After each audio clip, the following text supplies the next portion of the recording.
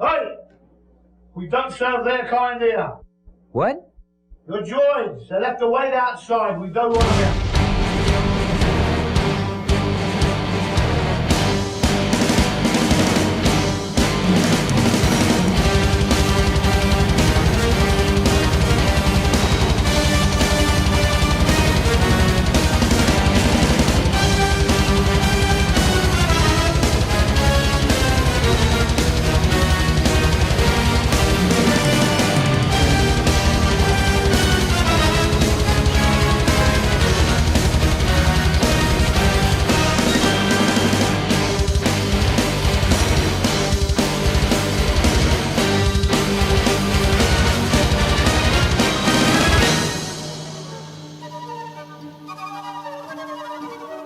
Hello and welcome to the Vintage Rebellion podcast. I'm Richard Hutchinson and I'm your host for episode 86, Star Wars and Hutch. Joining me as always is Peter Davis. Good evening, Pete. Hello, Richard. How are you, Rich? I haven't seen you for ages. Must be, 2 weeks since we last recorded? Yeah, we're finally recording on a night when we're getting back to normal, and we'll definitely get this one out this month, won't we? Pete, have you been enjoying the scorching weather? No, I don't like the hot. It's horrible. So, no. I've been suffering, Richard. Suffering. Fans on all the time, ice drinks all the time. You know, all that sort of stuff. Bah humbug. Next on the list is Andy Spoons and Orton. Good evening, Andy. Good evening, Richard, and happy Freedom Day. Yes, Freedom Day. Andy, any family plans for the holidays? Yeah. Well, if we can ever come out of self-isolation, we're going to have a week in North Wales with my family. It's hold on, North Wales. Are you going to see Mark Baker by any chance at his guest house? We're not going to say that, but might swing by. It's not too far away from actually where we're going, just on the coast, not too far from Harlock, if you know that. No, I don't know. And it's good evening, Jason Smith. Good morning, man. How you doing, Rich? I'm doing fine, Jason. I've heard a rumour that you're eating Christmas lunches already. Yeah, there's the Pret did this promo where they decided they were doing the Pret Christmas sandwich either 6 months early or 6 months late, which I found quite distressing because I do this thing on the side where I first time I see a fully blown Christmas tree with Christmas decorations on it, I have to do Christmas tree of the day and then try and take a picture of one every day. And I thought, if Pret have started Christmas early, in one of the shops they had Christmas decorations all around the outside of it, if I get a Christmas tree in a shop, the thing will last no more than about 3 days, and I'll be done in July. But luckily they've taken the decorations down now, and they've just got the sandwiches left. And it was turkey and cranberry, before you ask. Turkey and cranberry. And finally we have Andy Preston. Good evening, Andy. Good evening, Rich. Evening, everybody. Andy, you must be tempted to go down to the beach with some Jawas. Down to the beach. Down to the beach would be lovely. Yeah, no, I haven't been down to the beach for a little while. I actually went down to Lyme Regis about 3 weeks ago, and that was very nice. But yeah, it is definitely the sort of weather you want to be down by the coast, don't you? A bit of a sea breeze coming in. Very nice. Well, Andy, you've just reminded me of something, right? So when I was, I want to say about 9-10 years old, I had a board game of some kind. I honestly can't remember what the board game was, but you all had questions or tasks to do, and I always remember getting this question, and it was complete a limerick, and the first line was, "I met a young man from Lyme Regis." Now, is that right? And what did you come up with then, Rich? Nothing, because what on earth rhymes with Lyme Regis? Do you know anything? So what about you guys? That's a tricky one, that is. It was a isn't very tricky one, and it was stupid. Absolutely stupid, but never mind. Right, let's move on then. So guys, we're recording back on normal time this month.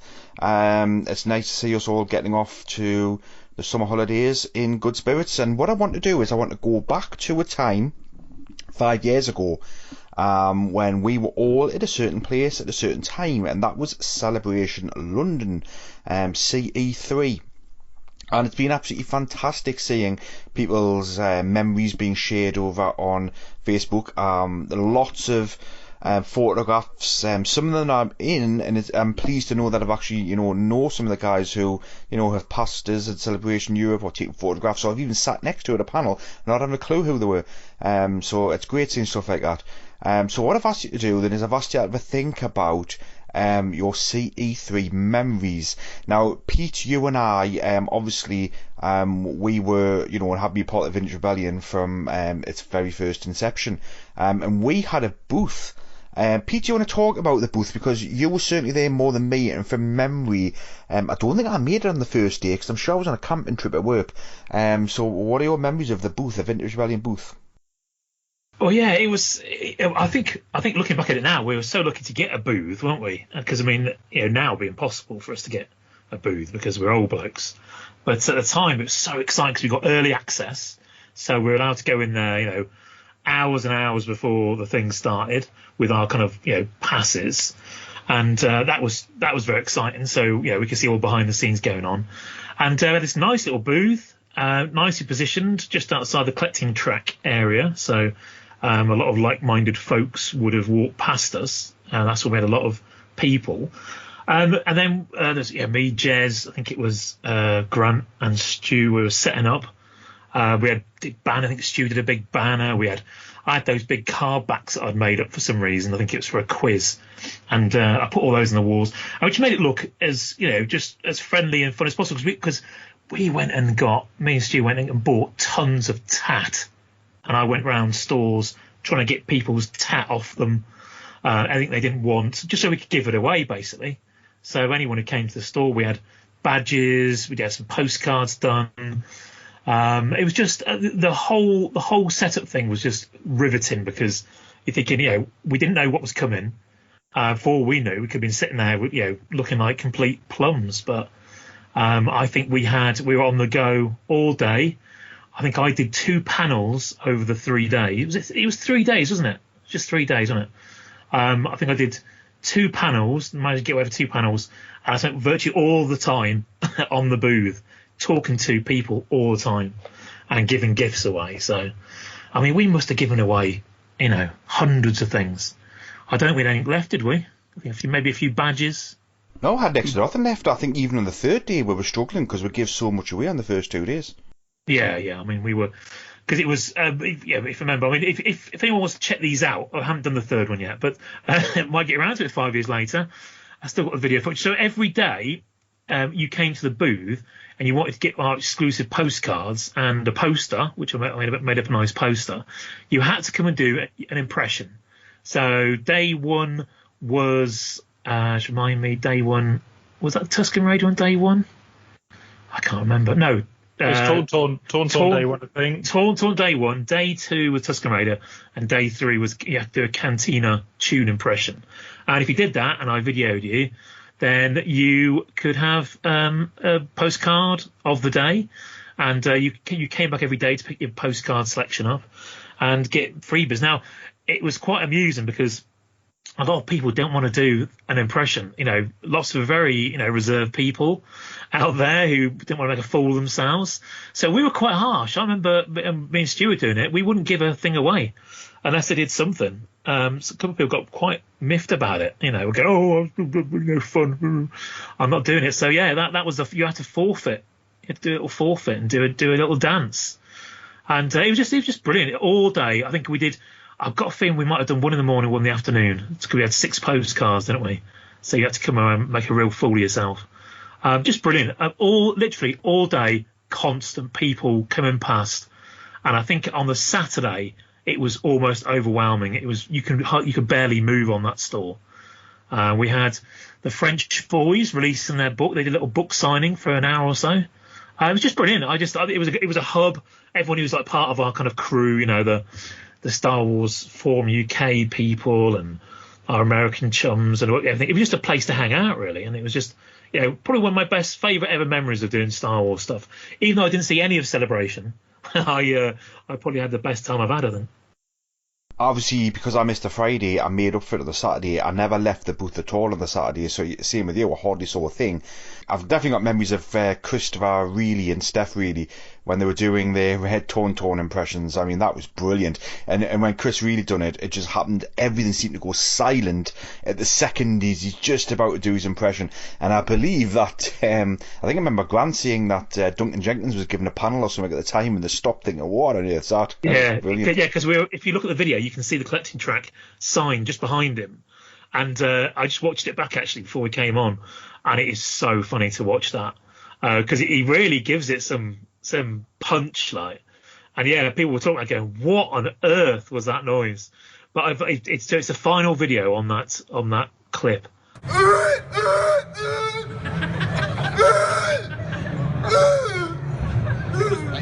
So it's just so funny, so funny. So many good moments. But on Sunday, what I particularly enjoyed was it was supposed to be a joint Vintage Rebellion Kivecast panel. And the reason why this came about was because they were just inundated with panel requests. So Mark Newbold, who was organising the panels, tried to put as many together as he could so that, more people got up on stage. And obviously Gus was the top draw, so Steve and Sky sadly couldn't make it, but Gus from the SWCA came on, and I think there was me, you and Gus. Was Jez there as well? And Jez was there as well, wasn't he? And Stu as well. Yeah, Stu was definitely there. I think Jez came on as a guest. He did, the running stormtrooper, because he got presented. That's right. He had his son and daughter and his wife there. Yeah. So that was great, and it was absolutely fantastic being on stage and listening to Gus's stories. And standing room only at that one, it absolutely was. It was a great time. It was weird because that panel was kind of in the middle of on the floor, wasn't it? It wasn't in its own little private room like you do in the States.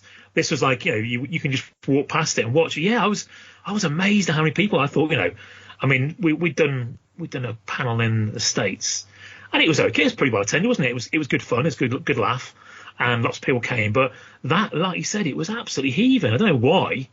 I mean, maybe they just wanted to see Gus and his Death Star, which he didn't bring along. Couldn't believe he didn't bring his Death Star along. They wanted a seat because they were tired. But I think C3 was probably the last of the true conventions, because I think after that it's just become completely commercialised. It's all about making as much money as they can from every square foot, whereas C3 was the last one that I felt as though had a lot of fan zone in it. And I know obviously at Chicago you had the fan areas and things as well, but the floor on the American one since has just been completely all about money and modern and a lot of tat. It's all about making money for Disney with ridiculously priced. Well, Rich, I didn't really have any I wasn't a big convention goer before we went to the one in the States. So I've been to collectomania things, but I haven't really been to a convention. I didn't really understand the kind of getting hold of exclusives or anything, because I just thought, I'm not that interested. If I saw it, I would pick it up. But there were people who were just literally just there just to buy exclusives and pass them on. I mean, I remember getting that Kylo Ren thing because someone's going, "Oh, you got to get it." I was thinking, it looks pretty cool. It's got the helmet in it, the squashed kind of Darth Vader helmet. So I went and got one. I used my privilege card to queue up early and get in and get one. And there were just people, just getting as many as they could, 30, 40, and straight before they'd even left the booth, they were on eBay, going for 3, 4, 5 times the amount. And that's all you're interested in. I was thinking, there's Star Wars here, and all you're interested in is literally. I know it's great making money, fantastic, but it just seemed, I don't know, missing the point of the convention. I think, like you said, since then it's just. When I went to the one in Chicago, it was simply just about that.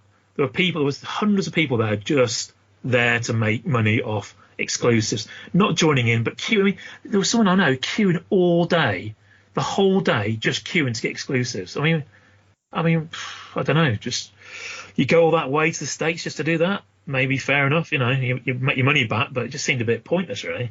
I remember meeting up with Robbie Mullen. So many people know Robbie from Facebook groups, and I got a tri-logo. I think it was Meccano, the tri-logo made in Macau.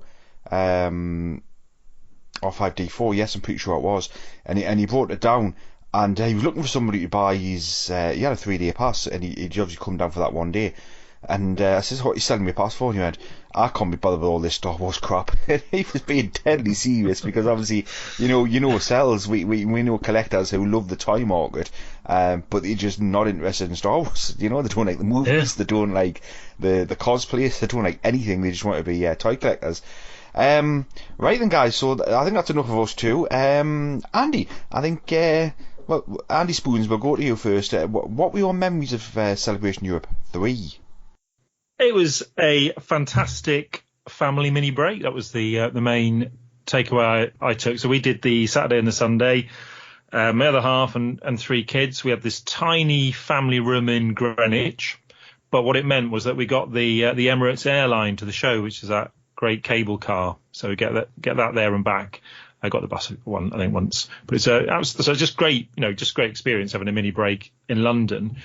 And so we did very much the non-collector stuff as it was there for family. I sort of left them for bits and came and hung around the booth and remember getting them to do the game. I can't remember what games you had on the booth, but there were certainly games for winning prizes.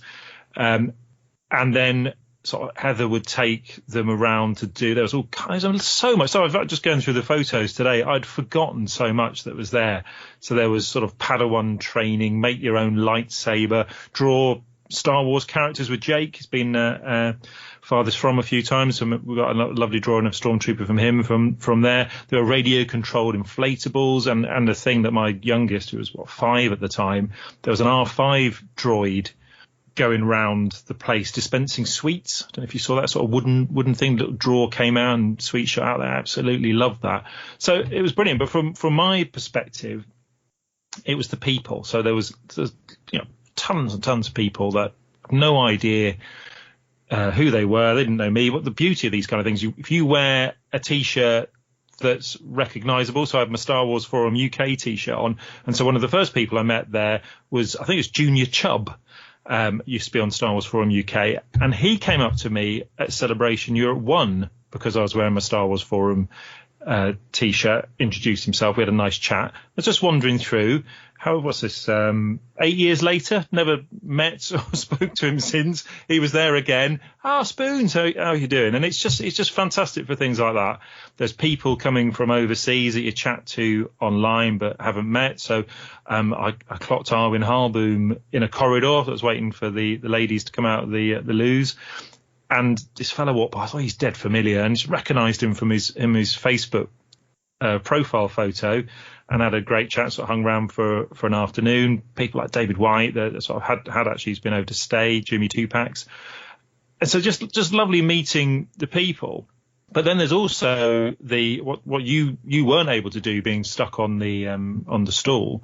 We did a fair amount of the shows, so not the massively popular ones. We weren't prepared to get up at 3 a.m, whatever it was, to queue up, but did very sort of family friendly ones, and it was really easy to get tickets. So we saw the debut Series 3 episode for Rebels, so where Thrawn was introduced, and I think that was actually a massive fan of Rebels, and that's actually one of my highlights of the whole thing.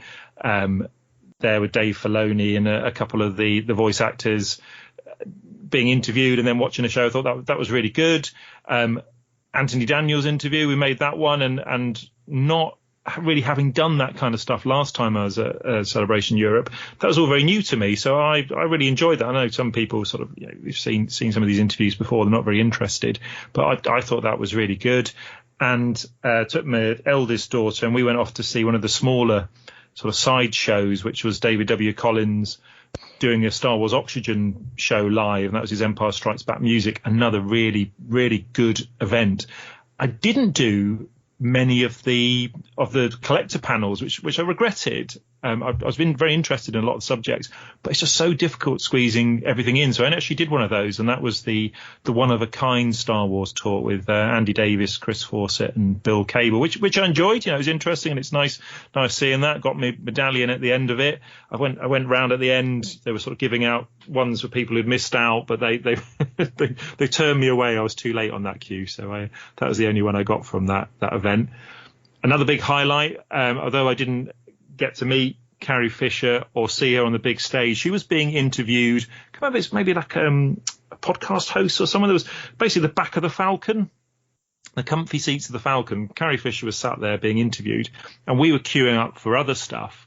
And so, not stone's throw away from us. So that just standing there listening to her talk was another big highlight. But it's just a really fantastic event. I'd love it to come to London again. I'd love it to go anywhere in Europe again. I think we'd make that over. America for a family. We are very much a Star Wars family. I can't really justify going over to America on my own. I'd have some very grumpy faces here behind me. But certainly if we could fly over to one of the European cities and do another celebration before too long, I would love to do that.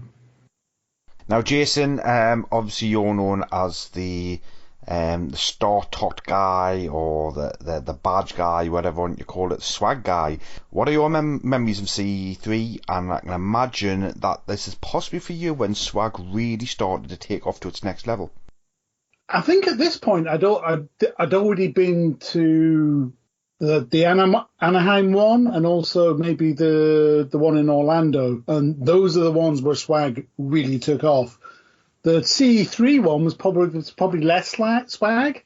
I think I count it in terms of number of lanyards I fill up, and I think with CE3 I filled up about 3 or 4 lanyards, whereas when I'd been to Anaheim and Orlando, I'd filled maybe 7, so maybe about half the swag. But just sticking with swag and the collector's track. So I do have a reputation for going to all the panels. I missed one because I had the good fortune to get a bracelet to go and see Carrie Fisher do her the Princess Diaries talk, and I'm so glad that I went to that, because obviously that was the last time I ever saw Carrie Fisher. So I think I missed one of the panels, and I think I missed the thing you were talking about with doing the podcast with the Chivecast. I think I missed that one as well. But the thing with Carrie Fisher was it was really funny because they had Warwick Davis doing the interview, and of course at this point Carrie never went anywhere without her little dog Gary, so he was there. And at one point they decided they were going to reenact the scene where Wicket finds Princess Leia. So they stuck a kind of Ewok hat on Warwick Davis and gave him this big, massive stick, which he was pointing at Carrie Fisher. And the little dog was not having any of that. And the thing I remember, I got a couple of pictures of it, was just this little dog chasing Warwick Davis around the stage, because he was like full on protection mode. So that was hilarious. I think the Mark Howell panel, I think I have pictures where I'm kind of sat looking at a big screen, so I don't remember very much about that one. The collecting track itself, yeah, there were a lot of really good panels. The ones that stood out for me were, there was obviously the Helix 40th anniversary one done by Craig Spivey, Mark Daniels and Grant Criddle, with their excellent, they had a little pencil giveaway for that, which was really good. That was a fantastic panel. I think it was the first time I'd seen Dave Tree do a Palatoy panel at Celebration, so he didn't have any giveaway, so I had to give him some stuff to give away for that one. But yeah, his Palatoy panel was also very good. Yeah, there were a couple of panels I missed. There was one, basically, if the panels got busy, what you would do is you would sit near the exit, and then as soon as you got out of the exit, you would join the crew for the next panel and just go straight in again. So I did that a few times, but for I think it was one of Bus's ones on props, basically first out the door and first at the end of the queue, failed to get in by 2 people or something. So it was impossible to do back-to-back panels because there was one you couldn't get in. And the other one that was really difficult was one by Mark Newbold for Lego, which they did not in the collecting track but in another room. And the issue there was that it was attended basically by non-collecting track people. So it was all families with their kids because they all wanted a coin. So the kids got the coin and all the coins disappeared. So at the end, when people were trying to put set 12 together, they hadn't made enough of I think it was the A-Wing was the coin that was for the Lego panel. You couldn't get this A-Wing coin. Yeah, nobody had any spares. So it was very difficult to complete a set. And I remember at the end of the collecting track, after you'd done all the free giveaways for them, me there kind of doing outcry bartering, saying, you know, I've got two medallions for an A-Wing, and then I was 3 medallions for an A-Wing, and then finally I think it was 3 medallions and 20 quid for an A-Wing coin to get this coin, and I finally got one while I was there at Celebration 3, and they were so hard to get after that. Other memories? I'm dead into my kind of cosplay, and I had been for a number of years at this point, so I did go to the Star Wars cosplay kind of major parade, and it's just next level stuff. All the costumes are just absolutely screen accurate, made of the right stuff, and it's just amazing the quality of the stuff in this thing. And then there was the Rogue One costume exhibition, which had all the screen used costumes from Rogue One in it, and that was really amazing to see. Other things, when you went to pick up your lanyards, I think they, instead of opening the day before, I think maybe they opened on the Tuesday instead of the Wednesday. So being completely sad, I was first in the queue, and I was the first person to get lanyards at the event. So that was quite an achievement. Other things, there was we all went drinking. Typically, if you go there for a Comic-Con, everybody goes to this pub outside called the Fox. So all the days we were there, just everyone being at the Fox XL. And there were a couple of nights where there was some gaming company that had got it as a private event, and they were letting everybody in for free drinks. So it was free drinks at the Fox, which was absolute carnage. I think you went in and you got about 3 or 4 free drinks. So, the people who weren't drinking 3 or 4 drinks, there were just drinks everywhere. So that was quite an experience. The room sale. So there was one of these swap meet events, I think, that they had inside the convention. But the big thing is obviously the room sales. And the room sales were in the Novotel, which is the hotel that's kind of across the main green from the XL Centre. And the overriding thing about that was it was just really packed full of people, very hot and very sweaty. That's kind of and I had my little Paltoy cardbacks booth, little sign, and I had a few cardbacks out. But they did work. I mean, at one point there wasn't going to be any room sales because they couldn't find anywhere to put it on. But eventually we got away with it at the Novotel. So that was that. I think that's about all the memories I've got, really. I can think, just looking at my list of things. I managed to get a bed full of swag. So I've got a picture of my very large king-size bed with all the swag laid out on it. So, yeah, another swag-tastic event. And Andy Preston, then. So what were your memories of Celebration Europe 3? Yeah, it was a blast, wasn't it? All 3 days, just absolutely fantastic time. I think what I love most about these celebration events is that you can absolutely immerse yourself in Star Wars. Whether it's the collecting side, the cosplay side, the movies, the props, anything you like, it's all there. It's surrounding you. You're there with completely like-minded people. Everyone's there for the same thing. Everyone wants to have a good time. So, you're in a place with people who want the same stuff as you. You can talk to anybody and you will have a great time doing it. I was staying it wasn't a Novotel, I can't remember the name of the hotel, but the one next door to the Novotel. So again, within an easy walk of the XL Centre. In terms of talking to people and getting on with people, I didn't really want to queue up all day. So I would set my alarm for something ridiculous, 5 a.m., go across to the XL Centre, get in a queue, and hopefully it would be a fairly short queue to get your wristbands for the day, then back to the hotel for another couple of hours kip, and then back over to join the big queue to get in. And these queues, as I say, you could just talk to the person next to you, strike up a conversation, and the half hour or the hour or the 2 hours or whatever it was that you were queuing there waiting to go into the event would just fly by.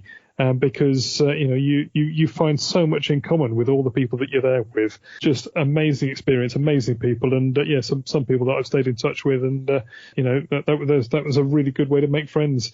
Inside, I wasn't really part of the collecting scene at that stage. Didn't know you guys, didn't listen to the podcast. Not very active on SWF UK. I mean, I was sort of aware of what was going on, but I was collecting in my own little bubble at that stage. So other than the guys that I'd gone up with, didn't know all that many people at the event. So I was focusing on going to panels, on just sort of trying to see as much as possible. In terms of the bigger panels, I got into the Rogue One panel, which was fantastic. They had a lot of exclusive behind-the-scenes photos, behind-the-scenes footage, some exclusive videos that weren't shown anywhere else. And at the end of the Rogue One panel, all the actors, all the main cast came out on stage. They had Director Krennic in full costume, flanked by 2 of the Death Troopers. They stalked across the stage, looked fantastic. First time they'd been seen. Always remember that one because of a little spoiler that was let slip. was it Donnie Yen? He or the other guy. They were interviewing them, and he was talking, and he sort of said something about I enjoyed playing the part, and I enjoyed playing with my fellow actors. And when my character died, and everybody gasped and looked at each other, said, "Did he really say that?" And they moved on and recovered quickly, but the look on some of the other people's face, Alan Tudyk particularly, was just absolutely aghast that this spoiler had come out. So yeah, that was quite a memory from that one. Also got into Carrie Fisher's panel. I mean, as Jason's already said, she was fantastic, particularly the bit with Warwick and with her dog. But I mean, she was so unpredictable. Didn't know what she was going to say. The interview was totally unscripted. And just mad, just Carrie being Carrie. So that was fantastic. And Spoons, I must have been stood a few feet away from you because I was there when she was interviewed for the Star Wars show on that Millennium Falcon set. So again, just a few feet away. And I never got the chance to meet her. I so regret not going for an interview at Celebration. Not an interview, sorry, not going for an autograph. But to see her being interviewed up close, that was lovely. Other panels, I got into the Creatures, Droids and Aliens panel with the special effects guys. That was great. Saw some of the costumes and props from the new movies. And then the final panel, the big closing celebration, when Mark Hamill, Carrie Fisher, John Boyega, Alden Ehrenreich, Ryan Johnson, the two directors for the Solo movie, can't remember their names, Lord and Miller, wasn't it? So many people there, and again, that was a really, really good panel. Smaller panels, I was in in Dave Tree's Palatoy one, I was in the Helix one, also the props one with Gus and Brandon Allinger. That was really good. Got a few of the coins. I did manage to collect complete my coin collection after the event, trading and swapping and buying. So those are a nice little memento. And then otherwise, just stuff around the show floor. The booths and the stuff that was on display was fantastic. Prop Store had a fantastic display, costumes and cast and crew and props and stuff. There was a life-size First Order TIE Fighter. There was a life-size AT-AT Walker you could have photos with. And some of the cosplayers, absolutely incredible. There was one guy who did a cosplay of Darth Maul from the Rebels cartoon. So he's there with his mechanical legs, which were incorporated in some sort of stilts, and he was fantastic. There was another guy who dressed as General Grievous. The cosplayer himself was concealed in Grievous's cloak, with a sort of robotic body out in front of him. He was really good. There were Jawas, there were stormtroopers. Andy, on that Darth Maul, they wouldn't let him in, would they? Originally, the big metal legs said it was because remember we just had a terrorist attack a few weeks earlier, so everyone was on a little bit of high alert, and they wouldn't let him in originally. I don't know whether he got in. Is that right? No, I saw him outside. He was hovering around the area just outside the main doors. No, I didn't realise that. Yeah. Did they think lightsabers were real as well? Well, no, because there was some terrorist attack, wasn't there? There was something that happened just about a week before. They were on pretty high alert there, yeah. Yeah, there'd been I can't remember which terrorist incident it was, but it was definitely in England. So I remember going in, having bags and everything being searched, body searches. They were certainly on the security, all right. Yeah, but no, I didn't hear he couldn't get in. That was a shame. Fantastic costume. Oh, but did you see Luke and Yoda, Andy? The guy that was his head was Yoda, and his legs were Luke. If that makes any sense. No, he was like Yoda on Luke's back at Bespin. And he was brilliant. I'll send you a photo later. Oh, that's awesome. So creative, some of these people, and the kind of the mix-ups. I think one of the very first people we saw was a stormtrooper Pirates of the Caribbean, and there was yes, I saw him. Yeah, and there's the was it like Hawaiian Chewie? There's a guy doing this, got his board shorts on. Yeah, he came to our booth. So if you look at his videos, he's in there doing an impression. I can't remember which impression it was, but he was definitely doing one of them. Yeah, Pink Snow Trooper. Who else was there? There was I think 2 or 3 lots of people dressed up as the Rebels crew. They were really good. And at one point, I got accosted by about 12 Jawas. Good. They stole anything off you. Well, I don't know. I had to count my fingers afterwards. But, they were really good. We had a very nice visit from some very nice female Ewoks at the booth at one stage, and we had a great time with them. They were lovely. Oh, the furry bikini girls, yeah. Well, yeah.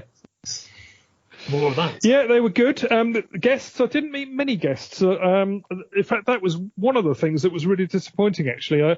But yes, they had Mark Hamill, they had Carrie Fisher, but compared with the American celebrations, I thought the guest list was very poor in terms of the autographs. There wasn't really anybody that I really wanted to meet, having done the round of conventions before. There was nobody on my sort of hit list. I did meet Nick Maley, had a good chat with him, and looked at, saw his fantastic Yoda puppet that he's built. Bumped into Pam Rose outside the convention centre, and she was lovely. I did forget who it was, might have been Alan Fling, but one of the stormtroopers or Imperial officers got an autograph from him in the autograph hall. But no, otherwise, it was a bit disappointing. They hadn't brought in more of the special effects guys, and in particular, the Rebels crew and the sequel trilogy actors, and very, very few of them represented. And I bought some Rebels posters and Force Awakens posters, and sort of thinking I'll go and get lots of signatures on those, and they just weren't there, and that was a bit of a shame. Right then, let's move over to our acquisitions this month then. So let's start with Jason. Jason, what have you picked up since our last recording? Right, I've got a few things that I managed to pick up. I think I'm going to bring in Andy on this one, since we both acquired them pretty much at the same time. We've both got Panini Return of the Jedi UK sticker boxes, and Andy was the first one to win one that came up from Mark Woolard. So he made an offer on that and got it, and then I kind of cheekily put in afterwards, "Oh, I'd love one of those if they come up." And it turned out the other brother, Jamie Woolard, had got one as well. They'd obviously split it and got one each, and I got his. So I've now got a UK sticker box, and I've already got a German one. And the main differences between the two, it's the same size box, but in true German efficiency, the German one can hold 150 sticker packs, whereas our UK one can only hold 100.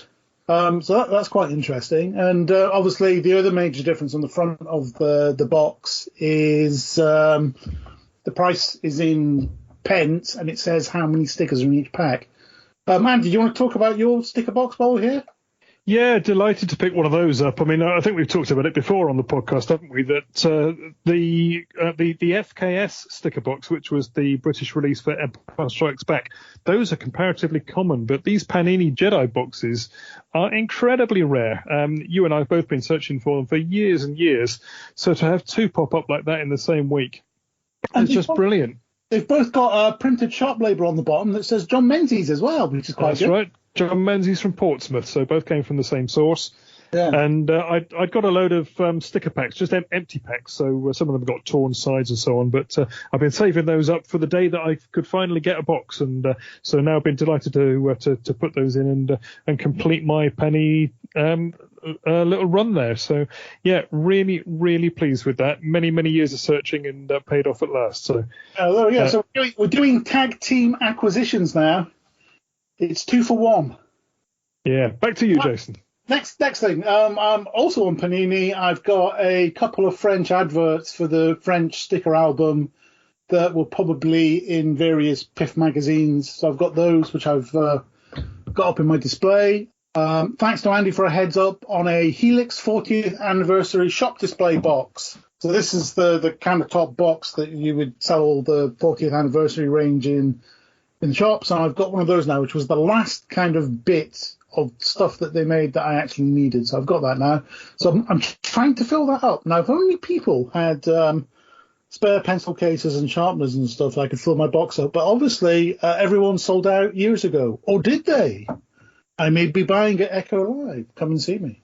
The next thing I got was a little pack HCF stuff. So I got a X-Wing TIE Fighter mini notebook. So I've got 3 of the 4 notebooks, which leaves me needing one more and an HCF Chewy pencil topper. And that was going to be it, except when I got home tonight, there was a box that I've been waiting from, which I'm going to now open on air to see what it is. So I've got the box here. And I'm kind of cutting it open. I'm opening it open. I've ripped it open. And Be careful, Jason. Be careful. Bags inside. So I'm going to open all my bags now and see what I've got. Oh, this looks like a good one. I've got a bag here. What's in my bag? It's all HCF stuff. I've got a yellow rectangular HCF pencil book, which I've already got one of, but inside there's a Star Wars memo yellow pad. This is the one that came in one of the stationery packs. I haven't got that, so I'm very pleased with that. And it's also got a couple of the pencils in there which haven't been used. Another pencil. There's 3 pencils. There's another one of the memo pads. This is the grey one, Star Wars memo pad, which has got Vader and the 2 stormtroopers next to it. There's a couple of 3 pencil tops in there, so that's all very good. Then I've got another bag in it, and that one's got a few pencil toppers in it, and it's got all the little crayons that came in that stationery pack as well. I've got a couple of erasers here. I've got C3PO and I've got Gammy Guards. I'm now working on my 3rd complete set of those. I've already got 2 full sets. I've got another little bag here. In my little bag I have got it's another one of those oval pencil sharpeners. I've now got spares, and this one, it's very faded though. I can hardly make out who that is. It's Darth Vader and a Stormtrooper, but again, it's very faded, that one. And then I think the rest of the bags are all, it looked really full of bags, but I think a lot of the bags are just empty and it's packing. So looking through the rest of the bags, lots of empty bags. I think that's it. That's all from my HCF box. So there you go, live on air. I have unboxed my HCF goodies. Well, I hope our listeners can hear that over the noise of you bashing and clashing away there, Jason.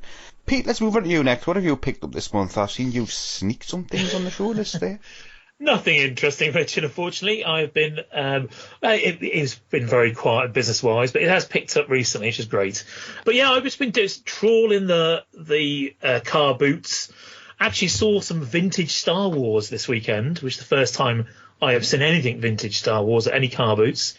A bunch of very loose figures, hardly anything, but still overpriced. Yeah, £3, £4 for absolute beaters, but not too bad.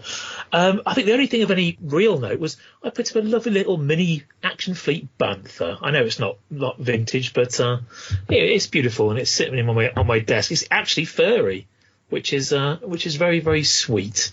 I think very sweet. I picked. Does he have the Tuscan, Pete? He doesn't. He's obviously missing it. I got for like 50p. It's a 50p purchase. He's got his saddle, but no little Tuscan. So I can do that Tuscan. He looks quite nice. I also picked up because obviously He-Man's coming back.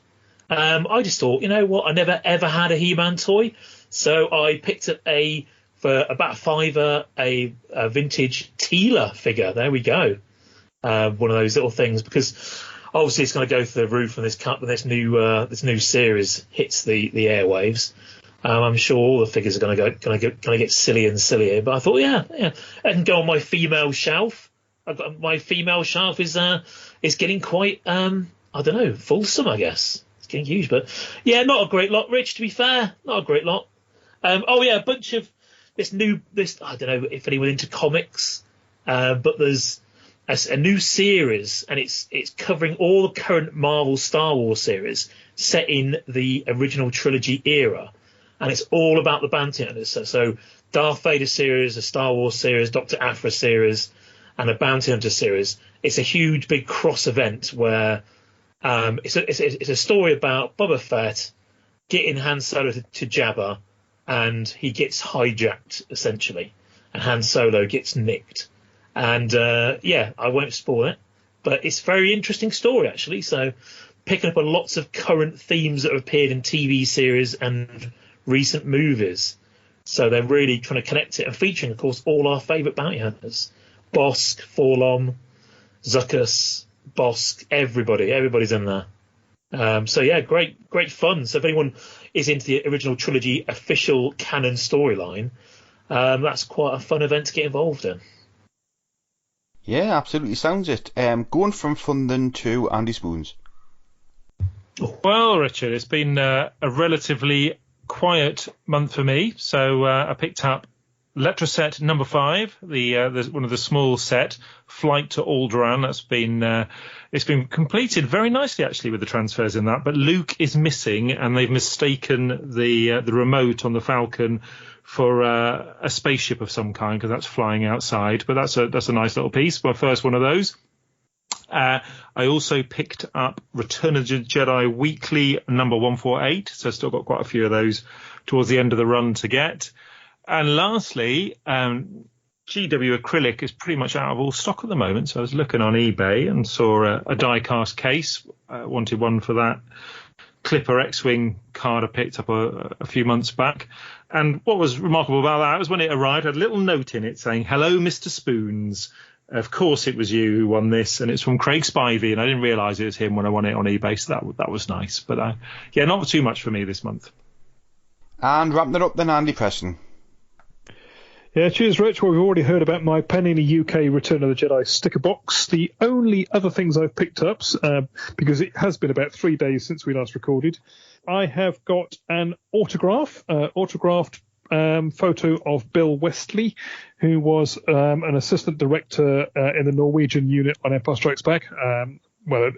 This photo is him on the Norwegian unit. He did a lot more than that besides. But my little side focus on the Norwegian filming, so it was nice to pick that up. Picture of him in his crew gear. Also, on the same sort of principle, I've picked up a lobby card for the Battle of Hoth. This is, shock horror, an American lobby card. So I do normally collect British stuff, but as I say, little side focus on the Battle of Hoth and the Norwegian filming. So a nice lobby card of the Hoth battle. So you've got a turret and the troops in the trenches and explosions going off and so on. So that's very nice. And the other thing I've got is a Star Wars blanket sample. Now, this is quite an interesting one. UK company called House of Ratcliffe did the bedding products in the UK for Star Wars, and I've got a couple of their blankets, but this is a sample panel. It's about 18 inches square. It's got some of the characters, only got Luke and C-3PO and the X-Wing and the Death Star and the Star Wars logo, and then the top and bottom are finished, so there's a sort of edging panels on the blanket there. And the only information the seller could give me is that this was given to her son in around 1979 by a gentleman who worked at Elstree Studios. Now, I don't know any more than that. I have pressed her and she can't update me. Gary Kurtz, of course, was based at Elstree that sort of period, and all of the product licensing in the UK went through him.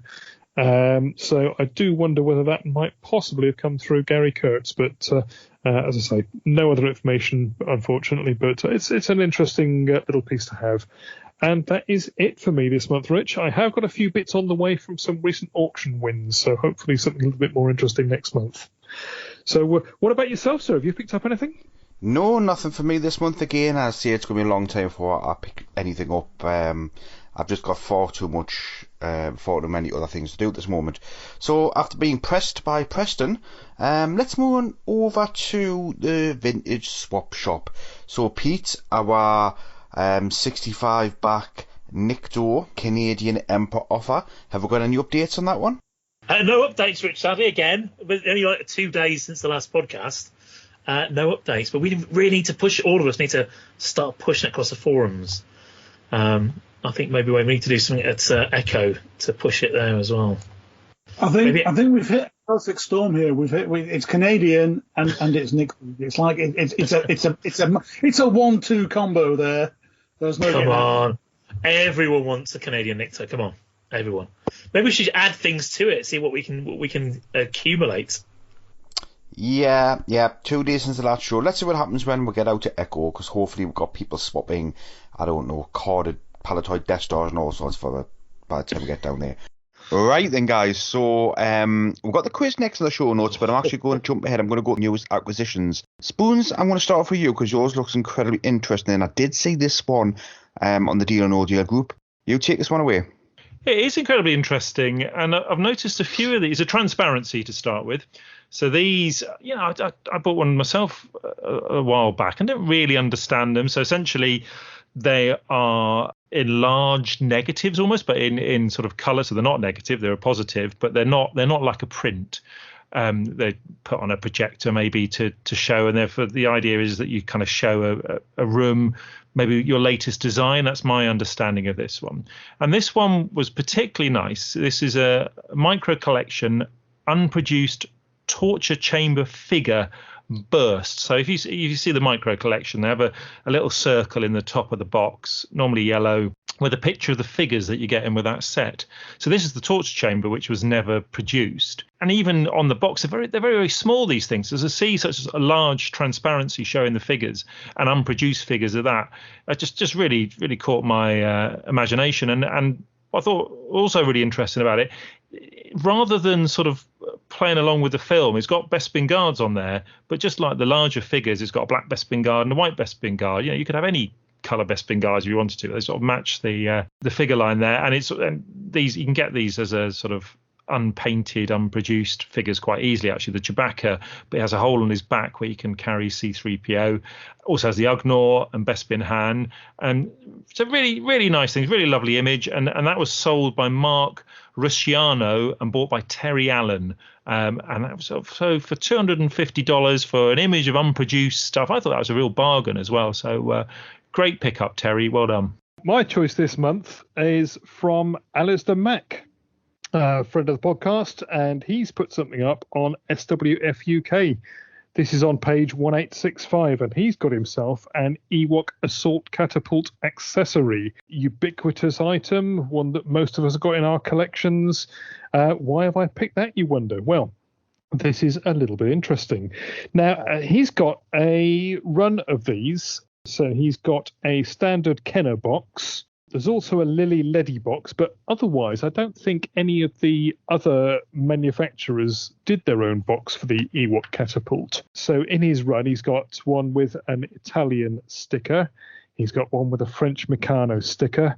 He's got the one that most of us will have seen in the UK, which is the one with the Palitoy sticker.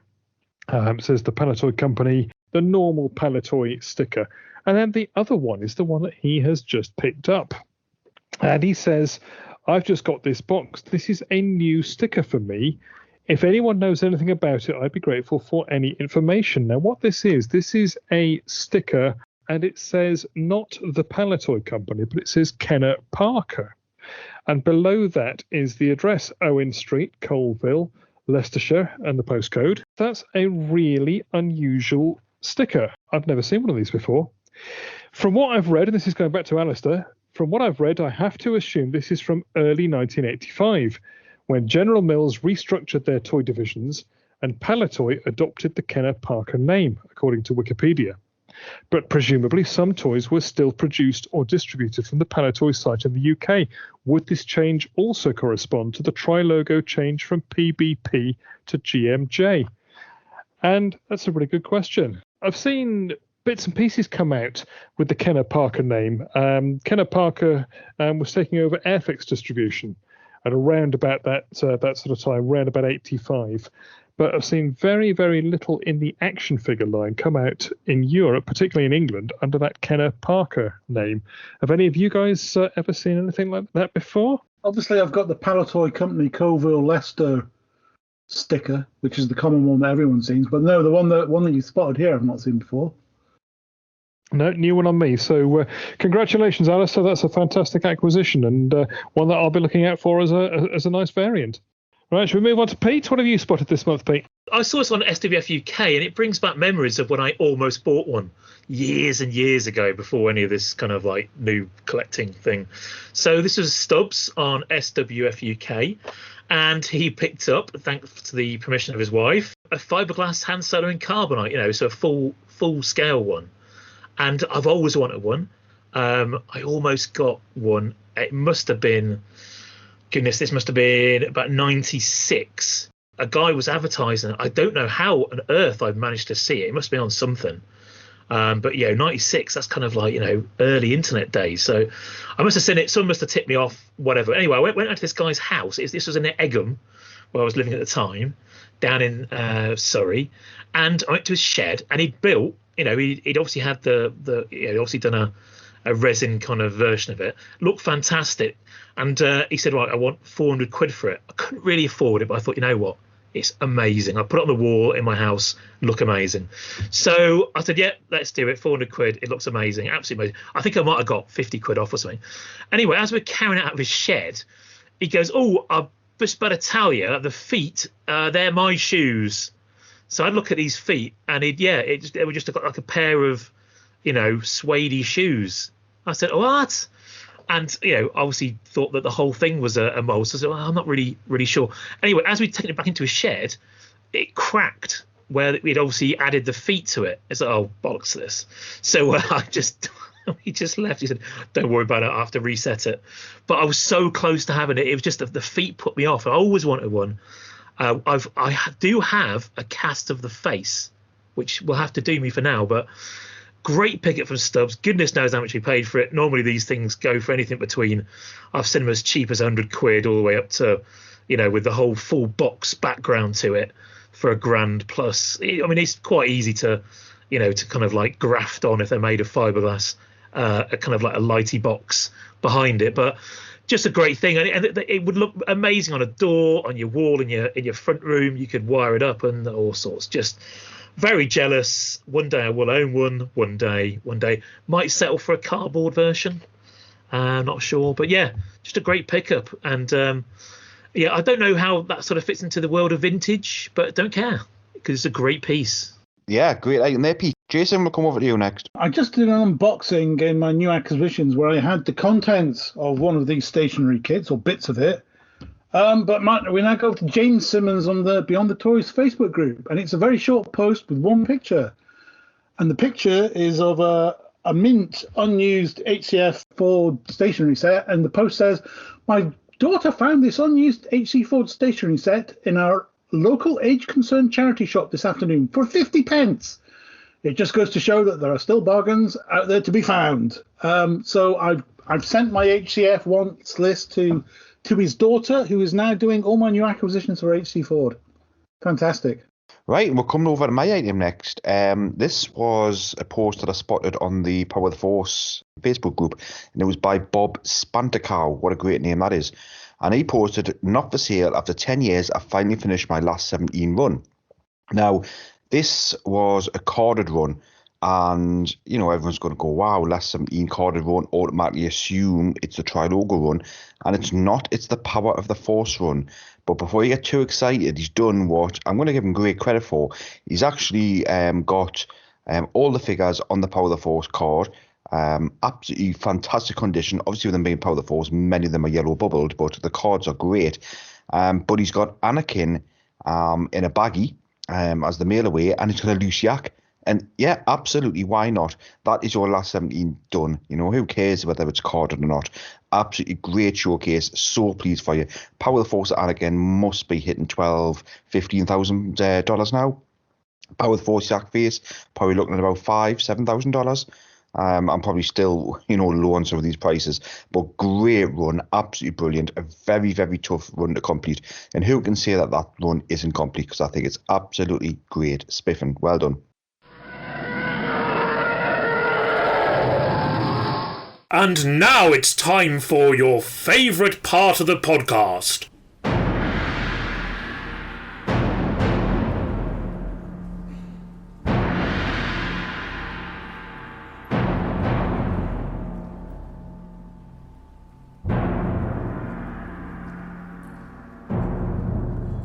The Action Figure Face-Off.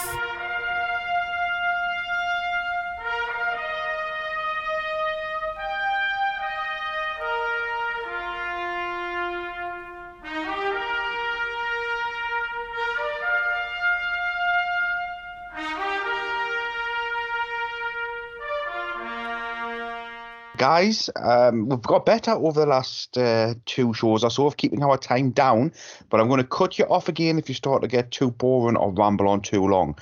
So we've got 4 new figures this month. We've got Andy Preston with the Emperor's Royal Guard. We've got Andy Norton with Klaatu Skiff Guard. Jason with the R2 Pop-Up, and Pete with Boba Fett. Andy, we'll start with you, the Emperor's Royal Guard. Take it away. The Emperor's Royal Guard. Now, this is a figure that really speaks for itself. If you've got your action figure display to hand, just turn round, take a look at it. Now, what figure really stands out to you? It's not some jumpsuited wonder boy with a firework strapped to his back. No, it's the scarlet-clad super soldier, that bright red cloak and helmet forming a perfect triangular profile. This guy doesn't need a fancy colour scheme. He's cool in crimson, and he knows it. Just look at the scene in the Death Star hangar. The Emperor is arriving to inspect his prize project. Like tongues of flame licking from the mouth of a giant beast, the Royal Guards descend the shuttle ramp, bringing a vivid splash of colour to an otherwise drab and monochromatic scene. And so it is with the action figure line. The Guard draws the eye like no other figure. This guy has one of the coolest card backs in the whole line, the bright red character perfectly complementing the Jedi logo and contrasting superbly with the blue background colour. He's got 3 main variations to collect, as well as the coolest bootlegs of the whole lot. Now, Uzai released not only a wonderful red figure with cloaked and uncloaked variants, but also the ultimate bootleg, the Headman. His black body topped with a shiny gold helmet, carrying a sword and shield. It does not get better than that. And there you have it, Rich, the Emperor's Royal Guard, a deserved winner this month. Bit presumptuous of you, Andy, bit presumptuous. Let's go to Spoons next, and Spoons, take it away with Klaatu's skiff. Do your best. It's too easy. They get better every month. You think these figures are poor? They are fantastic. Klaatu is a perfect representation of the Klaatu on the skiff actor. What more could you ask? Test of a great vintage figure is whether the modern version added better detail and character. They did not.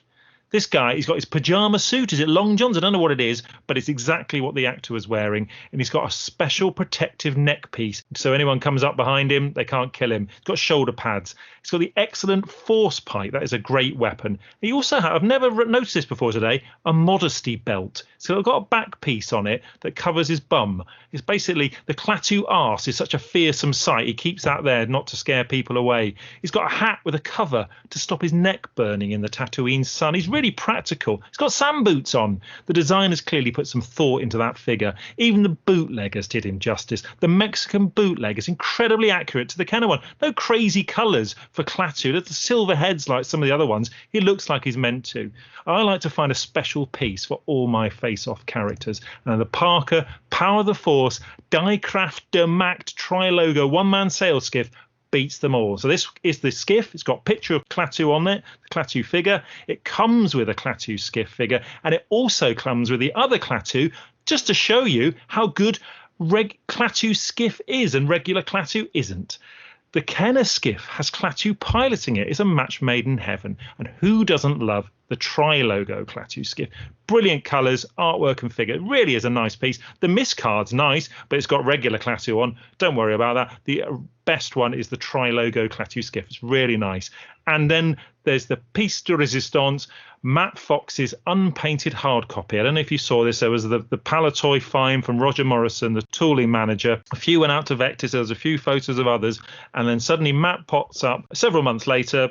Unknown source, but I think we can put 2 and 2 together. Absolutely beautiful unpainted hard copy, Dynacast of Klaatu skiff. Very few vintage prototypes are found in the UK. That one was. And just to cap it all, he's actually played by Corey D. Williams, who's also standing for his dad, being Lando, hanging off the skiff. And he's pretty key to other merchandise. We've already discussed this the other week. The mask and Ben Cooper costumes, they were brilliant. Klaatu skiff is a really fantastic figure.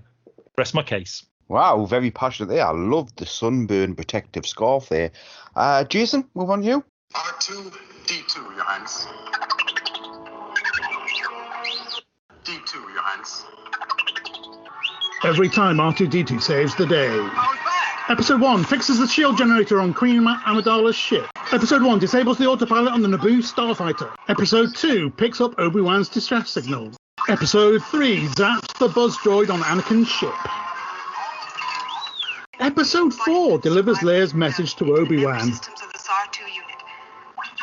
Episode 5 finds Leia on the Death Star. Or 4, sorry. Episode 4 stops the Trax Trumpata from killing our heroes. Episode 4 puts out the fire on the Falcon. Episode 4 delivers the Death Star plans to the Rebel Alliance. Episode 4 fixes Luke's X-Wing. Episode 4 fixes Luke's X-Wing again. Episode 5 opens the door to the Falcon on Bespin. Episode 5 drops a rad smokescreen so our heroes can escape. Episode 5 fixes a hyperdrive. Episode 6 gives Luke his lightsaber back. Hence the pop-up lightsaber. Episode 6 zaps the chain to set Leia free. Zaps Salacious Crumb to set C-3PO free. Saves C-3PO from an exploding barge. Episode 6 cuts open the Ewok net trap. And there you have it. Literally, if R2-D2 wasn't there, we'd have lost Star Wars about 30 times. I rest my case. Well, that's a great overview of R2-D2, Jason, but you were doing R2 Pop-Up Saver, which only covers about 10 seconds of that, everything you covered there. Pete, moving on to Boba Fett. That was a bit like listening to your uncle when he comes back from a long trip with his slides, wasn't it? Anyway, right, Boba Fett. Well, I could just say Boba Fett and leave it there, really, couldn't I? It's going to win anyway. I'm not presuming anything, Richard, just saying. It's such a good figure. But anyway, let's look at the figure, because everyone's giving you other information. I'm going right for the figure, just about the figure, no cardboard or anything like that. So, right, pockets. Ladies love his costume because of pockets. He has uncomfortable shin pockets, but good if any sneaky prey tries a cheap shot to his shins whilst he has the upper body roped off. So there, he's protected himself. But he made pockets and pouches look cool. And if you think many of the Action Men, Boys Toys, and Batman, especially with utility belt, was Boba Fett Batman in space? He could fly, even better. He had a cool vehicle, caught bad guys. Boba Fett, better than Batman. Pow whack the zoinks. I used to think the 2 indents on the rocket pack on his back were screw holes for a Phillips screwdriver that had been painted over. The amount of times I tried to wedge a screwdriver in there and take his backpack off, I was convinced. I then look at his head. Now, this is a negative, but it's a funny one. He had a targeting rangefinder on his head. I never knew what it was. I just thought he had a silly helmet. So it didn't make his head look completely right. And then when I found out it was a rangefinder, it all made sense. Now, let's look at his colour. He's got green, yellow, brown on a light blue canvas. That is acceptable if you are a professional colourist. I asked the guy down at home base. He agreed with me. And then you've got the bold red on his helmet and arm, which gave him a really adventurous, dangerous look. I took a picture of the figure, swapped his red out for yellow, and he looked like a crap banana man, but better than those multicolour ones that you see out today. And did you know, here's a little fact for you, the colour green is symbolised by a hexagon. And what is that in the middle of his chest plate? It's a hexagon. That was deliberate, I think. So, right, the mystery of this figure was that red thing on his back. I had no recollection of what it was. Probably a weapon or some kind of bomb or whatever. But like many toy disappointments as a kid, this was another one. Why was it stuck in? I remember trying to get it out with all sorts of stuff, throwing chemicals down it, try and get it out, see what was under there, what was in there. So I could throw that weapon at my cat, which obviously doubled as a Rancor. But no, couldn't get it out. A bit like the sealed-up X-Wing fighter from Palatoy. It was really annoying. Some boring adult trying to ruin my fun. So looking at the context of the overall design, a figure with an extra piece glued or welded in. In terms of the first 20 or so figures, this was interesting. This was Boba Fett, better than Batman. There we go, Rich, that's me. Well, that's 4 fantastic, passionate pleas this month, and that's really tough actually, because I thought there were 2 that stood out if I went with me heart, but I can't. I've got to go with what you guys think on this one. So I really enjoyed all of them. Jason, you were incredibly passionate, and if yours was R2-D2, I would actually give you it this month, but yours wasn't R2-D2, yours was R2 Pop-Up, and you only covered it for about 10-15 seconds, so that eliminates that one. So that leaves you with 3. Pete, I love the hexagon in the green. That is brilliant. You've obviously put a lot of research and effort into that one. Andy Preston, yes, you pulled up, other items like Uzai figures, and that's obviously a good shout. But I'm going to surprise everybody. I'm going to go with Andy Norton on this one, because Andy, you were incredibly passionate about the Klaatu skiff, and some of the stuff that you come up there was absolutely brilliant. When it's all about passion, you've got it nailed there. So well done, Andy. Well deserved this month. Thank you, Richard. And in all seriousness, not a figure I've ever really looked at before today. He sat on the shelf. He's at the back of my rows of figures because he's not much interest. I never knew any of that stuff about him. He's got all kinds of little interesting features on there. So he's a good figure. He's going to the front of the queue now. I think you've got cosplayers in. I would be honoured to. Apart from if it's a day like this, it might be a bit sweaty in a Klaatu mask.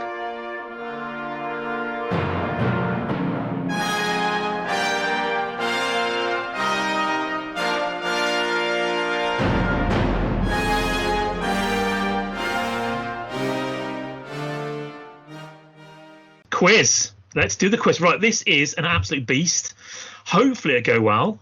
Probably go badly. I need to team you guys up. So I've got to think here, be clever.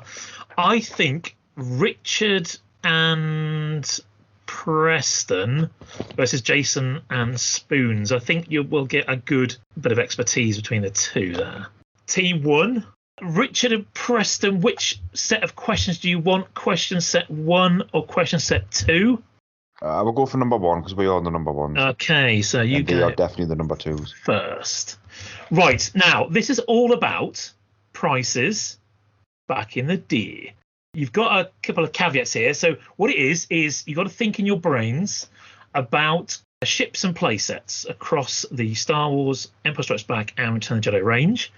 On the front of each box, the original Kenner release in dollars. For example, let's say I say, a Return of the Jedi Y-Wing. So you're going to go, okay, Return of the Jedi Y-Wing, I reckon it cost about, let me think, $9. And on that front of that box will be Lando, Lobot, 9 num, whatever. And all those figures will be at a price, and you've got to give me a final price. So you'll say $42. I'll give you a little bit of leeway. If you're close enough, then I will give you the points. So I'm going to say there's 3 points up for grabs for the people who are answering the question.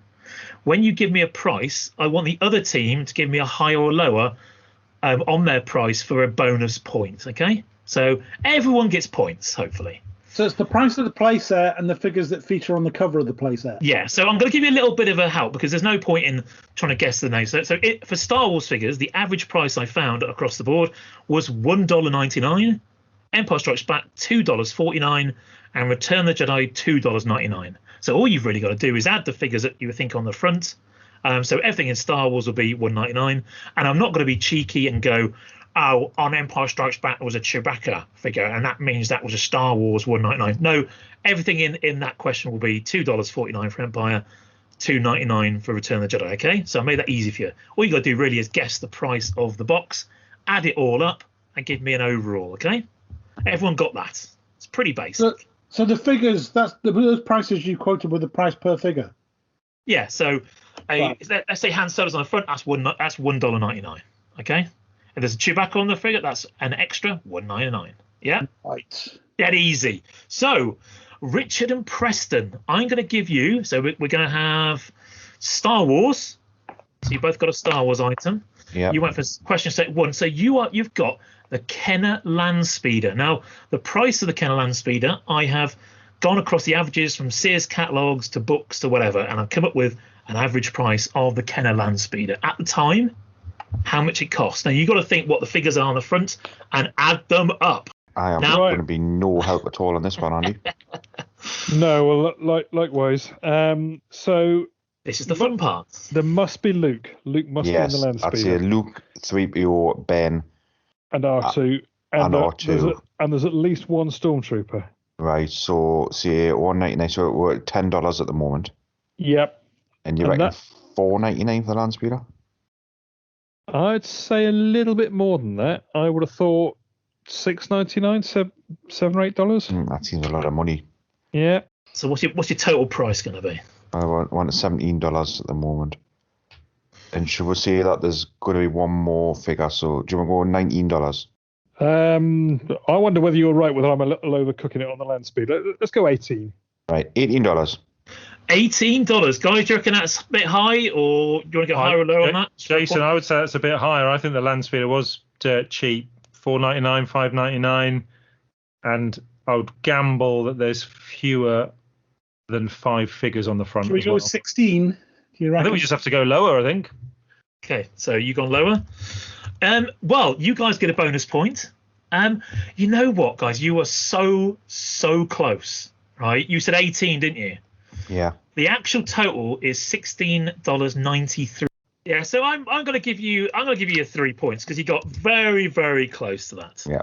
But yeah, you're pretty close anyway. So And how much 3 was the land points. speed of them? It was $4.99. I got it spot on there. Right, You that's the last did, time we you listened to did. you, Press Andy. to sort Last you time. out of it. And obviously, lads, you said you were a little bit lower, so you get a little bonus point as well. Team 2. So here we go. You've got the radio-controlled Jawa Sandcrawler. Oh, my word. I know, this is a nasty one. It must have Jawas on it. You would hope so, yeah. A couple of droids, maybe. How many, though? How many? I would... Oh, yeah, I would have no idea, Jason, but also... How much is that going to be? You know, it's around about the same time as the land speed. If the land speed is Probably $5, more than a land speeder. it's going to be what, $20, $25, $30? Oh, not that much, but certainly more, a lot more than a land speeder. I'd say half a dozen figures on the box. That's $12, and then I don't know about. Are we going to say $15 for the? No, I'd say minimum of 20. It's got the ones that make a noise. I mean, what? It might be a question later. I'm just thinking what the Falcon would cost. Okay. I think. Should we say $30 all in then, or do you think we're still being a bit cheap? I don't know how many figures are on it. I'm just guessing. No, I don't. It's Roughly just, half a dozen. Figures. I would be inclined to go higher. I'd say if we meet sort of halfway, go 35. 35. Okay, 35. 35 it is. Okay, so you're going for 35. Guys, do you reckon they're a little bit low or a little bit high? What do you reckon? I wonder whether they are fractionally low. What do you reckon, Rich? I reckon the Sandcrawler, I'd written down $20 for the Sandcrawler, and I think there's a lot of Jawas on there. I think there's at least 6. You're going to say, you got to say higher. R2, 3PO, R2 higher. R5, I think higher. Higher. Right. Okay. Well, the boys don't get the points because they are way out. It's the total is $51 or $52. You want to round it up. So the price of the Sandcrawler was $29.88. That's the average. That's pretty high. There was a Death Star droid, a Gonk, 5 Jawas, Luke, R5, R2, and a 3PO. Crazy. That's a huge amount. So no points for Team 1, but a little bonus point there. A little bonus point. So it is 4 points to 1. Round 2. This is Star Wars play sets. So it might be better on this one. Right, so Team 1, you've got the Droid Factory. Now be careful. You are kidding me. You be careful. Remember, the figures have to be the figures that were released separately. So anything that's in Droid Factory is in the Droid Factory that came with a set. So you got to think of what's on that box. Droid Factory. How much for the Droid Factory itself? Let's look at that first, I'd Rich. say probably around $12. I was going to say $12.99 off the top of my head, so we'll go with 13. Yep. And all the droids are Droid Factory components, aren't they? The R2 is. Yeah, but it's there's a load of little Jawas Jawas on there, isn't there? Yeah, I mean, Jawas get everywhere. they do. I think there's 4. I'm completely guessing, but there's certainly multiples. Let's have an answer. Is this the Star Wars box or the Empire box? Yes, the first box. Right, so 4. I don't think 3P or anybody else is on there, is No, he? but there might be an R2 there as well. No, I think the R2 is the 3-legged version, the Droid Factory version. Right, so we'll go with 4. We're looking at $23. I think that's a little low. 23 is your 4, final. 4 would be $8, wouldn't it? Mm-hmm. So at 13 plus 8 would be 21. Say final answer, 21, yeah? So, guys, the 23, team 2... 23. Always gone 23. Oh, 23. Taken up. Right, are the guys, do you reckon higher or lower? Any idea, Jason, how many are on the front? I think they're probably about right with the price for it. $12, $13. It'll be how many figures it comes with. I'm guessing at least 4. Are you going lower or higher than their guess? I would be inclined to go lower, but unless Jason says that he knows there's like 6 or 7 figures on the front. Is Jason even here? I don't know. I think the Vortex has got him. I was briefly sucked into the Vortex, but I am now back. So the boys said 23 for Droid Factory with whatever's on the front. We'll go Laura's. Go Laura. Okay, right. So to reveal, you have won yourself a point, guys. The other guys, Team A, has not won points because you were a little bit too far out. So it was actually $19.91. You said should have stayed with Andy on that one. Yeah. So the Droid Factory was $11.95, and it was just the Forge hours at $1.99 each. So yeah, just a little bit out. So yeah, so it goes 4 points to 2. So you've got the Death Star space station. Ooh, Yeah, Jason should be the expert on this one. Cover of that. Death Star space. You know what I mean? That's the one that's the slice of pie from Trivial Pursuit. That's the one. That's the one. Right. How many? Well, there's two kids on the front. They don't count. How many figures are on it? There must be about. There's going to be at least half a dozen. You would. Well, I would say exactly that as well, Jason. At least half a dozen. So let's say half a dozen. That's $15 worth. And how much is the? It was an expensive thing. Well, no, actually, no. I'd say at least a dozen. I think. Do you think there's that many on the cover? They must have it set up with people. You must have some people in the trash compactor. Swing is Luke or Leia on the? They've got stormtroopers in the seat on the top. That's for sure. The cover of the box is at all sides of the box. Think of what was out at the time. You remember it's Star Wars. There wasn't. Right. So there must be at least a couple of stormtroopers on there, if not 3, I would say. Right, so you can't. What can't you have in there? If it's Star Wars, you can't have. There wouldn't have been a Jawa or a Sand People on there, but everybody else could have been there. Pretty much, yeah. Darth, was he in there? Yeah. Should we go? Let's say 8. Let's say 8 figures. 8. That would put us at. And how much are you going with the actual station itself? 2.5 times 8 is how much?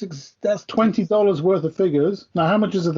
It was an expensive thing. 16 for figures. I reckon this is another expensive one. I think this is 30. Because the thing is, the Palatoy made it really cheap out of cardboard. Yeah. One in the. So you reckon it's $30? I think it's equivalent to the Jawa thing. It's a big, it's a big box toy. It was a big, massive thing. I think it cost more than that. Go 30, 35. What? Let's go 50 all in. 50 all in. I'd go 60 all in. 60 all in. I think that's. I'd be inclined to say more 60. I would say. So we've got $16 worth of figures. That makes I suppose it makes it. No, that would make it $45. That would be really expensive for Star Wars time, even Return of the Jedi. Okay, then maybe a bit higher than 52. 52. Let's go for that. $52. Boys, team 1, are you going to go lower or higher than that? That's a tricky one. What do you reckon, Rich? Have you been totting up? It is tricky. What was the final number they came up with? 52. 52. I reckon the playset was probably about $23. To be honest with you. I've written down 25, so we're on the money there. Okay. How many figures? I reckon think there's about 8. I think there's more than. I think they're all on there. I think you got Luke, Ben, R2-3PO, Couple of stormtroopers, Leia, Han, Chewie, Vader, a couple of Death Squad commanders, 4 stormtroopers. Yeah, we'll go higher. I think it could be higher. Yeah, okay, we'll go higher. You're going higher. Ooh, controversial. So, sadly, none of you got any points. I was surprised with this. Very surprised. As you've just been discussing, the average price was $17.87. I was like, that can't be right. I checked it. I checked several books, all the same, around about the $17, $18 mark. Very surprising. Considering what's coming up next, I was very shocked. So, way out, there was an R2-3PO, 2 stormtroopers, Luke, Leia, Han, Chewie, Ben, and Darth. No Death Squad commanders, which I was really surprised at. I would have thought he would have been everywhere. It might have been hiding around the back, but yeah, really surprised at that. So, what's the total? So the whole total was $37.77. Wow. I know, way out. I was very surprised. So it stays at 4-2. Yeah, I was surprised at how cheap that was. Because what's coming soon? It's like, no way. But then I guess it was a few years. Right, round 3. So team 1 has 4 points. Team 2 has 2 points. Still plenty of time and points. So, right, round 3 is Empire ships or, vehicle-y things. So, team 1, you have got the AT-AT. In 1981, the AT-AT. Again, the first version of it. I'm not talking about strange variants. Right. AT-AT. So expensive, wasn't it? Well, Pete's just been dropping hints and saying how cheap the Death Star was compared with what's coming up. I think it was about $30 for that. $29.99. Well, if the Sandcrawler was 29, the AT-AT's got electronics, it's got lights, it's got sound, 35. Right. Okay. And on the box, you've got everything on the box, haven't you? You've got 2 Tauntauns. Mm-hmm. Is there a Snowspeeder on the box? Don't think so. No. Tauntaun's about 7, there's 14, so there's 35, 49 up at the moment. Yeah. And then there's quite a few figures on there as well, isn't there? There's Luke Pilot. There must be 4 or 5 snowtroopers. Mm-hmm. There's a bunch of rebels. 49, 6, 10. 10 if... I reckon there's at least 10 figures, maybe 12. 10 at 150 for the... 250 for these. 250. That's $25. So we're on at $74 at the moment. We stick to one for luck. 76. Happy with that? $76. Yeah. $76. Okay. Boys, higher or lower? I think they're very close. Yeah. I think there's loads of stormtroopers on it because there's some outside and some inside. I would say a little bit higher, 80. Hang on. Going higher. Interesting. I think there are a couple of Tauntauns, aren't there? Was there only one? I would be inclined to go lower, Jason. It depends on how much an AT-AT is. I think an AT-AT's about 30. I think 35 is a bit high that they've said. Okay. So I think they might be right on their sort of numbers of figures. So then the Tauntaun price is, maybe 7, maybe a bit less. I think we're safer going lower. Okay, lower then. Safer going lower. Both no points again. Oh, You're going to be. I was amazed by this. And I said again, double checked, triple checked. I was thinking, I did warn you.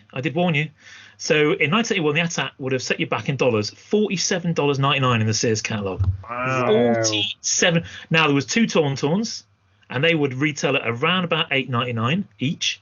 So that's already put you up way almost past you. I think there were 2 Hoth Rebel commanders. There was an R2-3PO Leia Han, 2 Hoth soldiers. There was an FX7 and 8 Hoth stormtroopers. There was at least 4 that you can see in the AT-AT itself, and there was 4 on the kind of on his back legs.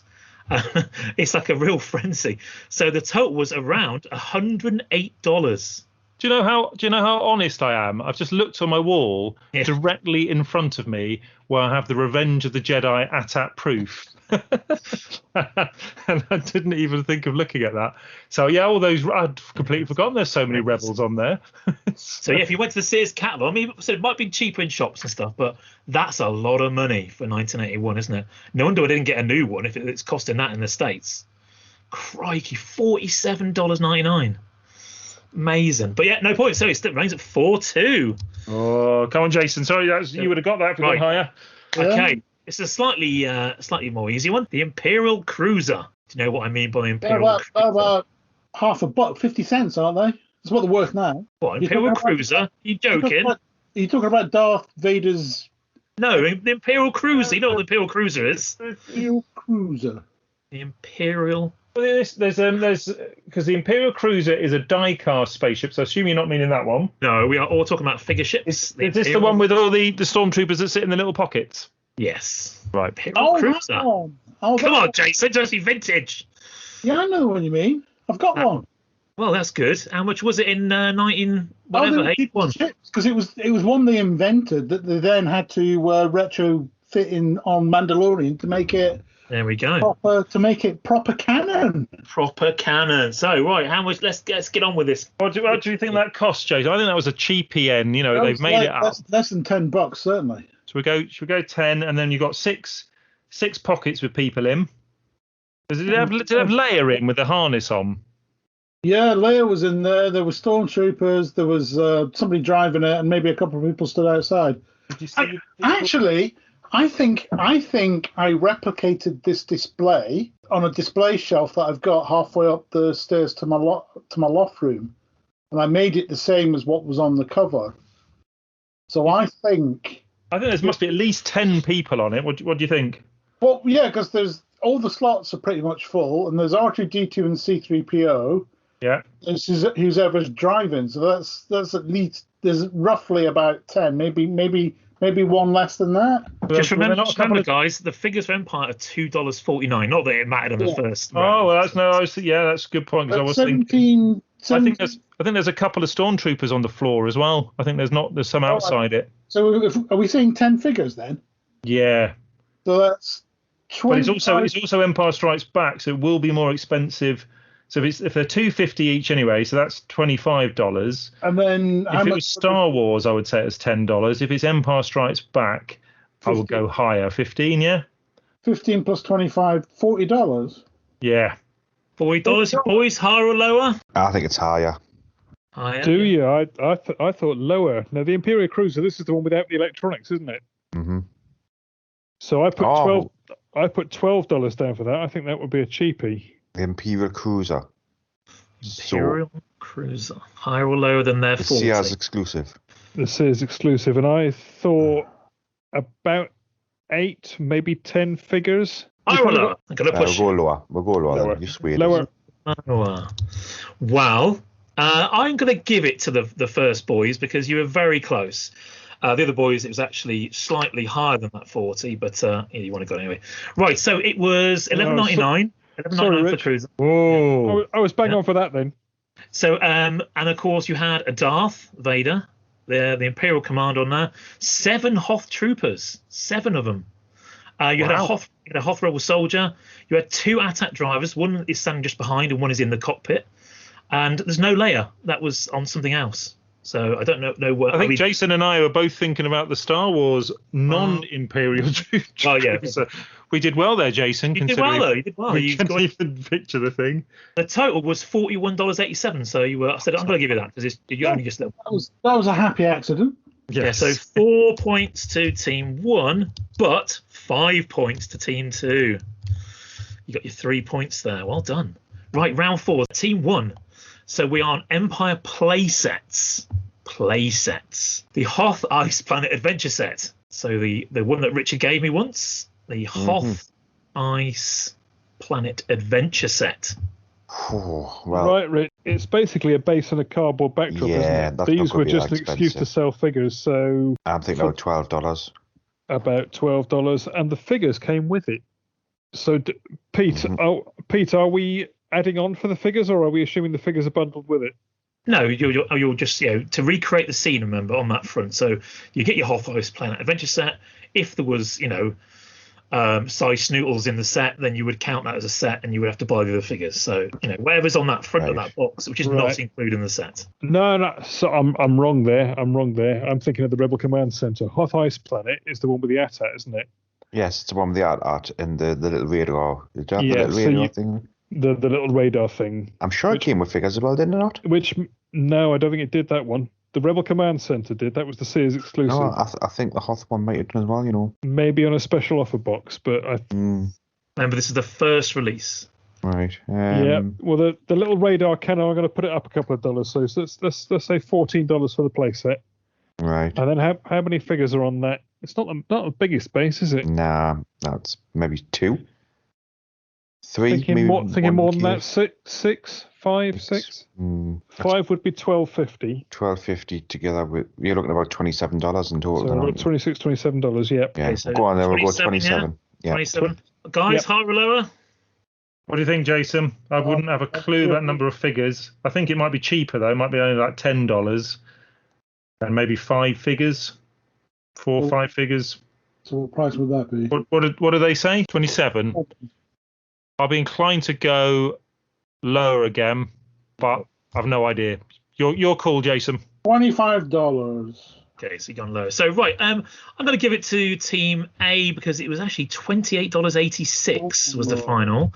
Not bad. So you get up to 7 points. Just to clear that up, on there was, as you said, Andy, actually, I think it was a Hoth Stormtrooper figure came with the special offer version. There was no figures apparently included with the box with this one. So the total was $28.86. The playset would have cost you $10.95. There was 4 Hoth Stormtroopers, 1 Chewie, 1 Han, and 3 Hoth Rebel soldiers. So there was a real battle going on that front. It's actually more crowded than I thought. There's actually quite a lot of figures on that front of that box. As I said, they were really trying to push the figures out.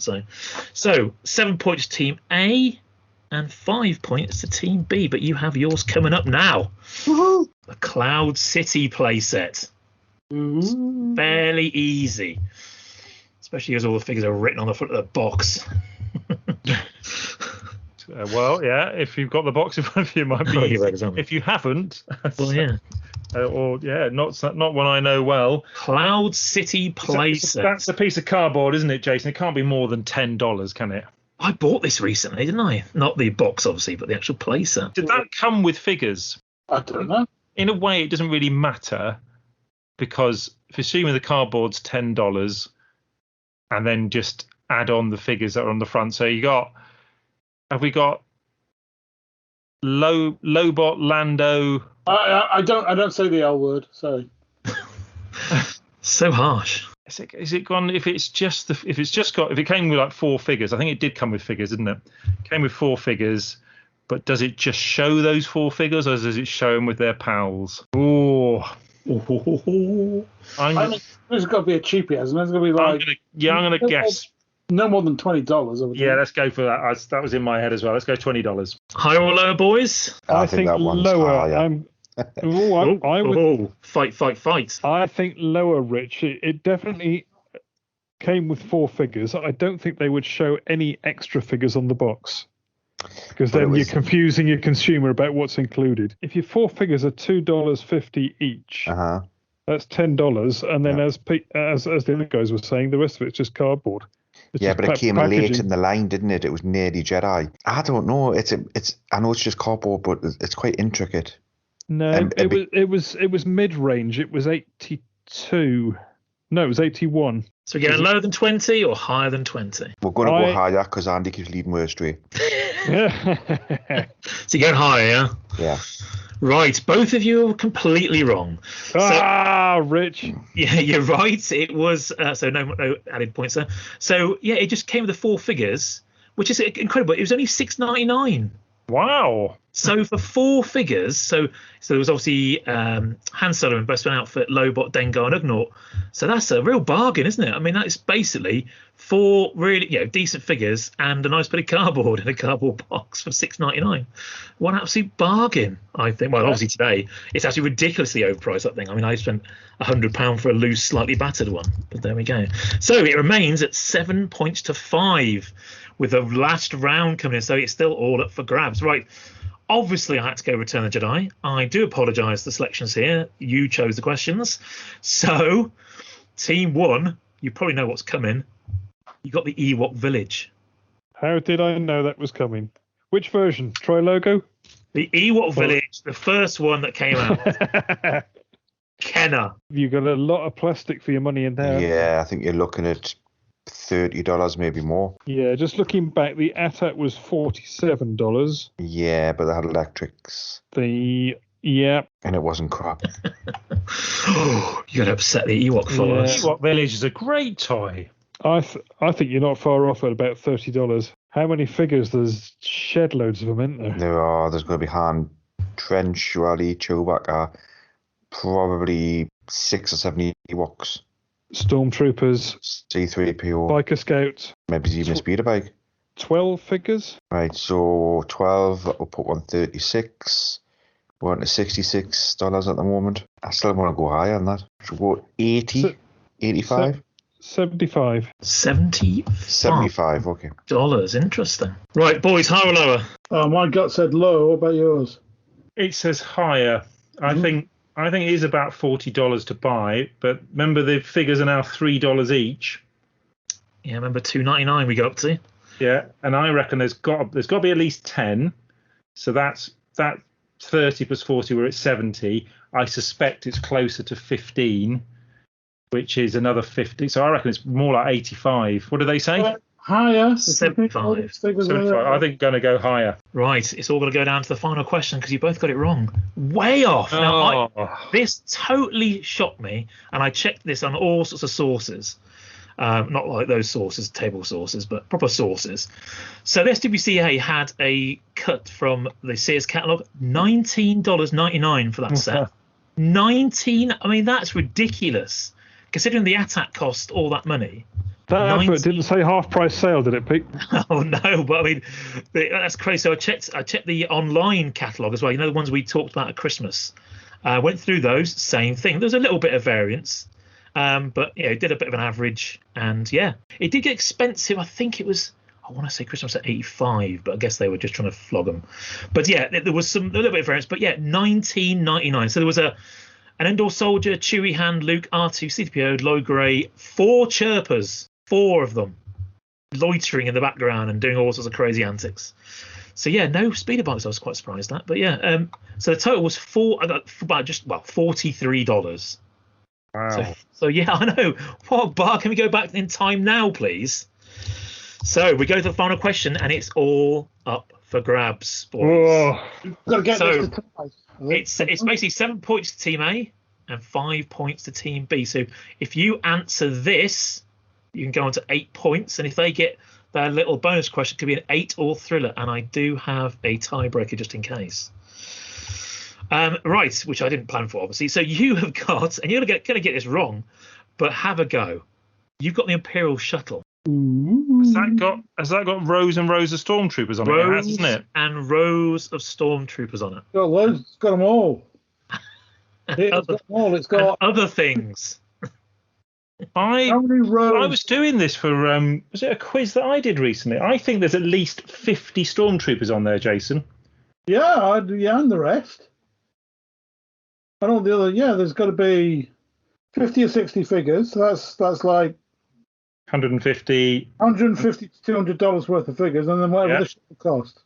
$50. And it's big, and it's got electrics. What was the AT-AT? What was that? What did that come in at? 35? Can't remember now. 200. I'm thinking $250, mate. Do we think there really are more than 60 figures? So if it's 60, that's $180. And then I don't think the shuttle would be $70. I would say it's less than 250. Maybe not, but it's supposed to depend on how many figures on. Go for it, Jason. Go on. I've only $250. $250, boys. Do you want to go higher or lower? What do you reckon, I'm Richard? thinking lower. I'm thinking lower as well. Yeah. I've written down the toy at 50, and I reckon there could be 60 figures on there, which would be 180. So my figures are around about the 230. Yeah, fine. Go with that. So you're going lower. Lower. This is close, boys. It's very close. Right. It's going to be a comprehensive win for Team A. Right. Team B, you weren't far away. It was a hell of an effort because that box is ridiculous. Right. So I counted them. There were 21 Emperor Royal Guards. There was 1 Darth, 1 Emperor, and 35 stormtroopers, which is insane if you think about it. And the Imperial Shuttle, $37.99, which I was a little bit surprised at how low that was. I was expecting it to be, like you say, $52, something like that. But so what's the total? Total was $211.41. So way out. So Team A win with 8 points to 5. Well done, Team A. Thank you. Well deserved. Very close. Right, Pete. Great quiz. That's something completely different. And wow, who can imagine bringing down your parents' doors at Christmas time saying, "I need $200 for all these stormtroopers and the Imperial Shuttle"? Yeah, I wonder if anybody got all that.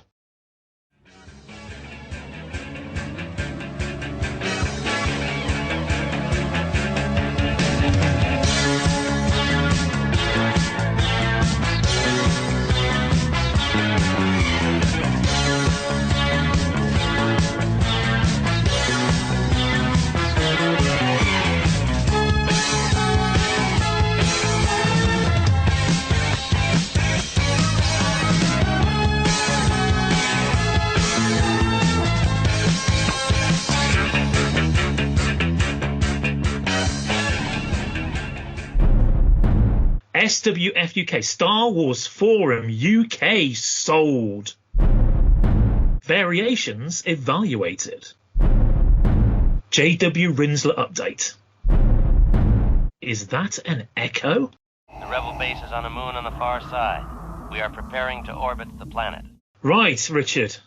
SWF UK sold. Well, I've just noticed it's been on. I mean, adverts everywhere. What's going on here? Well, yeah, it was quite a shock considering just last month we had Rebel Scum's announcement, And then on July the 8th, Ed Grant, who's been a guest host on our podcast, goes by Ed Jedi on the forum. He posted this: I have some news that may come as a bit of a shock after 16 years at the helm. I've passed the forum on to a new owner. Now at that point, when I got that far, this owner assumed it was the same guy who's bought Rebel Scum, but apparently not. They are not somebody you will know from the forum or even the wider Star Wars collecting community, but they do have years of experience running online communities and be somewhat of a silent owner, leaving the forum mostly as it is. Myself and other moderators you already know will remain for this foreseeable future. You'll notice the forum software has been updated. Apologies for the downtime. In fact, it hasn't just been updated, it's brand new software. The previous forum software hadn't changed much for the best part of 20 years, and that was true. Remember every little change that he made and all freaked out about it. And although it may not feel like long since the last upgrade I did a couple of years ago, the web changes quickly and it's important to keep up to date, especially with security. I know it'll take a bit to get used to, and a few things are yet to be fixed, but we intend to have all previous features restored soon, along with some new ones you may have noticed already. Please bear with us and feel free to report anything you notice is broken in this thread. I'd like to explain the reasons for the change of ownership. Firstly, a large part of my decision was based on the agreement that the forum will remain largely the same. The intention is to grow and improve it. It has already had a software upgrade and been moved to faster hosting, so you'll notice immediate speed increase and less frequent downtime. As you may know, due to the large size of the forum, this has been a regular headache for me over the years, as I ran this website as a hobby, so I've never had the resources to make it as fast and robust as I wanted to. Secondly, I have less time in recent years to dedicate to the forum due to now having a young family. I've struggled to find the time required for maintenance, upgrades and admin.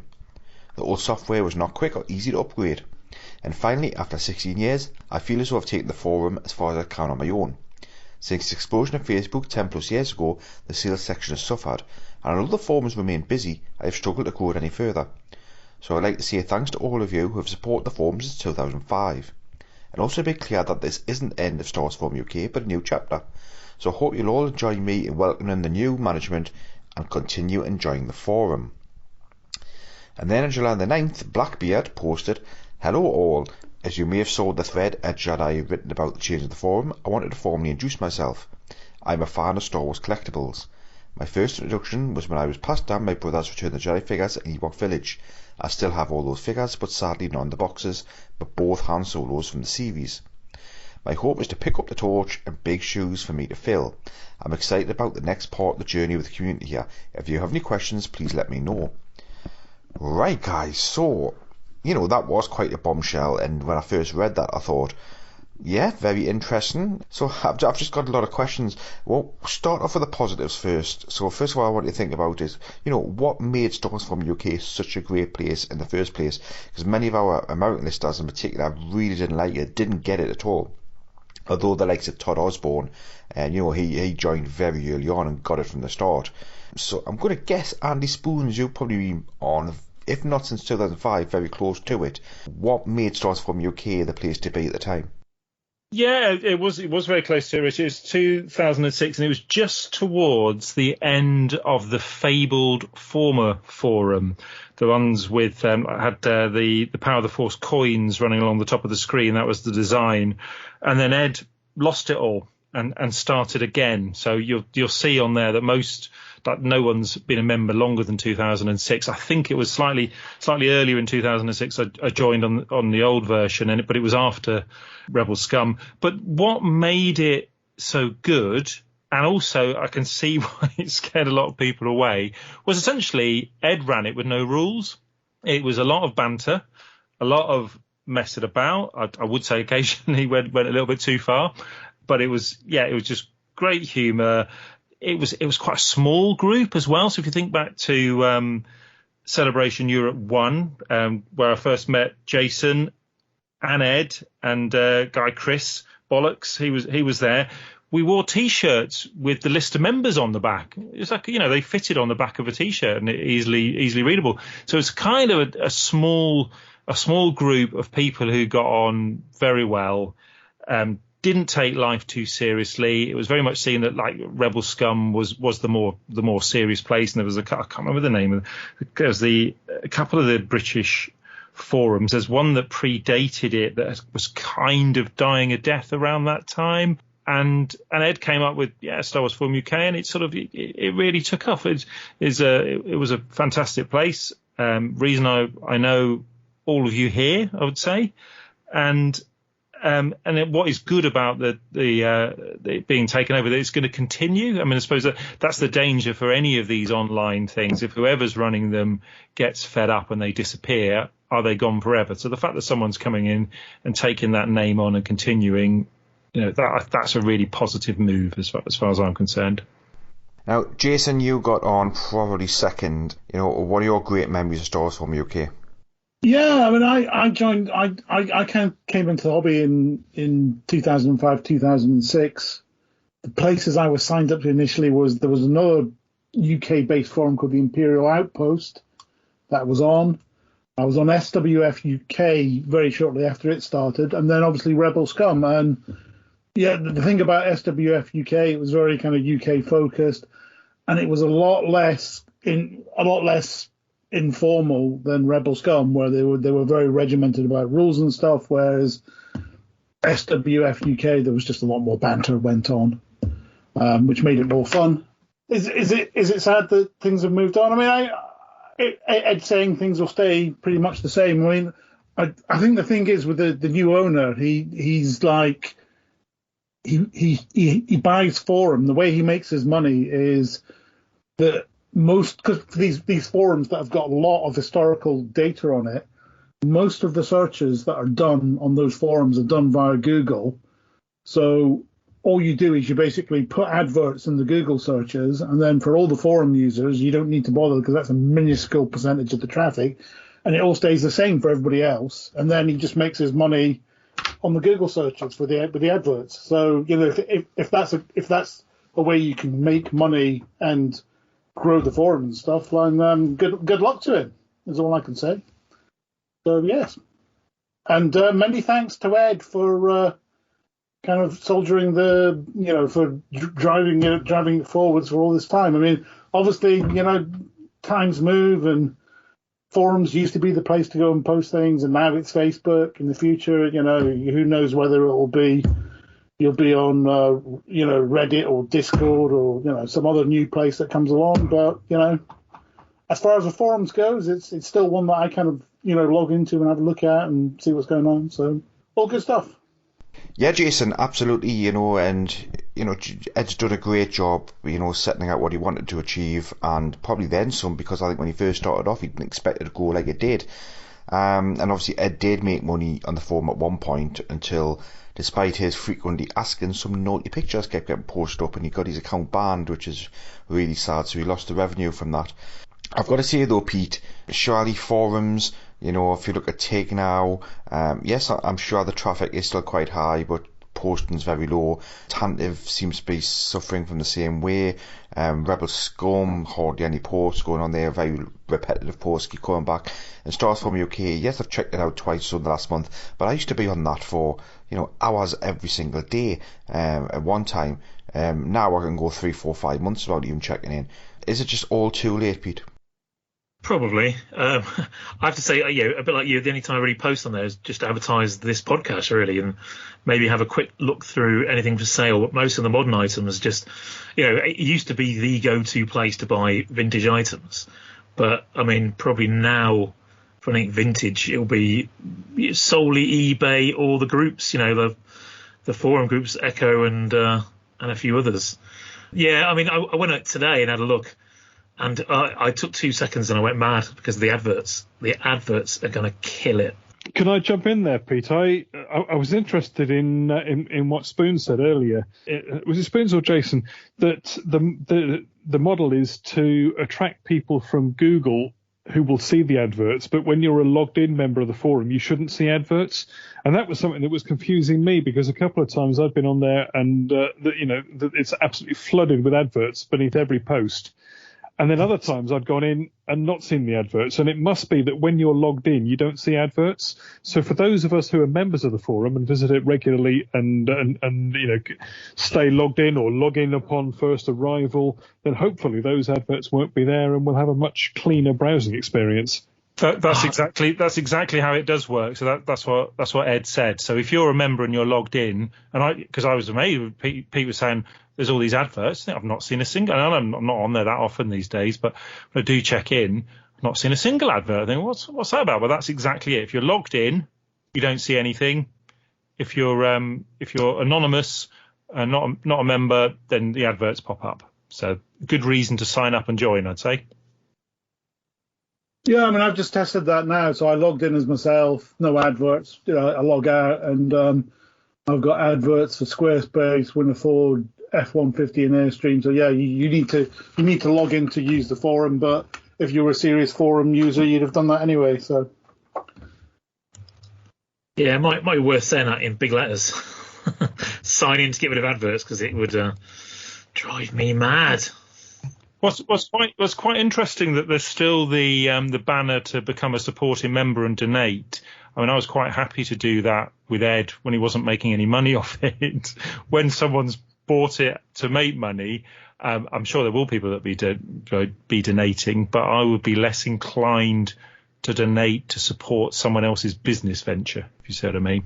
Yeah, and I think Stars Home UK, it was a community that made it. And certainly with myself, it was the likes of Ian Sanderson and, Junior Chubb, the Duffy brothers and Chris Mann and that like. And, you would go on there and there was people interacting, there was sales posts left, right and centre. And that's all gone now. Yes, historically it's all there and historically it's all important, just like Rebel Scum. But as I said, I think last month, I can see a time when all of these really important threads will be pulled off the forums and put somewhere for archival purposes, but I wouldn't surprise me if I went a full year without check the forum at some point, and then just wandered in, didn't recognise anybody at all who was on there. I think around about CE2 time was its heyday. I think after CE2, I think we started to repair a lot of the issues with Rebel Scum. I think because we had such a good time at Celebration Europe 2. And then from memory, was it Florida next? No, it wasn't. It was Anaheim, wasn't it? And then obviously some of our lads went over to Anaheim, and then Facebook took off. So I think as sad as it is to say, I think the writing is on the wall for forums. As much as I loved them and enjoyed them, I just don't check them out as much anymore. And that's just because of the community changing. And that's not to slight any of you guys on there at all, because there's plenty of guys on Stars for UK, who I do interact with, who are not on Facebook, and that's absolutely fine. But I just think it's the volume. But if guys bought it for business, then good on them. It's funny you should say that though, Rich, because I think the world is split down the line there. Because what I find really attractive about forums is the lack of people. I find Facebook. I don't interact too much on Facebook groups because I find them overwhelming. The amount of people there, and in fact, it's a little bit Rebel Scum back in the day. Just loads and loads of people, and it's really hard to get to know who people are. Star Wars Forum still has a really tight community, and I was just saying, I'm not so active these days, but I'm aware of the people on there that are still good friends. You can see groups of people there chatting to each other, bouncing ideas off each other. It's really good, and quite a few people there don't use Facebook. They're quite adamant about that. They clearly do like that smaller group, and I think that there'll always be a place for people that like the smaller groups. It's not trying to be Facebook. It's not trying to have thousands of people all interacting every day. It is more about that friendly local community. It's difference between, I suppose, village life and city life. That's the way I see it, and everyone has a kind of different feel on what they prefer. The moon with the rebel base will be in range in 30 minutes. Richard, variations evaluated. What's this about, Richard? Variations? Worth something? I don't believe it.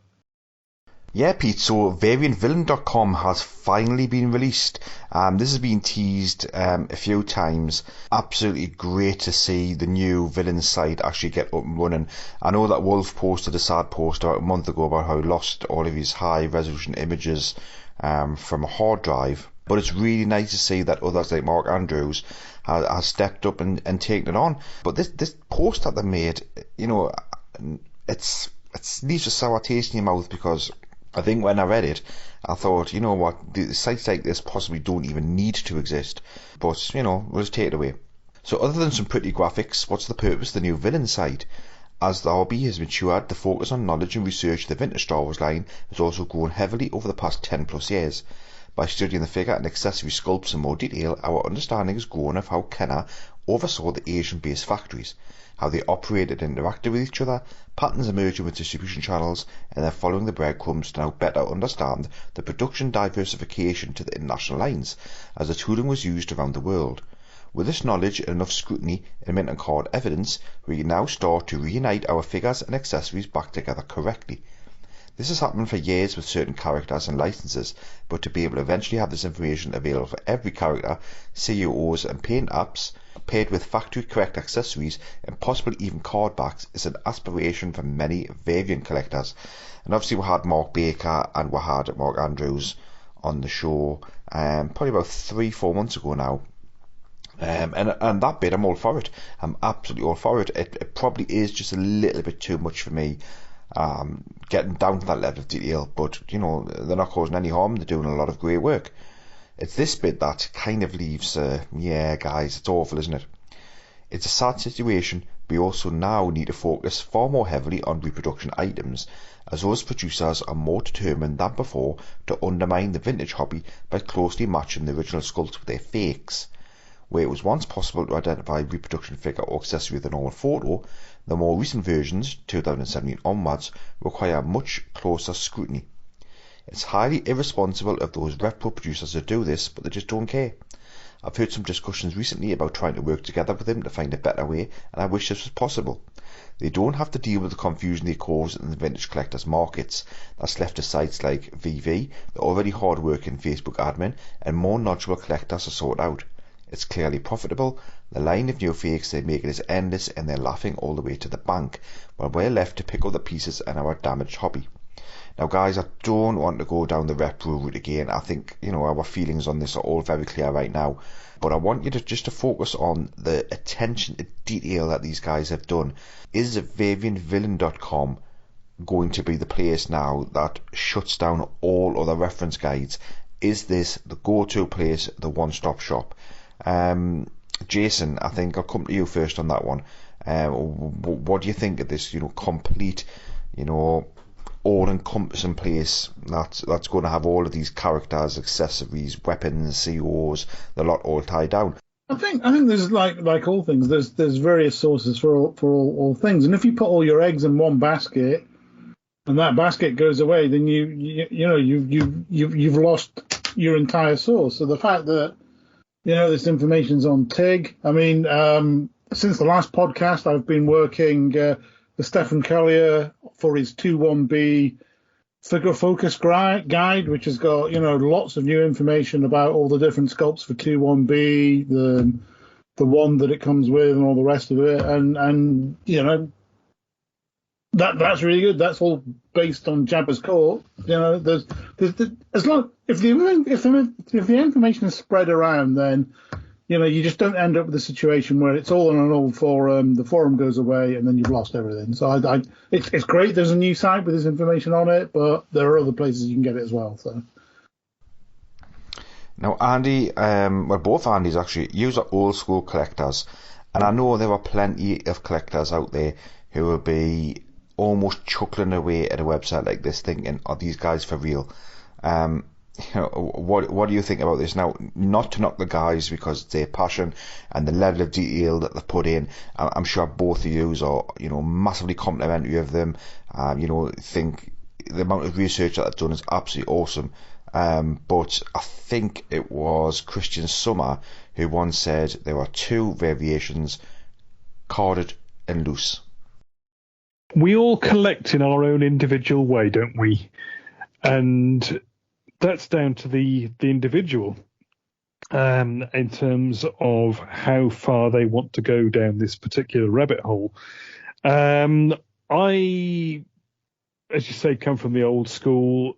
I always used to take the view that as long as my figure came with the correct accessory, so Stormtrooper figure with a Stormtrooper blaster, that's good enough for me. And obviously want original weapons, not repros. But My collecting goes way beyond the action figure line. You know, I'm into the props and the cast and crew gear and the Beyond the Toys stuff. And I haven't got the focus or the attention or the cash to try to get my action figure collection absolutely spot on in terms of which variation goes with which variation accessory goes with which card.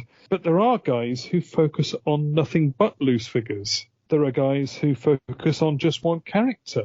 And for those sort of collectors to have this kind of resource available to them is a fantastic thing for the hobby. You know, you can get into this as much or as little as you like. You know, if you happen to buy a lot of figures and you're looking to see what accessories go with which figure, what, you know, does this blaster belong with a Han Solo or with a Luke X-Wing or with a Greedo? You know, you can go on this website and do it. You know, nobody's forcing you to go down that route and to pair up all your weapons. And if you haven't got the right ones, to go off and buy the right ones. You know, that as I say, that's down to individual choice. But if you want to do that, I think this is a brilliant website. It's going to grow, it's going to expand, it's going to develop, and it's a fantastic resource for the community. I've got sort of mixed feelings on this, and part of it sort of comes down to getting old. So I'm sort of a recent, well, the word is convert's the wrong word. I have to start wearing reading glasses, essentially. So in the last couple of years, I've started wearing reading glasses, whereas before that, I never had to. And I just can't see the difference between certainly the blasters and quite often the coups on the back of someone's legs. So, you know, for someone to go, I'm not going to go through my loose collection and tie in the correct blaster variation. You know, I can't remember where half my figures came from. So they may have the factory produced weapon that came in the packaging with them, or they may have been paired up with, you know, a different factory's blaster with the wrong factory figure. I don't really care that much about it. So that's sort of one part of me. But on the other part, and I've realised I've actually sort of helped with this website a bit, because Jamie kept on emailing me or messaging me and asking me about Han Hoth blasters. So I was sending him photos of the blasters taped to the various card backs and what variations. And he said they were working on, so I didn't know what it was. So presumably some of that information's gone to help with this. But the people on this have all been so incredibly helpful to me, partly because of bad eyesight, but partly just because not knowing. So if I do buy a loose figure, I don't buy them that often these days, but occasionally I do. It comes with a blaster, or if I'm selling something and it's with a blaster, I'm not sure. I always go and ask one of these guys. You know, that's so anyone on this group, particularly James Kennison. I know he's a special thanks person, but he's been so helpful over the years. And through their research, these guys can just say instantly, well, no, that's a V5. That's not a repro. So because they've looked into the differences to such a sort of a tiny, minuscule differences between these weapons, they can say with a really good degree of confidence whether something's reproduction or something's original weapon but a variation from a different factory. Without that research, we wouldn't know. So the lazy collectors, that's me, I'm putting me in that category. We need these guys to do that. And for the people that are interested in pairing up their original weapons with the correct mold family figure, then this is just an amazing resource. So I'm really impressed. Anybody who puts this much work into helping the community has to be applauded. It looks lovely. I hope they all stay around and do it. You know, we've seen, but I suppose the caveat to that, we've seen, TIG when it's doing its reproductions and the differences between them. It had a lifespan. Someone didn't come in at the end and say, I'm going to take this on and keep this going. That's why these guys have appeared and done their own thing, and it's brilliant. I hope they stick around. It might be, though, 10, 15, 20 years' time, someone else picks up the mantle. But without these dedicated collectors, we're all worse off for it. So thanks, guys. It's a great resource. I'd just like to say, when I was working with Steph on the 2-1B guide, I had to go through every 2-1B in my Focus collection to figure out which particular manufacturers and types there were. And it did take me a few attempts to be able to identify all of the weapons and the mouthpiece and all the different sculpts correctly. But once I've done that a couple of times, I found it a much easier than going into it kind of fresh. So, but yeah, I mean, guys like Steph and co, they're just like they've got so much knowledge on this that having it all down in the paper form that you can get access to is really good. And who's to say that anyone, all of our collecting journeys change, don't they? So at one point I was collecting loose variants of things. I've stopped that and moved a lot of them on. Who's to say 5-10 years down the road I'm going to be bored with whatever I'm currently collecting and start that journey again? So, that's things change as well. So just because someone's not interested in a line of collecting today doesn't mean they won't be tomorrow. Death Star approaching. Estimated time to firing range, 15 minutes. Right. Oh, this is a terrible story, Richard. Absolutely terrible. Seeing as he was a guest and I spoke to him, an update on J.W. Rinsey is not good at all. It's very sad. No, it really is very sad, this. So this was posted by his daughter, Sarah Rinsler, who started a fundraiser for her dad, Jonathan, who, as you said, was a guest on one of our previous shows. Most of you visiting this fundraising page like you already know my dad's story, but I'll provide background here for those who don't. Jonathan visited his doctor last August because of abdominal pain and an increasingly diminished appetite. That same month he was diagnosed with stage 4 pancreatic cancer. He was given 3 to 4 months to live. Since then he has soldiered through many rounds of chemotherapy but often had allergic reactions. As we reach the 1-year mark from his diagnosis, there are no more treatment options available. Jonathan is making end-of-life plans. I can't imagine a time when the mundane, such as paying bills, would feel less important. Regardless, part of the reality of battling prolonged illness is facing a challenging financial situation. My parents, sister and I appreciate any financial support you can provide, and thank you all for everything you have already done to help our family. With love, Sarah. There is a GoFundMe page which we will share on our Facebook page, but I'm pretty sure most people have already seen this because it's been shared by lots of groups so far. Really, really sad to see, really sad to read. Obviously, those who just need a quick recap, Jonathan Rinsler wrote those excellent making of books, and it was a shame that he didn't get all of them done that I would have liked to have seen. I have read the A New Hope one cover to cover. I thought it was absolutely brilliant. Most of the way through the Empire Strikes Back one. I'm looking forward to reading the Return of the Jedi one day. Pete, you've made extensive use of those books. I'm sure that you agree with me that these books are just absolutely fantastic, and I think we all owe a debt to Jonathan, for collating all this information at one time. Yeah, it just goes to show what an expert in the field you take it for granted, really, because he's written a lot more. I've got the Alien book as well, and it's just the same. The level of detail on these things. You can, like I said, they're great books to. I don't think you're ever going to sit there and read the whole thing page, cover to cover.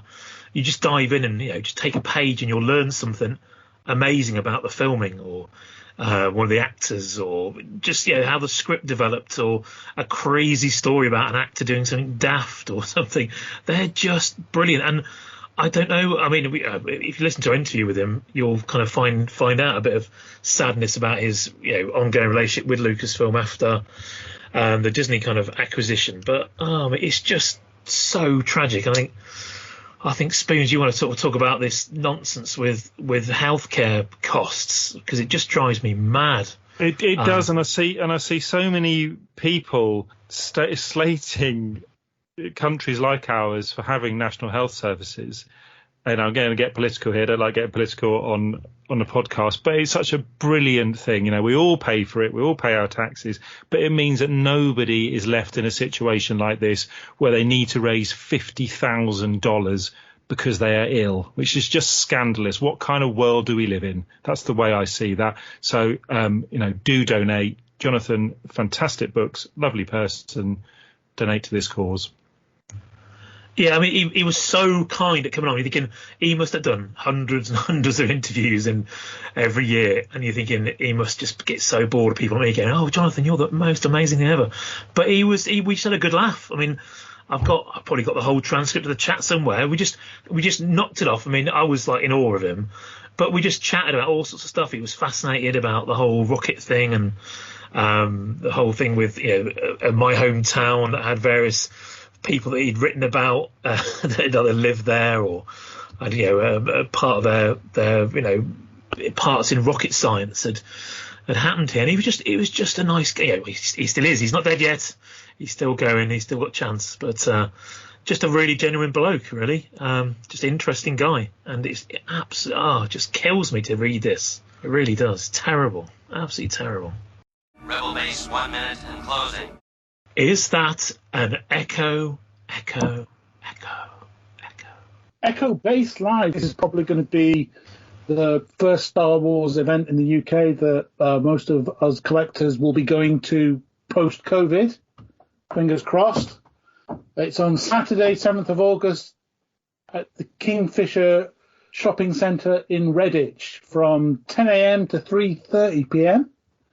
Are you new to Echo Live? The event is an opportunity for the community to come together and celebrate our love for the Star Wars films and toy ranges. Primarily a trading event with over 150 trading tables, the event also brings together fantastic guest signers and occasional question and answer events. The Kingfisher is a large shopping centre in which we have our own dedicated area, although it won't be the same area as used for the last few events. That's to be decided. There's tons of parking and it's easily accessible from all major routes. This time we have 6 amazing guests: Chris Bunn, Robert Watts, Peter Ross, Sean Crawford, Julian Glover and Michael Pennington. We've previously had full-size displays, amazing trooping, awesome artists, a huge charity raffle and guest talks. There's sure to be much fun, so come along. Jason, you missed a special guest. Missed a special guest? Yeah. Who did I miss? A larger-than-life character coming from the United States of America. A larger-than-life... Oh, yeah, Michael Havens has bought a ticket to come to the UK. To Redditch. What's he doing? To Redditch. And I hope they let him in, and I hope they let him out again. So, but it would be lovely to see Mike. I haven't seen him for a few years. But yes, he does have a table. But anyway, back to our pre-canned blurb. We've got to finish the blurb. Entry is free from 10 a.m. and early bird tickets allow access from 9:15 a.m. and those are already sold out, people. So if you haven't got a ticket yet, you're coming in at 10 a.m. Have you got any questions? Ask away. We will be seeing you there. P.S. Huge night out on the Saturday. All welcome.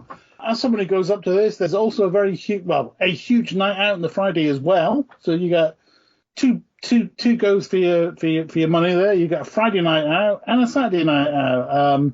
The social's great in terms of vintage. It's probably it's one of the best shows out there now in the UK, and it's just meeting up and seeing people that I haven't seen since before COVID now. So I'm really looking forward to it, and I will have a table there, and I've been told I will be selling copies of the Echo Base Palatoy Cardbacks Guide, and I might even be able to legitimately sign some of those as being a kind of semi-book author these days. But that'll be exciting. So there you go.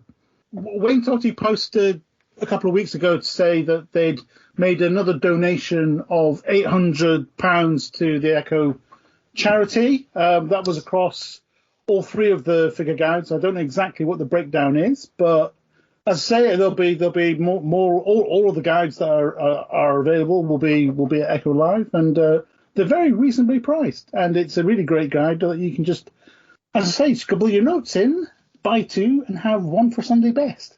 Are you boys going? I'll probably go. Seems local. I know Spoons, you're not around, are you?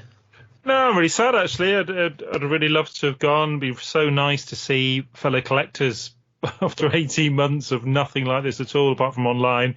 But, I'm in transit between holidays, and I think.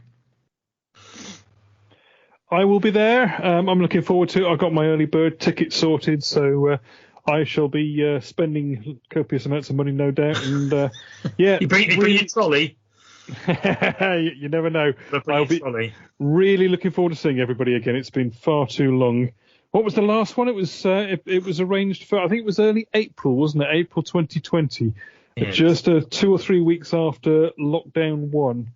And I had my swag ready, as did a lot of other guys. So, after best part of 18 months, it's going to be really good to pick up where we left off. Looking should make forward some to swag.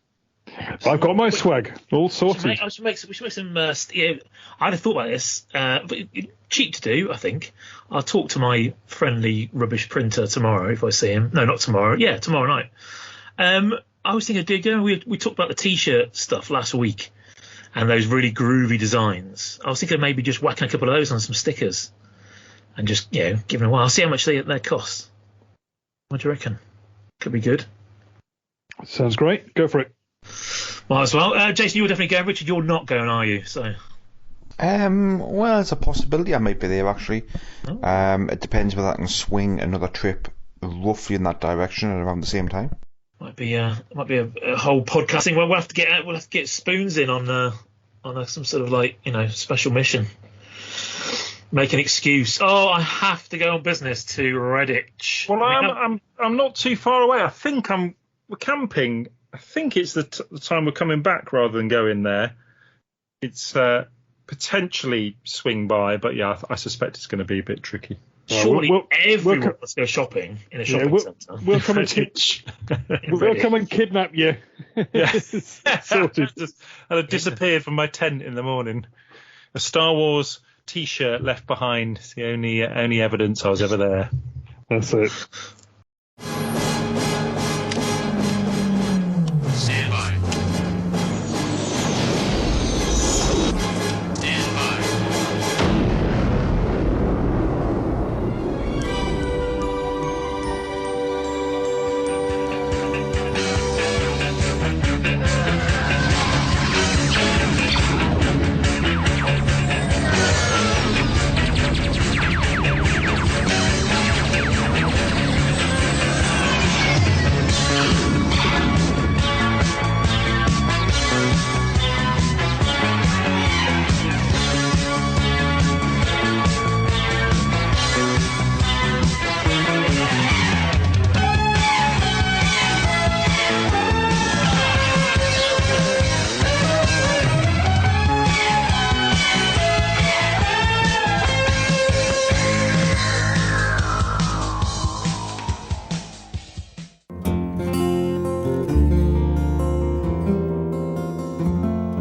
Now come here, me little Jackie. Now I've smoked me backy. Let's have some cracky till the boat comes in. And you shall have a fishy on a little dishy. You shall have a fishy when the boat comes in. And dance to your daddy, sing to your mommy. Dance to your daddy, to your mommy, sing. Dance to your daddy, sing to your mommy. Dance to your daddy, to your mommy, sing. You shall have a fishy on a little dishy. You shall have a fishy when the boat comes in. Right, we have a very special guest. He's not too far away, but it's our very own Richard Hutchinson. Hello, Richard. Hello, guys. We got you for an interview for some reason. I'm not quite sure why we've done this, but we have. We don't normally interview our own. This is I think is this the first time we've done one of our own? I think it probably is. We suggested Rich come on because he's been on the podcast right from the start. I don't think you missed an episode, have you, Rich? No, I haven't. I think there's just, from every guest that we've had on the podcast, I think there's only me and Pete haven't been done. There's one to prepare yourself for then, Pete. Been about 5 years. Yeah, it's high time that we found out a little bit more about you, Rich, and your collecting history. So, here we go. Okay, Rich. So, obviously you're the youngest. You are the youngest member of the podcast, which is quite scary. Makes us all feel really old. So, what you come in? What you born about 1980 something? So, what were your first memories of Star Wars, then, Rich? Well, yeah, I was born in '76. So my first memories of Star Wars, I'm a little bit unsure, to be honest with you. I do obviously remember getting the toys as a kid, and I do remember finding in my mother's wardrobe just before Christmas a Darth Vader's TIE Fighter.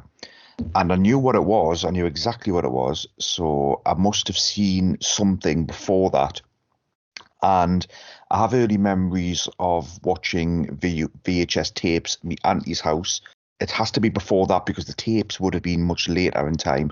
I also remember seeing a double bill of Empire and Return of the Jedi at a cinema when I was young, and my auntie was adamant it was a triple bill, but I honestly don't think it was a triple bill. I remember all of the merchandise being there was for a double bill. So one of our memories is possibly a little bit hazy. But I honestly don't exactly recall my first memories because virtually everything I remember when I've seen it, I had some kind of notion of what Star Wars was. I knew what it was. When I was flicking through catalogues, as a child, and you're circling all the things that you wanted, all that kind of stuff, I'd already knew what Star Wars was, so I don't remember what my earliest introduction to it was, sadly. What were you sort of playing with then? I mean, your schoolmates, were you just playing football or something? Or we never had toys in school. I do remember one day, and I was in junior school, and I moved junior schools when I was about 7. So I'm going to guess I was around 8 or 9 at this point. And I remember taking an IG-88 figure. I don't remember if the weapons were there. I virtually guarantee it wasn't. I do remember taking an IG-88 figure into school and swapping it with a guy who gave me a die-cast Millennium Falcon. My mother found out and made me take it back and swap it back again. Other than that, I've got no memories at all. I mean, we had top trumps and we had that kind of stuff, but all of our childhood in school was playing games constantly. Bulldog or football, cricket, you name it, we just played constantly.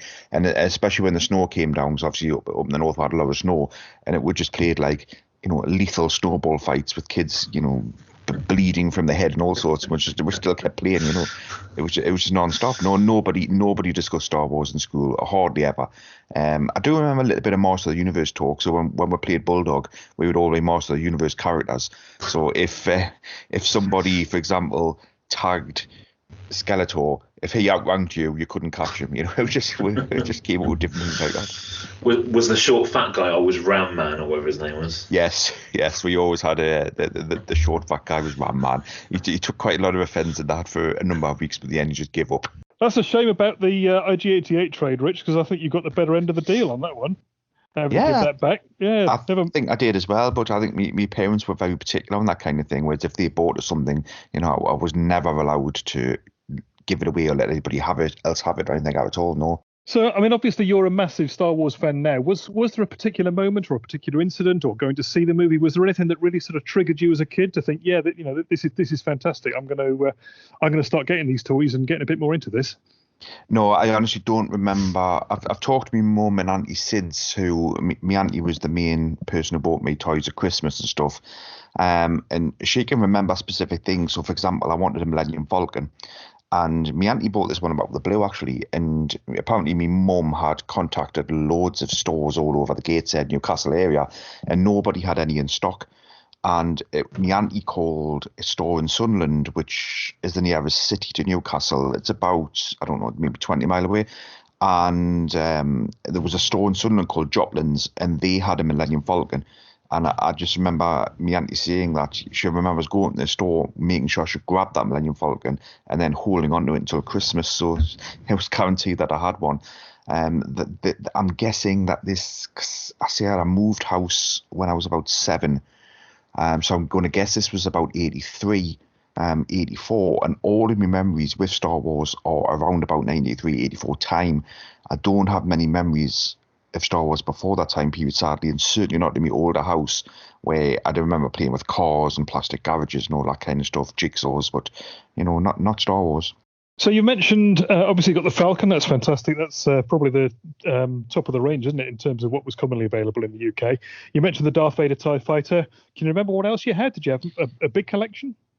I think I must have done. I do remember having things like the Darth Vader's carry case, and I remember that it was full. I had a figure in every compartment for that. So what does that hold? Is it 41 figures or something from memory? I remember that was completely full, and I had to put doubles. So for example, I could fit Yoda and Snaggletooth in the same one because it was so small. So I do remember filling that. As far as vehicles go, I remember having an X-Wing. I definitely had the X-Wing. And I had some of the mini rigs because they were cheap, so I would definitely had some of those. And I think that's possibly it. I didn't have things like, and that obviously too expensive. By the time that Ewok Village came out, I was probably already on the Master Universe by that point. Something like I'd had Tauntauns, or well, I would have had one Tauntaun. Definitely would have had one of those. But I think that's it. Yeah, my three vehicles would have been. I didn't even have a TIE fighter. I remember, I was much later on. Maybe I was 13 at this point, and I remember being at a friend's house and we were playing games on, the best games console ever, the ZX Spectrum. And I remember playing games, and he went into his cupboard and he had a white TIE fighter, and I'd never seen it ever. And this was the kind of kid who kept all these things still in boxes and that. So he had his box white TIE fighter, and I looked at it and I thought, wow, I've never seen it before. I was astounded by that. But yeah, that was, I would say I had a pretty decent, if I had 50 figures, that wouldn't have been far off. How did you play with your toys? Did you have friends? Did you sort of set up massive battles? Did you sort of bash them and crash them, or was it more a case of sort of setting up scenes and looking at them? I obviously had lots of friends, but it's back where I live. Nobody played in each other's houses. It was very much a case of parents were get out of the house and come back as late as you possibly can, and don't you bring a friend in the house. I could probably count on one hand how many times friends were in my house. We did have a friend who was allowed, if you're coming into the house, you can bring one friend in with you, but if you're going into the garden, you can have three, and if you're going into the garage, you can have two, some kind of weird thing like that. But we never played Star Wars down at his house. I do remember him going in Action Force, because I'd never seen Action Force before, and I remember breaking one of his brand new Action Forces, and I was convinced I was going to be billed for like 16 quid. I don't know why the number 16, it was probably like a $1.99 figure, but I remember thinking I'm going to be billed for £16 for breaking his Action Force figure. But with regards to Star Wars myself, I'm the only person who, I've mentioned this to lots of people, nobody else seemed to have done it. I used to line up all my action figures in like various places. So I would put them on like, because obviously I was in an old house and I had a coal fire in my bedroom. So I had a mantelpiece. So I would like put my figures on the mantelpiece. I would stick them on the end of the curtain poles. I would put them on the light fittings, all this kind of stuff. And then I just had like, I don't know why, but loads and loads of rubber bands. And I would just fire the rubber bands with the attempt to knock the figures over. So I would line them up with having all the good characters, all the bad characters. So, right, it's the good characters. It's time now. We're going to try and, kill all the enemies. And things like a Gamorrean guard, they were right swine to knock over. And I just remember repeatedly pulling these, like, rubber bands back and firing them at the Gamorrean guard. Catapults, Rich. Yeah, well, I was never allowed a catapult. Everyone had a variation of a catapult. Mm-hmm. I mean, whether it was just a rubber band between two fingers or you made one. I think we made them at school, during kind of like, craft session or whatever, a woodwork session. It was like, what do you want to make? And it was like, and everyone made catapults, and they all broke, of course, because we made them really badly. But yeah, catapults were a thing. Well, you all got kids. Are catapults still a thing? Or are they long gone? No, they're long gone. Even as a kid, I remember I had a friend had a catapult. It was a wicked thing. You would fire a stone, best part of, half a mile. It was an evil thing. And I remember asking my mum for catapult, and it was very much a no, because I remember what we got up to when we were kids, putting windows out and all that kind of stuff. You're not getting a catapult. And I probably would have put my window out at some point, because some of these catapults I saw as a kid were just obviously they were evil things. I do remember doing things like digging in the garden and playing with the figures in the garden, and I remember using my duvet as caves and things like that. But I wouldn't have taken them anyway, because I would have been too worried that I would have lost them or things like that. But bizarrely, I can rarely remember weapons, so I must have lost weapons left, right, and centre. I can't remember playing with weapons. The guns. It was Chewbacca's weapon, and that was probably about it, because they were too awkward to get in their hands, and they were just a pain. So you just didn't bother, did you? They just got left in a box somewhere. Yeah, I remember leaving them in the Darth Vader's carry case in that little compartment. I had weapons in there. Obviously I would have had the sabers, but the ends would have definitely been snapped off. I've got no doubt about that.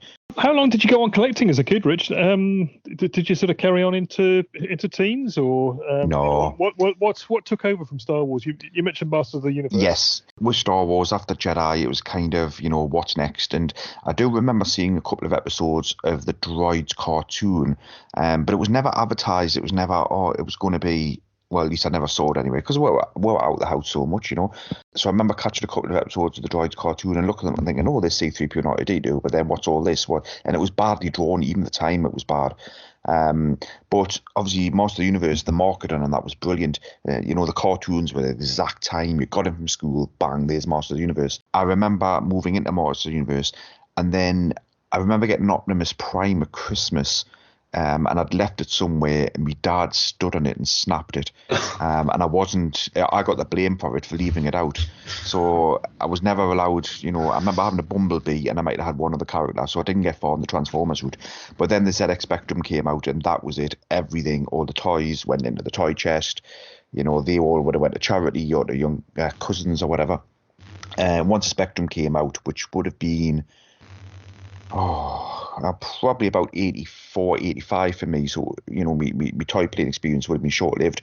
It was all about computer games, and then obviously because I mastered how to copy computer games fairly quickly, it ended up being an incredibly cheap hobby, you know, just having a tape with, you know, 20 games on it that I could just load into the Spectrum and have hours of fun on watching a ball bouncing around the screen. You know? I do remember, Pete, can you remember a game called Match? I think it was called Match. It was a tennis game. Where it's basically a stick man, one on each side, and you just used to hit the ball. Well, for a long time, I used to think that you just watched, you couldn't play, because I had it set that computer 1 would play computer 2. So I would just sit there watching it. And it was when I went to my cousin's house, and my mum brought up this game, and he went, oh yeah, I love it. And she went, well, what do you do? He says, oh, you take control. And I didn't even know. So as soon as I knew that, I went back and obviously changed the settings so I could be one of the characters on it.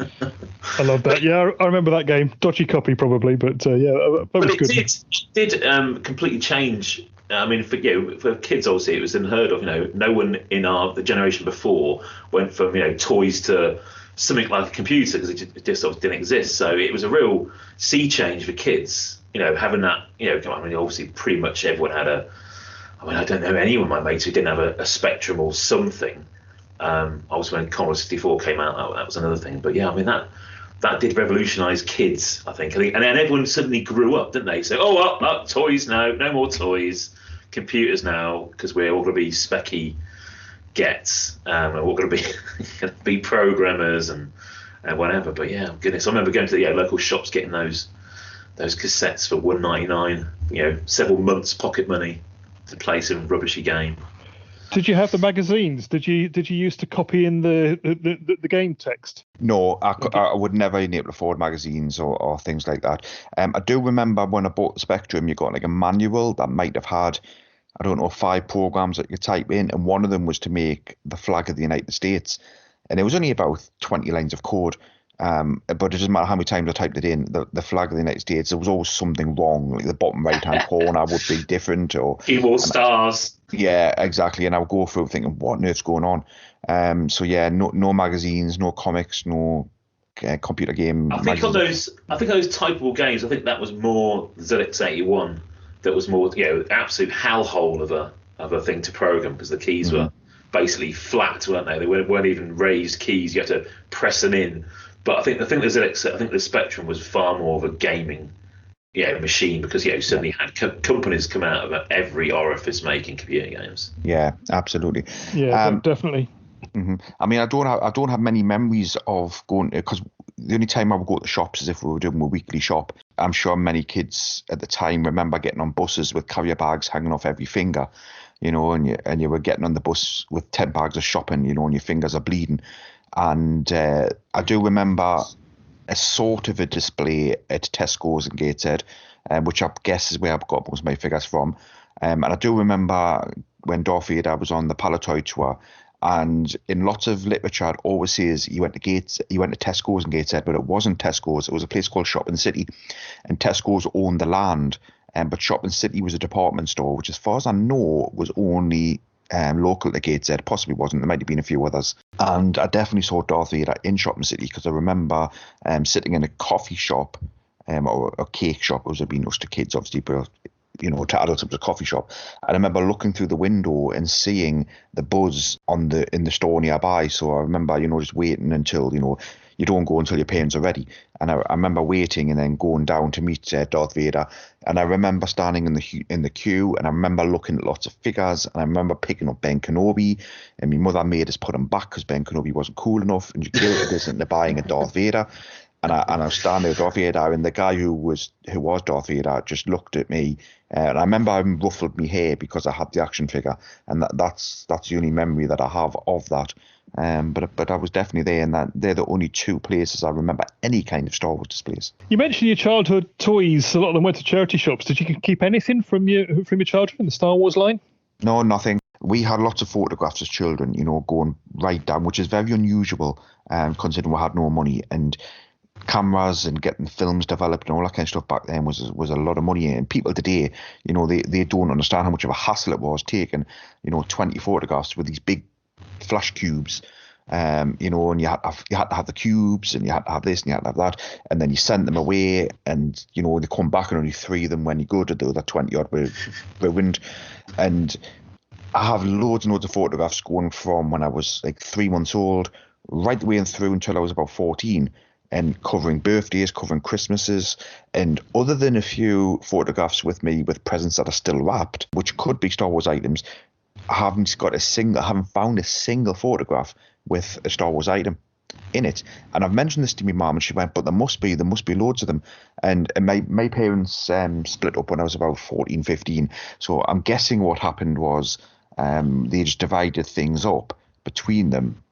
And they possibly do exist somewhere still, although my mum lives abroad, my dad lives abroad, so there's possibly they've been bin now. And I managed to get some photographs, so there's possibly still some exist. But from my childhood, in fact, even from being, when I was about 16, 17, I don't think I kept a single thing, nothing. I don't have any, anything from being a kid. They all moved abroad, Rich. What's wrong with the North? Well, my mum always said she was born in the wrong country because she loves the heat. So she lives in Malta, well, little island off Malta at the moment. Who bizarrely, her next door neighbour was Tony Dyson, the guy who was credited with creating the R2D2, who died. I think he died 2 years ago, possibly 3. And another one of her neighbours, Robin Asquith, who you may remember from Confessions of a Window Cleaner, another kind of saucy 70s movies. Very saucy. Yes, indeed. I think Jeremy Bulloch was in one of those. Well, yes, that's true. So what about getting back into Star Wars, Rich? What was it motivated you to start collecting again as an adult, and how did you start? What was the sort of first steps you took? Yeah, well, I went into an easy route on that one because, can you remember back in the 90s, you would get these things through the post, and it was like, buy 5 books for a penny, or buy 5 CDs for a penny, that kind of stuff. Even as a young adult, didn't have much money. It was difficult with a child. I was at university. And I thought, you know what, I'm going to get some books out of this. So I flicked through it and I saw the Zorn trilogy. And I thought, right, I'm going to have to get the Zorn trilogy. I don't remember what other books. I think I might have got a better copy of The Lord of the Rings. Maybe 1 or 2 other, maybe it's a Stephen King novel or 2. And I got the Thrawn trilogy. So once I did that, and because I was at university, we had a very, very rudimentary form of the internet. I devoured the Thrawn trilogy like virtually immediately. And I thought, right, I've got to find out what else there is. And books I could get away with because obviously people read books. So my book collection started to grow.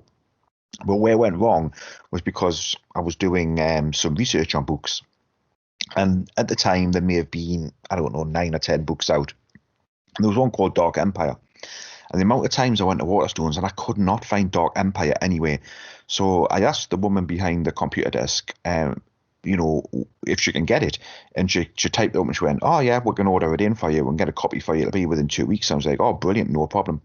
So I remember going to Waterstones with my ex-partner, and I was standing out, she stood outside, I went in, and I got handed this trade paperback copy, which I didn't even know it was called a trade paperback at the time. I just took this book and I thought, what the bloody hell is this? Oh my God, it's a comic. And I thought, what on earth am I going to do here? Because it was still back to the thing where, comics were for kids and you would get, beaten up if you had a comic as a kid. So I remember putting it in a carrier bag, coming out, and when I got it, and I was just like, kind of, yeah, I've got it. Just move on. And I never said anything at all until I got home. And even then, it was kind of like, right, I've got this comic. You've got what? Well, it's a comic what have you got that for? And I says, well, I have to get it because the stories fit, and one leads into another. And I remember like just feeling so self-conscious about it. But it got accepted over time, although it did cause a few arguments over the years. But my collection started to grow, and obviously comics started to come along into that. And then at some point, I remember being on eBay, and I bought a Han Hoth. And I still don't know what made me buy it. It may, because obviously I was starting to get more disposable income at the time, and it may have been a case of, I just wonder how much these are going for now. And it was a Han Hoth, and it was about £7. So naively I thought, okay, £7, there's, there's 70 figures, £7 each. Yeah, I could afford to buy one a month, and I'd have all the figures.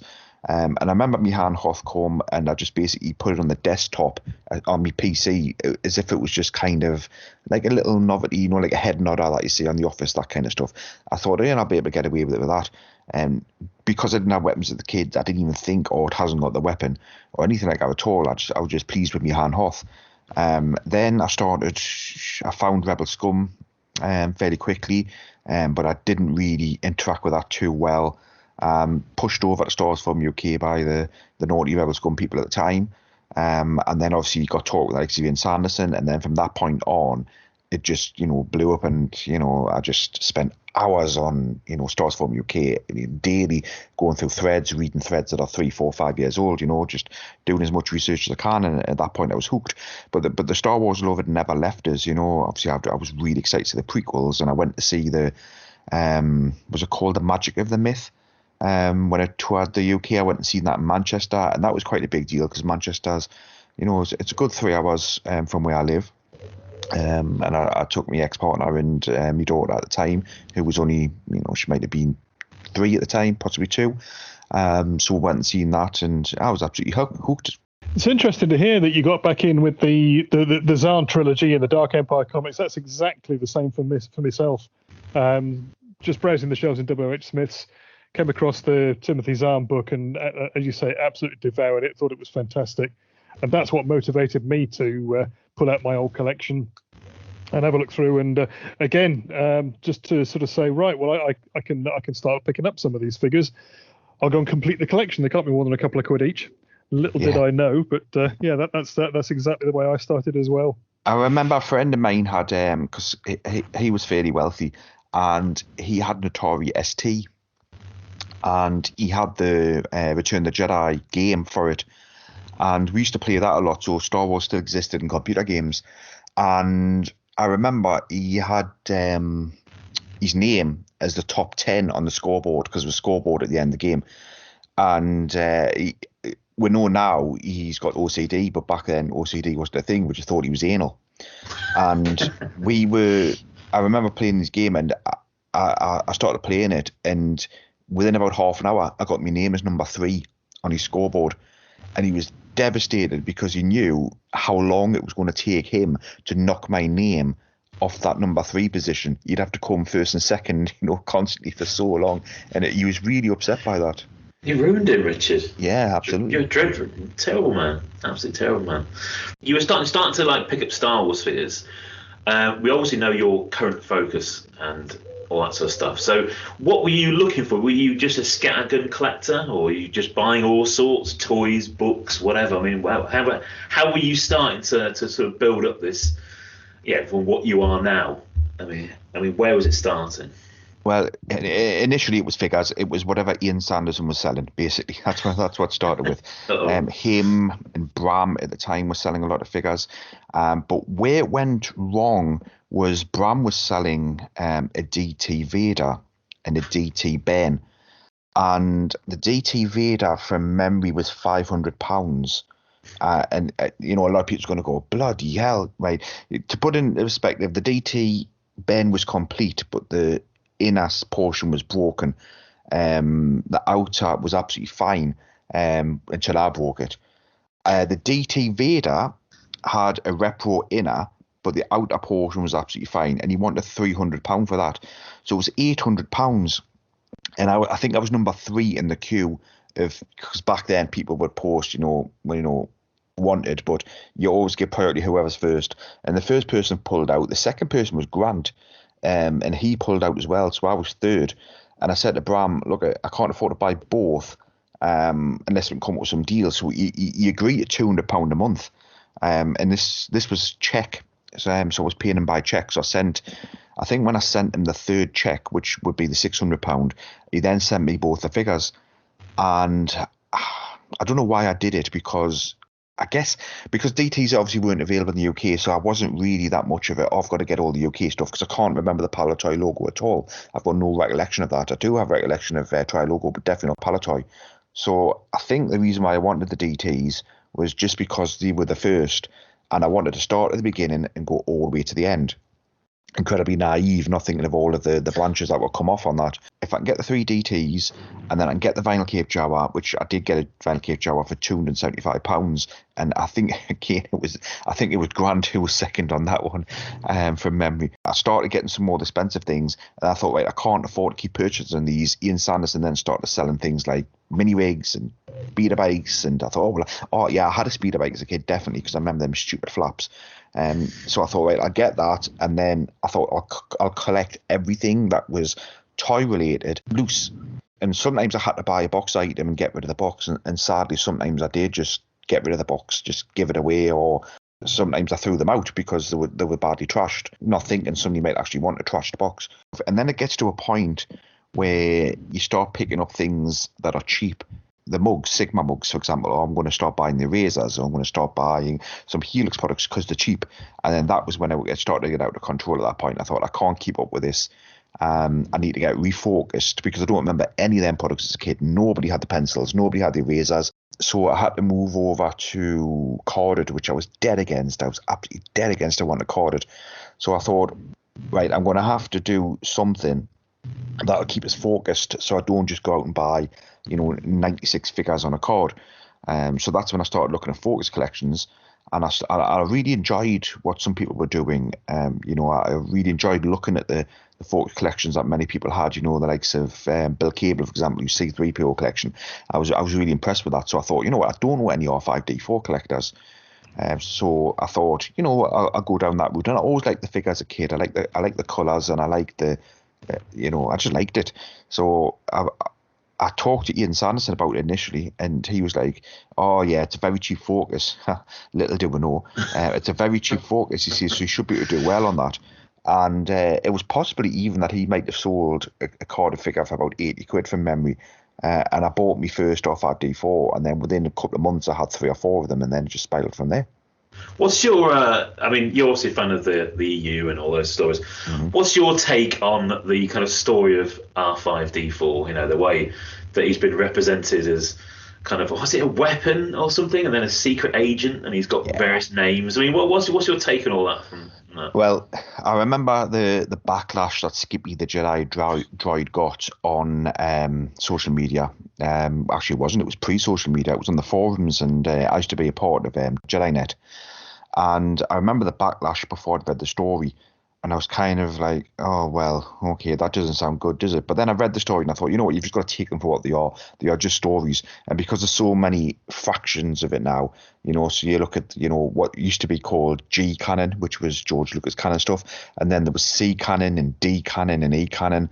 And it got to a point where I thought, right, okay, I know the movies are George's vision. Everything else is just a story, and I can pick and choose which stories I enjoy and which stories I don't. So when I read Skippy the Jedi Droid, I didn't really have an opinion either way. I just thought, all right, okay, that's a short story. That was interesting. It was fun. Move on. Next one. I wasn't prepared to go online and, berate all these guys.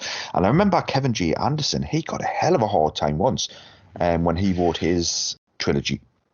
And I remember reading something online. He was doing book signings, and he got some hassle off these Star Wars nerds.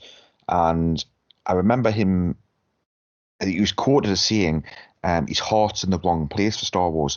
And I never understood what he meant by that. But then I think when you consider his novels, they're always there's a Death Star kind of element to it. There was a sun destroyer, or sun crusher, whatever it's called. And then there was the weapon, which was basically the super laser from the Death Star as a weapon by itself, and his stories were very much the same kind of thing, together with these Jedi, having the ability to, move entire planets with the mind, which is too far gone.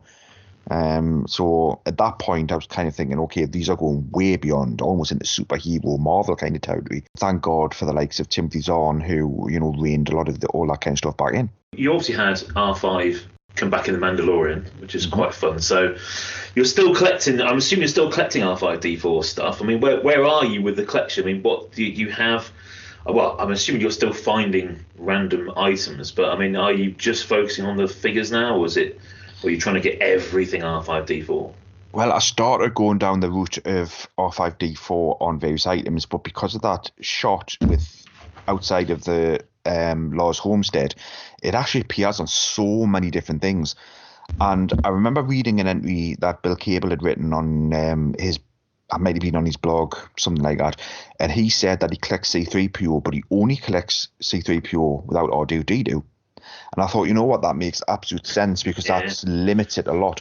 So I started just looking down R5D4 where he stands alone, and I was getting some quite obscure things, you know, like Australian stickers and you know, various cards and things from Japan. But then I got to a point where I thought, you know what, I'm not displaying these properly. They don't, you know, they're just sitting on a shelf, and it's just it was almost becoming a tick box thing. And I thought, you know what, am I collecting for the collecting's sake, or am I collecting for the enjoyment? And then I stopped down that route. I had people sending me modern stuff like right and centre. I had like a modern shelf and all these modern items, which, you know, some of them look good, but many of them didn't. And I thought, you know, what am I doing? I'm spending £30 10 times on, you know, different items. And I thought I could have had another mint on card for that figure. So I've stopped all of that now, and I'm just looking at the carded figures, but I don't have many to go. And some of the ones that I do have, you know, you're looking at 4 or 5 figures. Sorry, not 5 figures. Or no, potentially, yes, 5 figures. You're looking at 4 or 5 figures now for some of the things that I'm missing. And I'm just at the point now where I just do not want to spend £1,000 on that. I'm moving home. I've got a wedding to pay for. You know, I've got so much going on at the moment that I'm just happy with calling it a day. There's my end point. You know, my loose collection was complete. I think I got everything. And maybe 1 or 2 little things like the Sonic controlled land speed I never got. There's 1 or 2 minor things like that. But I think I'm at the point now where I've just got to say that is it. And during the last, I don't know, maybe 7 years, my EU focus, which was always my biggest love, my EU focus completely gone. So I've got to get back into that. I've got to get back into, you know, reading. And just before I delve into that, I've actually just picked up Robert Jordan's Wheel of Time.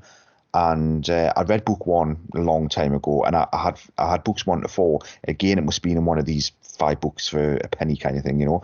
I've just finished book 1, and I'm starting book 2 today, and I'm just going to devour the Robert Jordan fantasy series. Get all, I think there's 12 or 13 books now. He died before he finished it. Take note of that, George R. Martin. He died before he finished it, so I'm aware that finished, you know, in some kind of different way. And then as soon as I've done that, that'll whet my appetite again for more Star Wars, and I'm just going to get myself back into the EU and all those comics and books that I missed. Have you caught up with any of the books published in the Disney era at all? Oh yes, I've read lots of them, and some of them are good. I do like, you know, I just like a nice, fun story. I do not like the ones that are too political. The political ones are just, oh my God, you're kidding me. I think there was one, I can't remember the name of it now, but it focused on Princess Leia, and it was just like reading a novel by Jeffrey Archer. You know, I was just so, come on, this is not fun. And I'm well aware that a lot of people loved it, but I want to read stories where you're being taken somewhere and they're doing something risky. Like some of the Disney books were very much right. We've now covered 11 o'clock to 12:30 in the timeline. Right, the next book's going to take you from 12:30 to 1. You know, it was getting as naff as that. You know. Have you read From a Certain Point of View, which is the 40 short stories? I thought that was very good. I love the Tales from the Jabba's Palace. I love the Tales of the Mos Eisley Cantina. I love those. So I actually read that about 2 months ago. And again, I finished it. And some of them were excellent. Some of them were excellent stories. Some of them were just, are you kidding me? I think the one that I really disliked was the one about a couple of Cantina aliens where a horn got stolen. And it was like, just what? And I was like, there's no fun in this at all. It's just dull. It was just padding. But I particularly like the one where the guy who made the decision not to destroy the escape pod, a jettison from the Tantive, and somebody scanned it when there's no life forms, and he was kind of like, oh, just let it go. I particularly liked his panic once he realised what he'd done. But I think the whole idea of oh, well, we'll just press this button and foam clogged up. Basically, they washed the windows so nobody could see past the foam. I mean, that was stupid, utterly stupid. And it was a great story up until that little point, because can you imagine your fear if Darth Vader as being that guy who let that go, and for Darth Vader to come and say, right, I want to know what happened. Oh, yeah, the best story you come up with was I pressed this button and I washed the window. I mean, there's some lovely tales in there, and quite clever the way that they link it through to the prequels and the sequels. And Rogue One, obviously Rogue One just before Star Wars, so that ties in a long way. And yeah, some hits and some misses, but yeah, I'm really enjoying those. What's your kind of overall take on the Disney Star Wars era? I mean, are you enamoured by it? Slightly disappointed in it? I mean, what's your take on it? Right, okay. When it first happened, I was over the moon, absolutely excited, like most people were. But I always said, do whatever you want with the movies, do not touch the EU. And then after about a year, you could start to see that they're going to start tinkering with the EU. So I was like thinking, no. So overall, my opinion is I'd rather have the movies than not have them. They're there, and I can watch them if I want to, and I can choose not to watch them. It doesn't impact the original trilogy at all, as far as I'm concerned. And once I had that in my head, I thought I can do exactly the same with the books. I can read them, and then I can instantly dismiss them, and I'm not going to get upset about them. Or I can, study them and pull them apart. And I think it was Gary Smith a long time ago on Stars Form UK said, if you wanted to, you go through the original trilogy and absolutely rip them apart, and then all of a sudden you'll hate them. So I thought, yeah, that is a fair point, and I'm not going to do that again with anything else. So I'd rather Disney have done everything that they've done. I don't know if you remember, but I didn't like The Force Awakens. I just thought it was just too formulaic. I wanted something different, which is why I like The Last Jedi. And yes, I know there's 1,000 faults in The Last Jedi. I totally get it. But it is different. That is an EU novel. It is different. It is pushing the characters in an unexpected direction. I didn't want an Empire Strikes Back remake. I didn't want The Force Awakens because it to me, and I know people say it's not, to me it too much was A New Hope again. We've seen it, done it. I've read it 1,000 times in different novels. And The Rise of Skywalker I did enjoy as well. But again, it's got flaws in it. It's just a different story. These are EU novels in movie format. But then if it wasn't for those, then we wouldn't have got The Mandalorian. Mandalorian's got faults in it as well, but equally, I've really enjoyed it. I think they're great, great stories. Overall, I'm glad it's happened. Everybody knew it was going to be commercialised. If a movie doesn't make $1 billion, the sequel won't, happen. I'm disappointed with what they did with Disneyland. I think they missed a massive trick on that. If they had made that Tatooine, the Mos Eisley Cantina, we would all be there now. They've totally got their audience wrong. They were expecting the children to go, wow, Star Wars, and surely many of them do. But the trouble is today is that children are in disposable media. My kids and the stepkids, they'll watch YouTube videos that last a minute all day, every single day, but they will not watch a movie that lasts 2 hours. They just won't do it.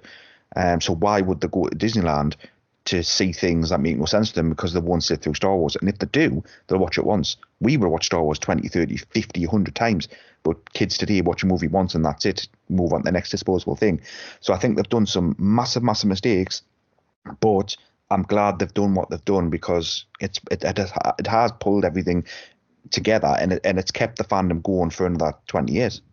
Just coming back to collecting, I think the only thing that we haven't talked about is your mint on card collecting. Because I remember listening to you on the podcast, and you were always a loose collector. The slippery slope started. You got one mock and then another one, and you were still a loose collector, but you were just buying the occasional one. What's been your strategy in collecting the mint on cards? Have you now got what you want, or are there any others that you're looking for?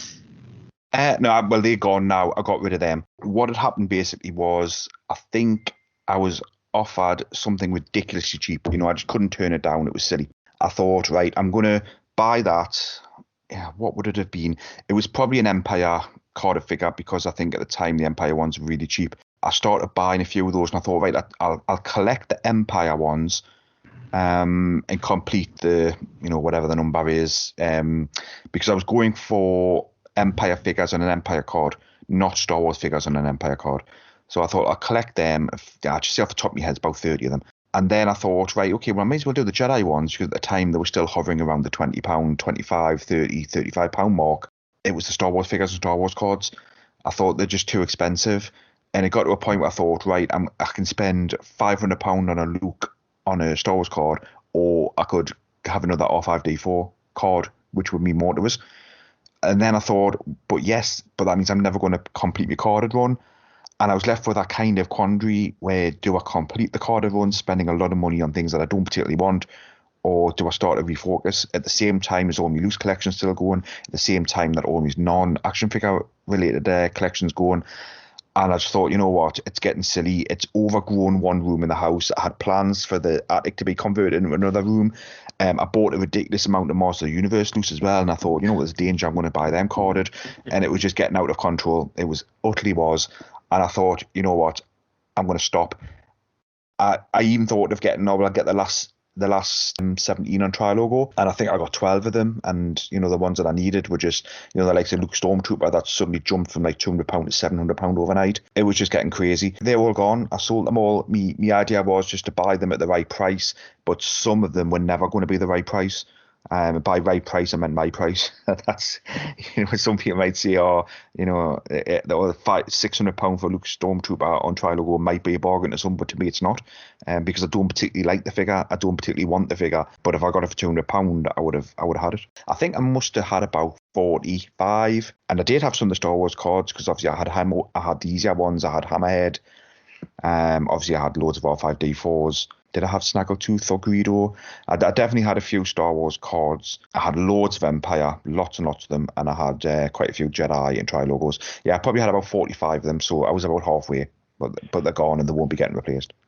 That's interesting. I hadn't actually realised you'd got rid of those, but no, that's a really healthy attitude to collecting. So yeah, good on you for that. Going to turn the conversation now to something that's a little bit incestuous, because obviously we're talking on a podcast, and I'm going to ask you about the podcast. You're the only guy who's been there all the way through right from the start, never missed an episode, which is an incredible record, and well done to you for that.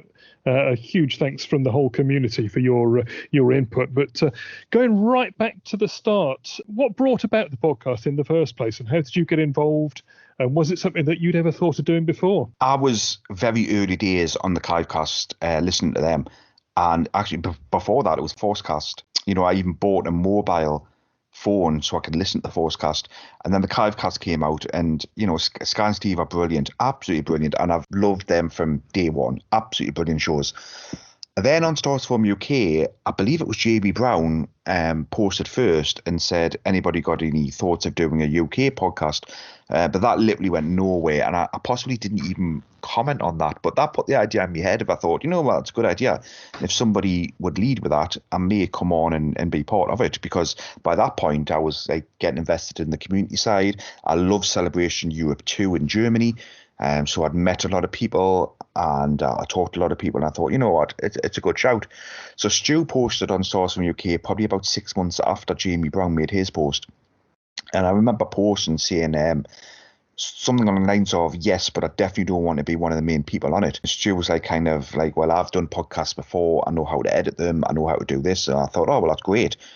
And initially we had Stu, we had myself, we had Pete, we had Ben, and we had Mark Alders, who went by Spooktapey on the forum, and we had Grant. So there was 6 of us initially. And then we started, you know, to do the planning and the prep work. And we'd all divided it up, and Mark wanted to cover current events, but I'd said I want to cover current events because I meant like things in the news. I didn't realise he meant cons and stuff like that. But then sadly Mark had eye problems, so he had to pull out virtually, you know, straight away. So that left the 5 of us. We said we'd hold a place open for him, but that didn't go much further because I think he dropped out of all the conversations after a month or so. Pete, I don't know if you remember that first episode, but we recorded the first episode. But then the feedback we got from Stu and Grant, who would listen to it, basically said it was dreadful. And we re-recorded most of it again, but the quality was still really, really bad. Stu edited probably the first 10 episodes all by himself. So Stu edited the whole thing, which took him a long, long, long time.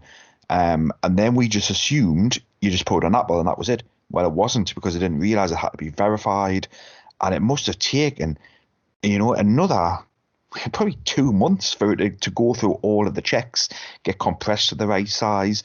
And I remember I was at my cousin's wedding on the night time, and Grant had called us and he was going like, you know, what on earth's going on? What's the delay?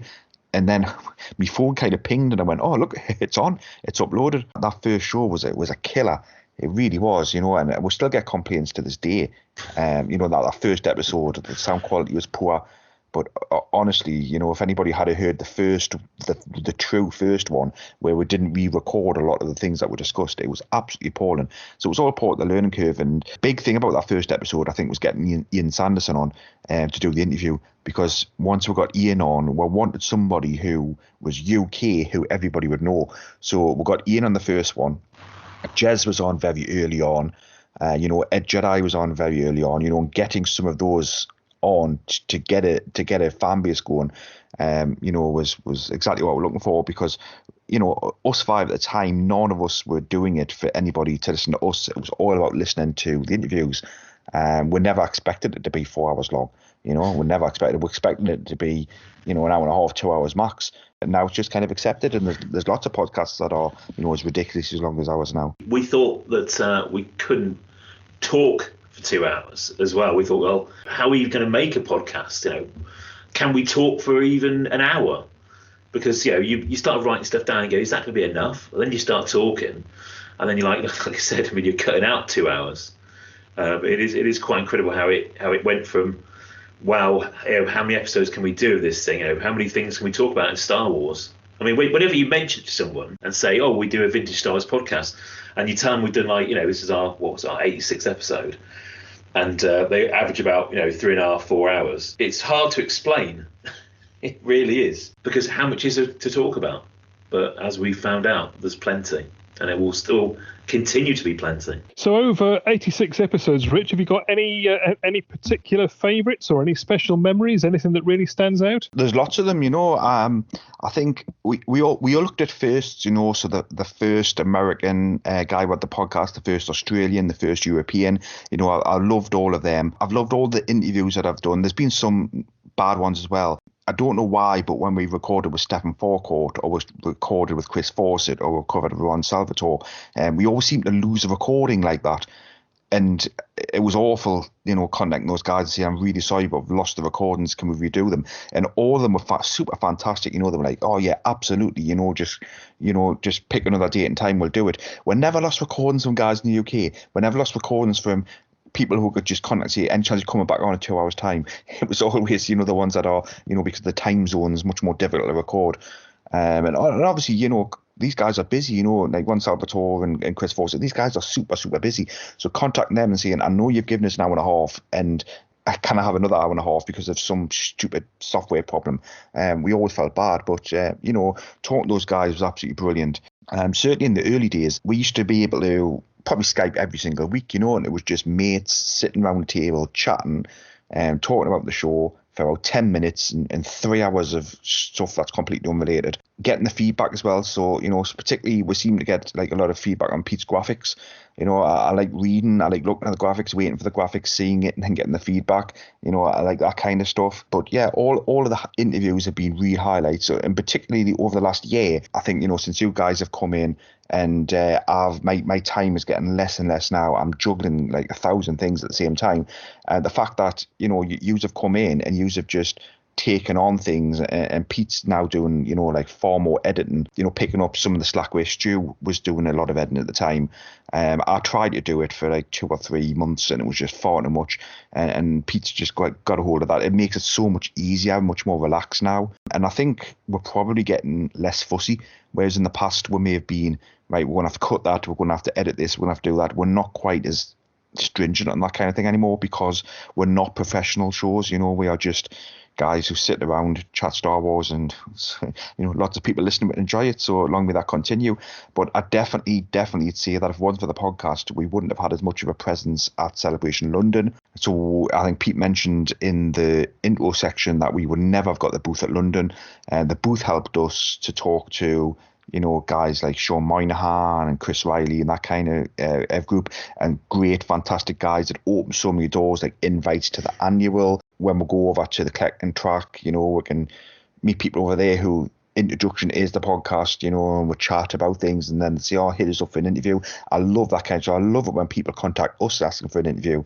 It just makes things so much easier, and it makes all we lads are all just, one big Star Wars family. Yes, there's lots of factions in there, but I love the community side of it. I love it. And I would love to go to Celebration Essen again right now and for it to be the same experience, but for it to know people better, because I think as great as that was, it might even be even better if we could repeat it now. I think some of my favourite podcast episodes are the ones where you guys have been out to shows and done things. And the trip to Facts in Belgium, that one had me crying with laughter at some of the stories of the adventures there. The trip on the boat, stories about your trips to the States. And those are really good. I think now COVID's lifting. I think it'd be good to get the current team out and do some more of those and have a bit of fun with it. Absolutely, but just remember that you don't let Pete drive a boat. It was ridiculous. Boats are ridiculous. I've never drawn a boat ever again. I mean, on the subject of conventions and these events overseas and so on. I mean, you like to get out to these, Rich.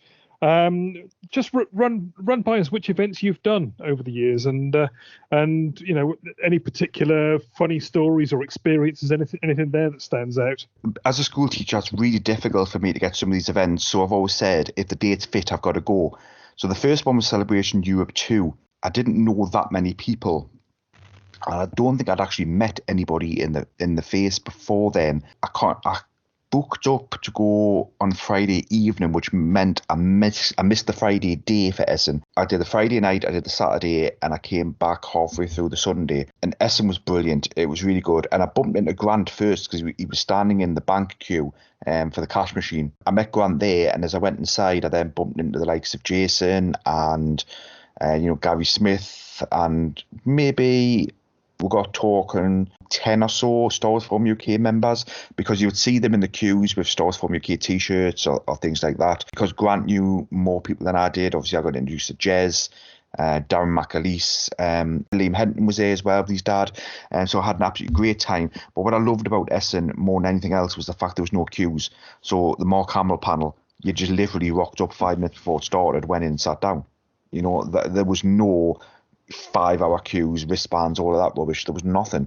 And I know it didn't make much money. In fact, I think it actually made a loss from memory, Celebration Essen. It was perfect for the fans because that's exactly what we wanted. But then obviously seeing Mark Hamill in the flesh, seeing, Carrie Fisher, Dave Filoni going around the room sales and Dave Filoni buying card backs off Jason, standing right next to Jason. Dave Filoni's, picking up at driver card backs, just seeing stuff like that. So it was fantastic. I just loved it. It was such a great experience. Then after I did Celebration Europe 2, I then did Farthest From, which, it sounds totally bizarre that I go to Germany before I go down to an event down south. But time-wise, it's probably about the same distance for me, a 6-hour drive versus, a 3-hour, commute to Germany. I was always against Farthest From just because of the long drive. But because I'd done Essen, I thought, I've got to go and do Farthest From. So I missed Farthest From 1. I think my furthest Farthest From was Farthest From 2, possibly 3. And I've done, say what the Farthest From 21 now. I think I've done about 15 of those. I've done 3 Echoes, maybe 4. I've done Celebration Florida, and I've done Chicago. Better than both of those was the annual in New York. The first annual, I was absolutely delighted to be part of that. I shared a room with Lee Harris, who we met at Florida beforehand, who was a great guy. And I've just had such a wonderful experience in all of those. And what I can take from it is things like to give you an example, Celebration Chicago. I mean, I'm an early riser. I'm up, sometimes I'm up at 2:30 in the morning. Sometimes I'm up, 3:30, 4. I just get up when I get up. And when I was in the annual in New York, my body was all over the place, and I went to sleep maybe 11 o'clock, and I was up like 3 or 4 hours later, and I'm sitting in the reception at like 4 in the morning, and the manager comes over and says, what are you doing? I'm just awake, and she says, well, why don't you go out for a walk and just be careful? And I was like, yeah, I think I will do. So I goes out for a walk for an hour, just walking around, this middle of New York, in the middle of nowhere, not New York City. I can't remember the name of the place now, but it's some port outside of New York. And then comes back, and then that's when the rest of the guys start surfacing. I'm sitting there having my breakfast, talking to Matt George, and then all of a sudden the decision's made, right, we're going to go off to a local car boot. I think they call it a flea market, I don't know. Going off to a local car boot. Space my car, you coming? Yep, in the car, jump in with Narayan, Justin Haney, Blake and a couple of other guys, Dan Lascelle, and just going round the market, just out the blue, you just include straight away. You know, I love that whole sense of it doesn't matter, you know, where you're from, you're a Star Wars fan. I got a lot of respect for that travelling from the UK. I think it was possibly only me and Matthias that actually came from Europe over to the annual, but it's the fact that we'll put that effort to go and visit, you know, friends in the States and going to Ron's house and going to Peter Rose's house. I mean, Peter Rose, for all you know, I'm a complete stranger and I'm in his house with, you know, hundreds of thousands of pounds of Star Wars collectibles, and he's welcoming us in his house, going round and having a look and pulling things out. I mean, just amazing times, absolutely amazing times. Funny stories, well, as you can imagine, there were lots of funny stories, mostly involving alcohol. You know, amount of times that we lost Grant and had to go looking for Grant. You know, as he's talking to Star Wars with some random person at a bus stop who's, you know, just completely disinterested.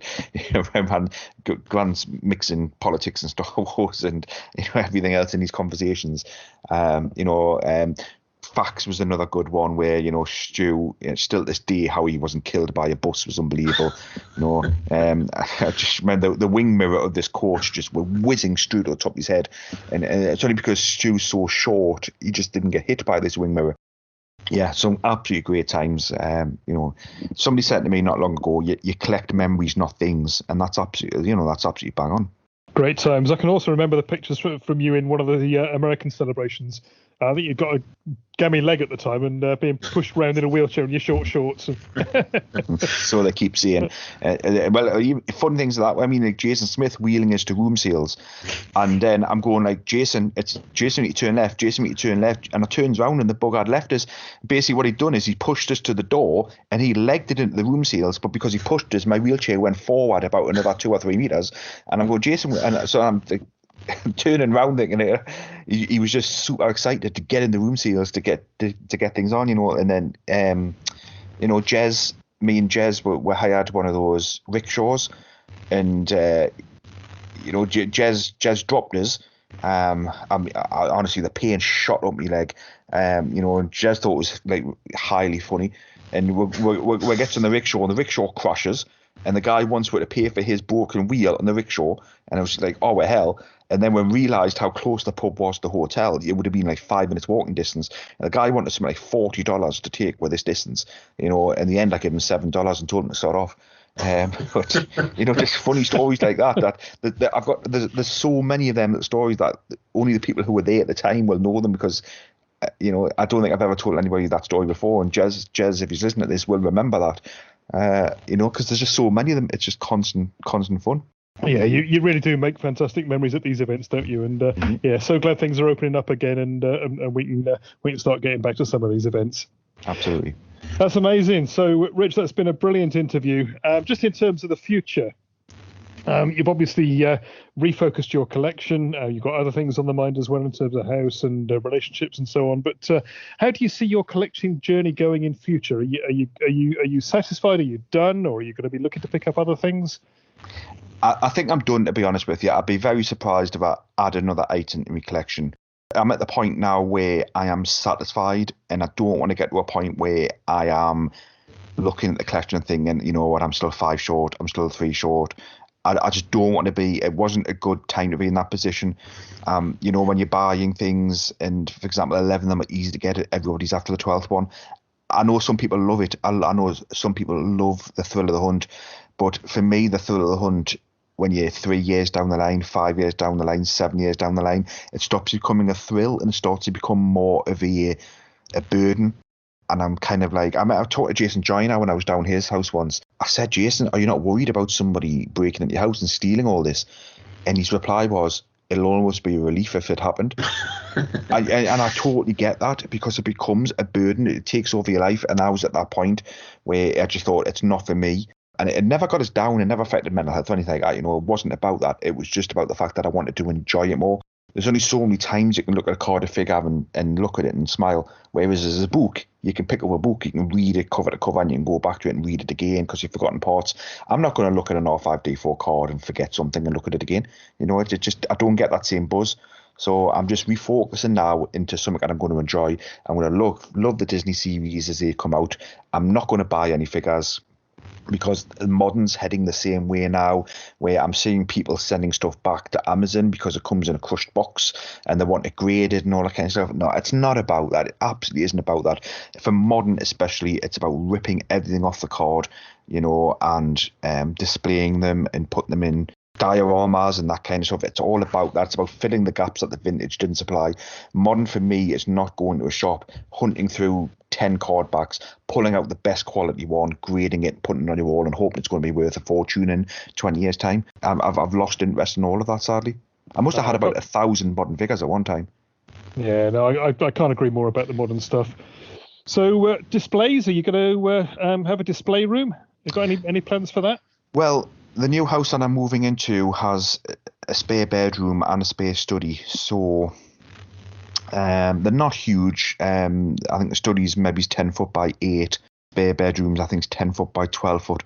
So I've got 2 areas there that I've pretty much been told can be my own to do with as I want, as long as one of them is definitely the podcast recording room, because the house I'm in at the moment, it's very small, it has thin walls. So whenever I'm talking, the voice is carrying right through to different bedrooms and I'm getting in the neck and various other things. Obviously, I've got to move in first, get the kids' bedrooms done, you know, but yeah, there will be plans, I'm sure.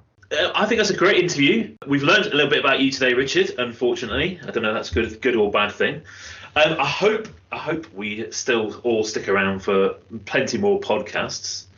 And any final words, Rich, before we cut you off? Obviously, with COVID now starting to lift and people getting back out and spending money on other things, I'm really hoping that people really think of what is important. I'm aware that a lot of people spend a lot of money, and I mean a serious amount of money on Star Wars over the last 18 months. Don't get yourselves into debt. Don't rack up credit cards, anything, you know, really ridiculous like that. Just step back a little bit, do what I did, enjoy the hobby and not seeing it as a goal. You know, you're not going to have a collection like Duncan Jenkins. You're not going to have a collection like Gus Lopez. And if you go back to a farthest from probably about 3 years ago now when Gus Lopez was there, he said your collection's not really that important. It's your journey.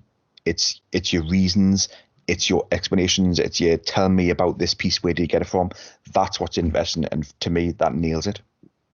So basically, size matters not. So thank you very much, Richard. Let's get on with the show. You shall have a fishy on a little dishy. You shall have a salmon when the boat comes in.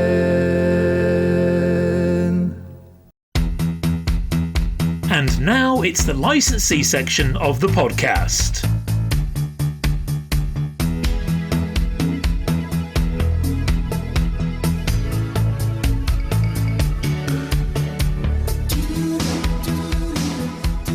This month we are actually going to do a bit of a toy thing. We very rarely do toys in this section, but we are this time. We're actually going to do toys, and we're going to start with Toll Toys.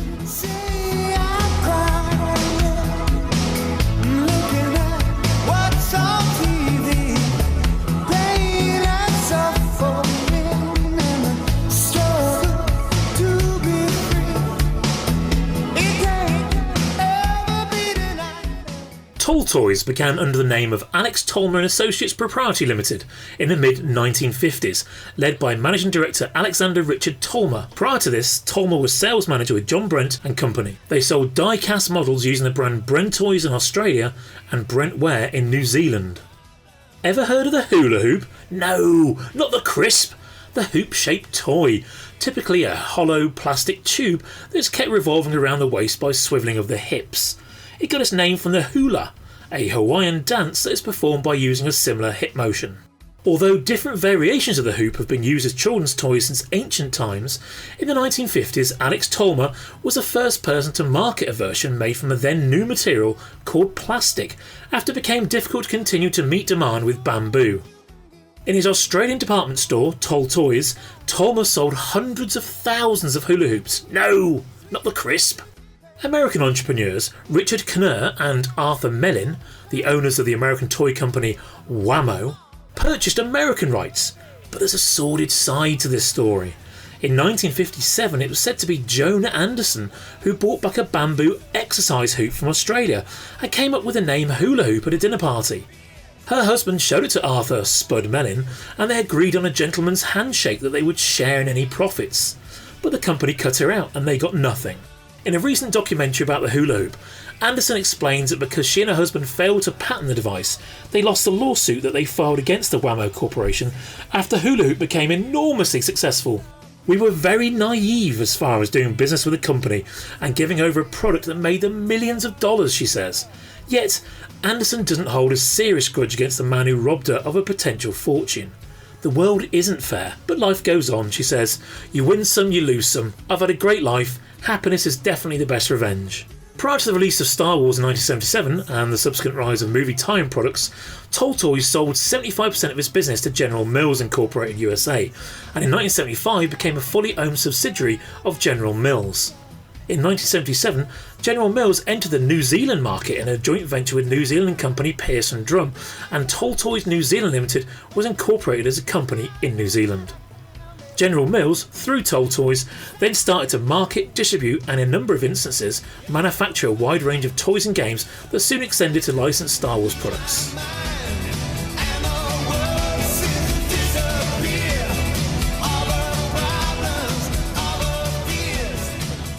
As a kid, I had no concept of what Australia was.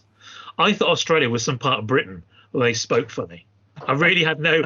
The only because England played Australian cricket. I just thought they were just because you had Richie Benaud. He just had a silly accent, and Australia. Thinking, what on earth, Australia? What's all that about? Didn't until obviously start getting educated. Didn't have any concept. Did you think it was north or south of Leamington, Peter? I thought it was kind of Norwich. I thought Australia was Norwich because they really did speak very strangely and very silly. So yeah, I just thought they were there. No, I didn't think they were millions of miles away, other side of the planet. And it was just like, oh, okay. And obviously, when I obviously got older and what Australia was, but yeah, it was all. I blame the cricket because they all spoke the same as we did. So I thought, well, because you had West Indies, you knew where that was. You had India, Pakistan, all that sort of stuff. Then you had this bizarre thing, Australia. So yeah, Australia.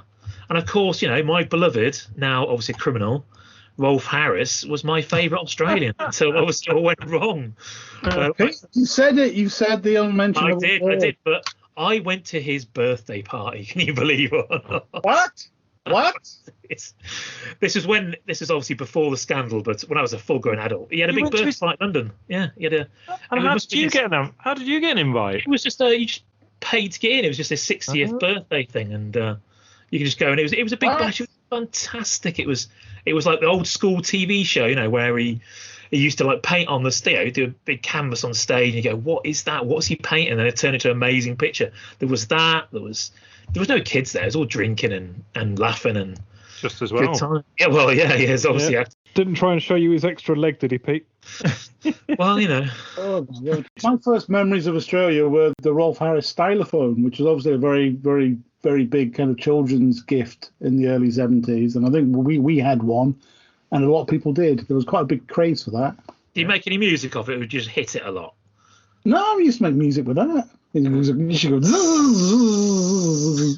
was kind of very acquired taste. But I do not believe anyone got a tune out of that thing. I remember someone it was rubbish. Absolute rubbish. I bought my brother one for his birthday once. He's musical. He got a tune out of it. But I did when my grandma died. She had a Rolf Harris print, and it was on board, and it was just as you described there, Pete. It was one of those sort of giant pictures, but miniaturized. I was trying to find out the origin of it. I don't know. I was hoping it was worth some money, and this was again before he'd gone to prison, but it wasn't worth anything. I suspect it's worth even less now. Yeah. But I still got it. It just faces the wall rather than away from the wall. Yeah, because the record on our family thing used to play over again. We had all these old records. Mum loved music, and it was the Two Little Boys song. I know it sounds terrible now, but that was my favourite tune up until the incidents. And then, of course, obviously I just threw it away.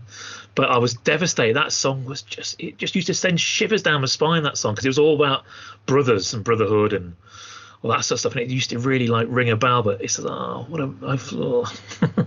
why, Rolf? Why? You went to prison, you deserved it. Right, and Preston, you've not had many Australian memories there. You're probably into your cricket or something, weren't you? Not desperately into cricket, no. I mean, I can remember, Rolf Harris on the telly, as we all can. There was that funny lady, wasn't there, Dame Edna? Oh, Dame Edna. Oh, yeah. Yes, I Dame Edna. I didn't realise for a year or two when I was very little that Dame Edna had a bit more going on than than you realised. What is it with drag acts? I mean, they were everywhere when we were kids. No one really said too much. And these days, it seems to be a big deal. But then it was like, oh, everyone's into drag. It's the way it is. What have you Dick got? Emery. RuPaul's Drag Race, Pete. Oh yeah. There was Clive James. Do you remember all the Clive James shows they used to do? They were classics. Absolutely. And who's who was like the TV editor that had the paper editor that had his own Jameson, Derek Jameson. Do they mean us? They surely do. You've missed the most important show out to come out of Australia ever. Go on, Richard. Prisoner Cell Block H. Lovely theme tune again. It was shown at like 11 o'clock at night over here because it was so bad. But I loved that show. It was great. It was great for when we're a bit older, but at college you come back and a few beers. It'd be on like 1 o'clock or whatever in the morning in ITV, and you just used to sit there laughing at all the wonderful drama. That old lady, was it Lizzie? What her name was? B or something, wasn't it? Oh my! Lizzie was the ancient one, wasn't you? Yeah, the old lady. Do you remember the sketch? I think it might have been Harry Enfield or somebody, where there was somebody operating the press mimicking B, and then a woman come in and her pants were bigger and she had bigger boobs. She came top dog and it kept going on with new women, and each woman got bigger pants and bigger boobs to eventually this huge. It was absolutely hilarious. But it was all linked to like the Australian kind of, virtually everyone who worked on Neighbours and all those shows. You had like that Ian Smith guy who played, is it Harold? Harold, yeah. He was in it. He was in it twice, I think. He came back as another character because obviously they have a lot of actors. And do you remember pre-Crocodile Dundee, the Paul Hogan show? Yes, he's been Channel 4, wasn't it? Channel 4. Yeah. That was one of its early shows that they kind of launched with. Yeah, he was a saucy old tiger, wasn't he? Old Paul Hogan. I think he's still going, isn't he? Somewhere, he must be about 80 or something by now. But not heard of him for a long time. That was a little bit later on, wasn't it? Well, not vintage again, but Crocodile Dundee movies, and of course Neighbours. I can remember at university, Neighbours was absolute required viewing. We'd stop whatever we were doing, gather around the telly in the hall of residence, and watch Neighbours. And then some guys who'd had lectures would miss the lunchtime edition. So at 5 o'clock we watched it all again. So was it 1985 apparently? So it's not on the edge of vintage there, on the edge of vintage. But yeah, everyone watched it. My mum watched it, I watched it, brother watched it, we all watched it. There was a Sullivan's, wasn't it, which predated that. It was always the lunchtime. If you day off sick from school, the Sullivans would be on, which is it's my earliest memories of Australia. Really, I mean, surely there must be other programs rather than just soap operas. Did we not get anything decent? Not really. There was like those doctor programs where they used to fly out in their little airplanes trying to pick people up in the bush. Flying Doctors? It was Flying Doctors, yeah. And what about Skippy? Oh, classic. What's that, Skippy? Joey's fallen down the well again? Always down that blooming well. Block him up. There's all sorts of programs. Probably completely taken for granted where they came from because they're silly voices. I've got to say though, probably my favourite Australian thing or film or whatever, Mad Max. Yeah, I was wondering when you were going to mention that. Oh, Mad Max. I mean, all the films, I love them. All those films. Even the latest one is good. Right, before we move on, because we've done enough about Australia, there is a film you should try and check out. I've been trying to get on video because I think that's the same place. It was one of those films my dad used to bring back from he used to work at Ford's in the foundry. And when VHS was a thing, and we finally got a VHS player after everyone in the world had got one, he started bringing back dodgy films and some good ones, some rubbish. But in the cases and everything, it must have been it must have been where video shops just turned them over and just got rid of them. And he's bought these videos out, and he bought this film back called Fortress. And it's not the one you're thinking of with some famous bloke in it. It's basically about a bunch of kids fighting back against these evil guys. It's one of the best films I've ever seen. We watched it. Everybody watched it about 10, 15 times in a row. It was so good. I've been trying to find it. You can't get it on DVD. And I can't find it on DVD.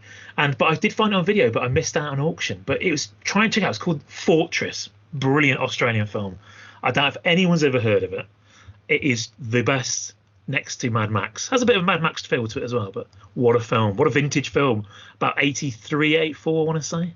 But anyway, let's move on because before we do, I've just got to put an honourable mention, and they are a vintage band, the great AC/DC. Oh, I knew he was going to say best thing ever to come out of Australia. Let's talk Toll Toys. So, am I right in saying there was nothing particularly unique?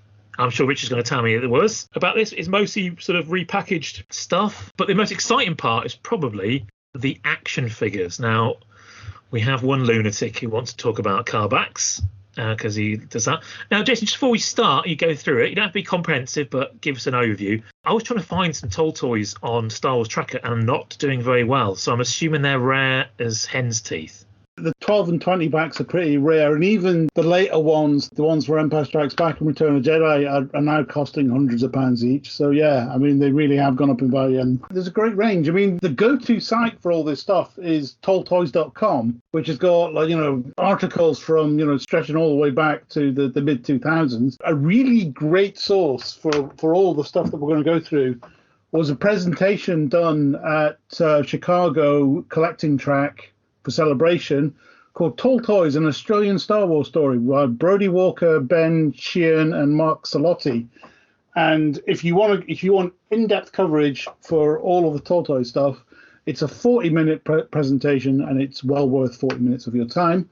I'm going to cover card backs from Toll Toys. It kind of started out with the existing Kenner 12 backs. They were released in Australia, but they had a very big bee in the bonnet about imperial versus metric measurements. So on the back of the card, where all the figures are listed and they're listed as being in inches, they put little stickers at the side, on the left-hand side, with the height of all the figures in millimeters, just so you knew, which is quite a neat thing. And again, I mean, it's like a lot of these things, they go from rare to extremely rare. That's a sticker I would like to have, which I don't have. The main line, though, they came out with the Star Wars 12 backs. They did Toll Toys versions of that. The first 5 mail-away figures, which were Vader, Chewie, R2-D2, Luke, and Leia, they came with on a card where basically the Kenner logo was replaced with the Toll Toys logo, but it's a kind of rounded logo on it, so it's got rounded edges.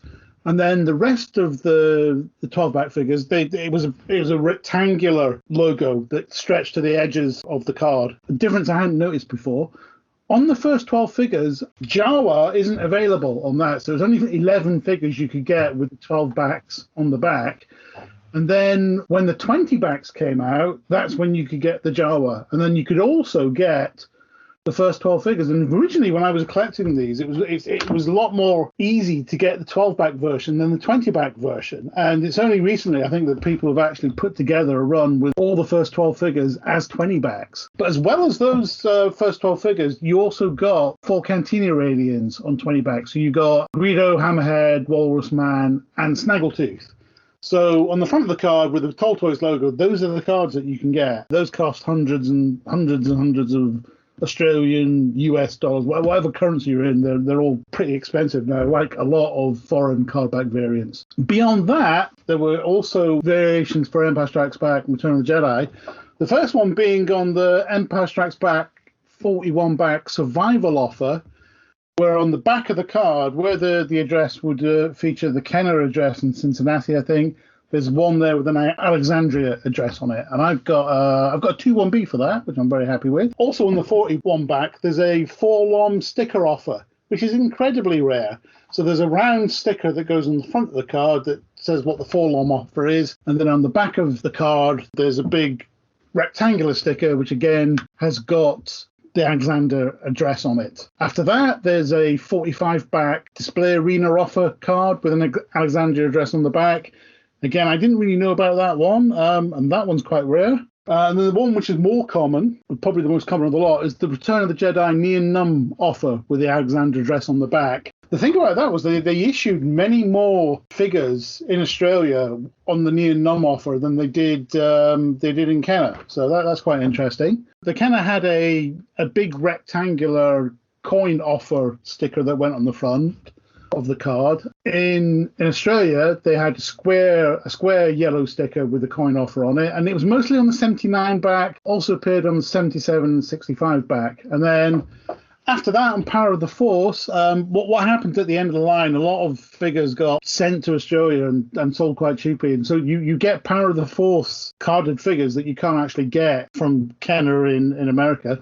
And the ones that you principally get in Australia were Nikto, Attack Driver, Gamorrean Guard, and then an Anakin and a Yak Face. Yeah, lots of interesting things to collect there. I'm probably, with my collection, I think I'm 2 card backs short of a run of Tall Toys 12 backs, and I'm missing a couple of the 20 backs. And I don't know if I'll ever get those. They will cost a lot of money now. But it's a great range of things, and it's a nice little focus thing to collect. It must have been quite a small market, because I had a quick look at what the population was of Australia back in the early 80s. It's about 10 million less than it is now. It's only about 16 million.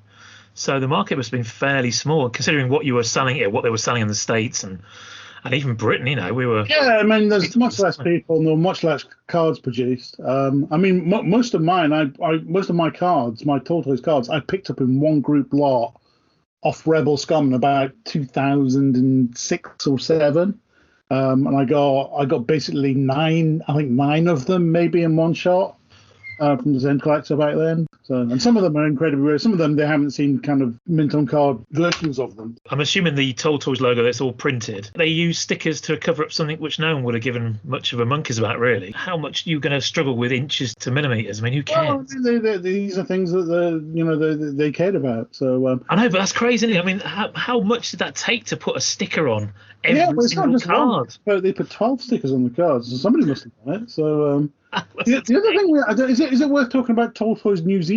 Because they did have a little subdivision of Tall Toys called Tall Toys New Zealand, which is a couple of cards. So the main things about those cards are there's a 12-back card, I think, which is smaller than the Kenner variation. And then I think is it a 31-back card, which is actually taller. And then there's some kind of fairly unique stickers as well. So there was a kind of subdivision that they did for New Zealand as well. Have you got any of those? That sounds crazy. No, I don't have any of that. Again, those are... Have you ever seen one? In the flesh? No, I've seen pictures. Let's Spoons. Now, you are the king. We are now the official king of Diecast, because you've written a website about it, so we are calling you the king of Diecast. An impressive title, that. Thank you.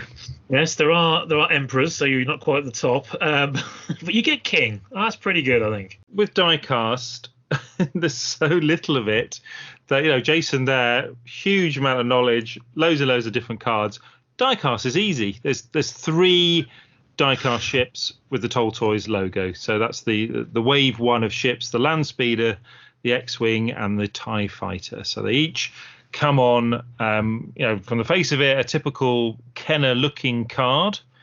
But in the top right corner, you'd normally have the price sticker. They're basically a white box on the Kenner ones. That's gone, and they've got the Tall Toys logo up there. Very different from the 12-back cards that Jason's talking about, but nice Tall Toys writing up there. And then where the Kenner logo would have been and the LP logo at the bottom right corner, they have trademark information on the card there. So that's the key differences. Then turn it over on the back. There's also the trademark section on the back on the bottom right corner, and that's how you've got a Tall Toys card. They didn't do the Wave 2, so that's the large ships, the Falcon, Y-Wing, and Imperial Cruiser. They didn't do the Empire Strikes Back ships either, but a bit like over here, they were for sale there, so you could get yourself a Kenner Slave 1. It wasn't with a Tall Toys logo, so there's no different, it was just imported stock, as we'd see. But what's curious, and there's loads of oddities that come out from Australia, New Zealand, sort of that part of the world. A couple of years ago, Fabien de Neuville acquired, essentially on the face of it, a really rare TIE Fighter card, a Clipper card, but with the Meccano import sticker at the top. So really rare. He turned it over, and the back of it was a Tall Toys back. So it had the Tall Toys trademark thing. He didn't pay a lot of money for it. It looks really neat. It doesn't, the punch lines up really well. The wear around it lines up really well. There's nothing to suggest that it's random. Someone's put 2 really rare card front and back together to create this hybrid. It looks like it's done in the factory. So the question is where are these Toll Toys carded things being made? Are they all being made in one factory that's got card fronts and backs for all different ships? There's also a similar thing with a Star Wars Kenner card, but with an Empire Strikes back on it. It's a mixed match of card backs for these die cast ones. So maybe because they are in much smaller runs, they're being done in the same factory. It's an interesting thing. No idea the actual origin of it. People would question whether it's real or not. I wouldn't really be able to answer that, but it looks pretty good to me. And then there's all kinds of there's the Jason West threads on Rebel Scum with the 79 backs. Loads of them you can only find in Australia. They're clearly getting different kinds of stock than the rest of the world's getting, but interesting nonetheless. But that's essentially Toll Toys. There's 3 ships, lovely cards, incredibly rare. I was lucky enough to pick up a sealed, very battered X-Wing not so long ago. Still on the lookout for a land speeder. What's the upmarket price on those things? Is that 4 times the amount, 5 times the amount? They come up so rarely. I've never seen one for sale. The last ones that I'm aware of that sold on eBay were around about, I think, 600. They're in great condition as well. There's one of they're sort of slipped under the radar. They're an American eBay Toll Toys cards. They were around about $300 each. Someone picked them up on eBay for $300. Collector bought them for $600 off that person that just bought them sort of weeks later. And then I think they were then moved on maybe 2 years later for the 1,000 mark. And at the time, if you'd bought, the Kenner equivalent would probably be like the $150 mark, maybe $200. Everything's sort of creeped up a bit over lockdown, so I wouldn't be sure what they would change hands for now. You're probably right, Pete. Yeah, at least 4 times, if not 5-6 times, what the Kenner equivalent would cost. And that's if you can find them. They don't turn up. People go mad just for a card back. What do you think of the Toll Toys logo? I just sort of staring at it. Is anyone else being wound up by that S? I think Toll Toy looked much better. The S is just a little bit kind of like hanging on at the end there. Yeah, it's like, so I know what you mean. The bottom of the S should be further to the right, shouldn't it?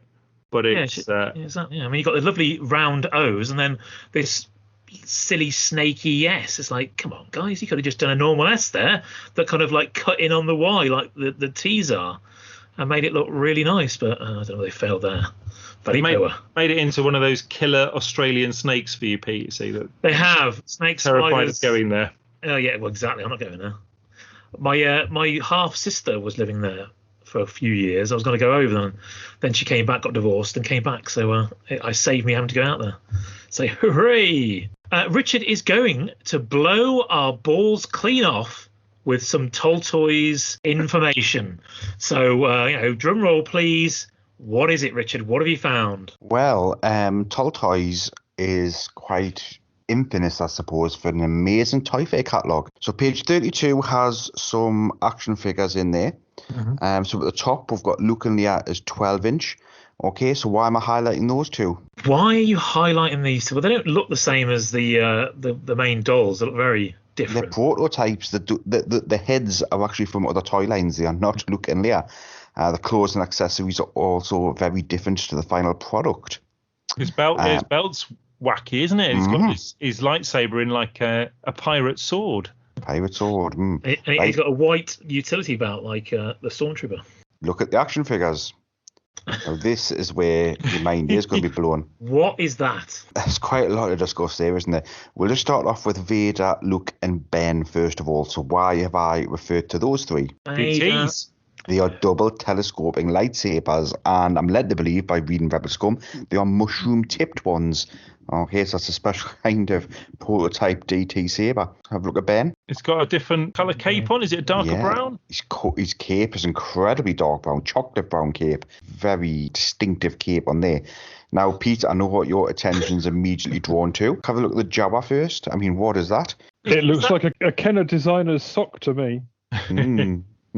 Going to the back there, so we've got the Tusken Vader, but then one to the left. Is that going to be Death Squad Commander? That's the Death Squad Commander. He's wearing flares. Fisher-Price man with a Stormtrooper helmet. So as a kid, if you purchased that, where would you match that up in the movie? The Death Trooper. I'll tell you what, Rich, the Tusken Raider is brilliant. I love that kind of really Awesome, kind of innit? grainy cloak. It looks like he has literally walked off out the desert. Mm-hmm. It's a shame you can't see his face very well, and his sticks. It's all right. I'm going to send you page 33 now. Better not be porn. Because it gets better. Page 33 there, we've got some amazing shots of some prototype vehicles. You all got that? Yeah, those are all prototypes, aren't they? Yes. So the Land Speeder prototype vehicle is a bit longer than the final product, as noticed in the SWCA. Differences including no pop-up button, no seats, different coloured and detailed interior, moulded piece on the hood, highly detailed paint job, no apparent hinges. The Land Speeder, I forgot this right, guys, the Tall Toys Land Speeder, isn't that the one with the stickers for the grills on the side? The actual stickers. Yeah, I thought so. 3 die-cast vehicle spoons, very early prototypes. Yeah, that's really interesting because Justin Lee sent me a copy of a Tall Toys, the 1980 catalogue, which has got crazy prototypes of the Empire Strikes Back Series 3 ones, but I hadn't seen those early ones for the Star Wars ones, so I think I might add that to Justin's article. I'll send you a copy of these Series 3 ones, because they don't look like the ships, half of them. Yeah, absolutely. That's what makes them quirky. Star Wars, I'll just put something vaguely spacey. Yeah, exactly. Pete, I'm coming to this one because this one is the one that's going to make you go, oh my God, where's this been all my life? And this is page 37. Is that some of the descriptions, as noticed in the SWCA, are absolutely hilarious. Now look at R2D2, not just for bopping, R2D2 is for loving. I mean, just who on earth came up with that? It was just it all becomes clear. You're not having a illicit relationship with R2D2. No, that is an uncomfortable shape for that kind of level of information. Really, very sort of saucy. If you read the plush, what child could resist a cuddle with this soft, lovable character? Yeah, I'm sure kids are queuing around a block for a cuddle with that. Who could resist their very own Wookiee? That is basically Jason after he hasn't shaved for a week. I think this catalogue, it's a gold dust, really. It's a very fantastic item to, have some very, very good high-resolution scans and some great discussion on it. I think I remember reading an article from maybe as far back as 2000 in Rebel Scum with the guy who first scanned these images in. Sadly, his website's completely gone now. And this is why it's important that the SWA and places like that are still keeping going. Because these images, might have ultimately got lost, or at least, took a long time to be rediscovered again. We've heard of prototypes being found in Australia, we've heard of things like that before and things that shouldn't be there. Would these have gone down to Australia, or would it have just been the photographs? Yeah, I think it's more likely to be the photographs. Yeah, I agree. Mm-hmm. Why are they getting such early? Are they sending them by ship? Is it taking them 6 months to get there? What? Probably did. It's crazy, isn't it? I mean, I love it. Particularly that Tusken Raider. You see that's brilliant. I want that. And then you get this thing with a crappy plastic cape on it. It doesn't look anything like that. You'd probably be pleased with your Death Squad commander, to be fair.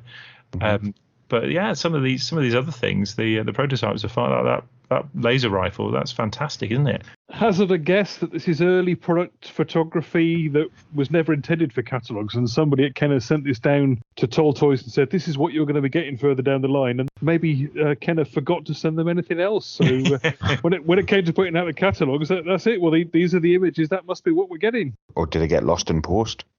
It could be. But then it's weird, isn't it, though? Because, I mean, I've only got the diecast page from the 1980 Toys catalogue. But the fact that exactly the same thing is happening there, that says there's more reason to it than the off chance. So the 78 one, they've sent all these early photos because they haven't got anything else. Why are they doing exactly the same in 1980? Do they not think, well, actually we'll fly about this time, or we'll prepare a little bit better? Because I've never seen those images, those Series 3 images anywhere else. I've never seen those Series 1 images from the 1978 diecast ships anywhere else. There are prototype ships out, but they're not those ones. You tend to see the kind of polystyrene ones on the back of the card backs. So they are really early, those. I'm just wondering whether it was this might be like some sort of toy fair or something, or toy expo, because the way the descriptions are written doesn't sound like it's trying to advertise it to kids as much. It sounds like it's information for maybe a salesman. I don't know. Well, the information says the Slave 1 says it's with removable wings and a non-removable Boba Fett. The wings aren't removable on Slave 1, so it's complete design change there.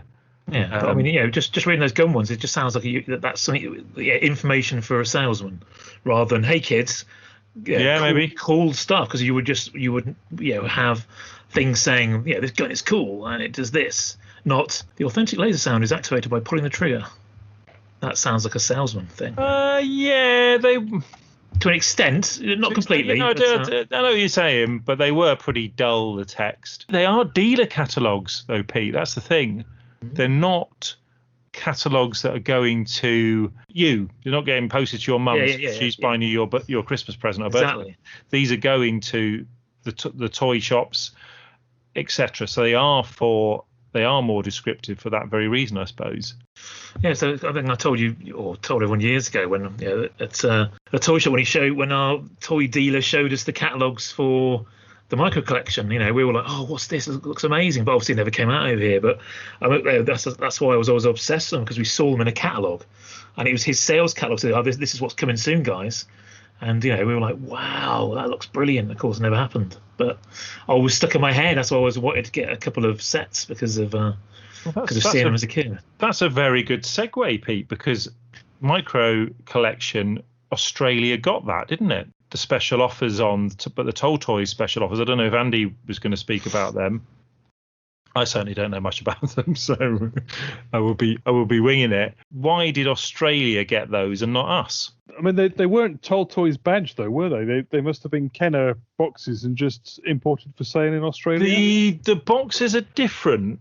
The most detail I can find on micro collection and Toll Toys is on the good old Imperial Gunnery Forum, and Aussie James, who we've also mentioned from the Variant Villain, he's got a great post on there showing off his collection, asking questions. So there's these are clearly rare items. There's not the full set of ships and play sets are released with the Toll Toys. So the difference between the Toll Toys boxes and the Kenner American boxes is essentially the Build Your Armies address. With the Kenner Americans, you can send off for loose figures. You get like a pack of Imperial Stormtroopers or Rebel soldiers, and you great little iron cannons, great little sets, but you send off for those. And clearly, if the boxes were just sent over to Australia, everyone will be sending off to an American address. So rather than just put a sticker on the back, as we saw over here with the Colville addresses sometimes put on the back of Kenner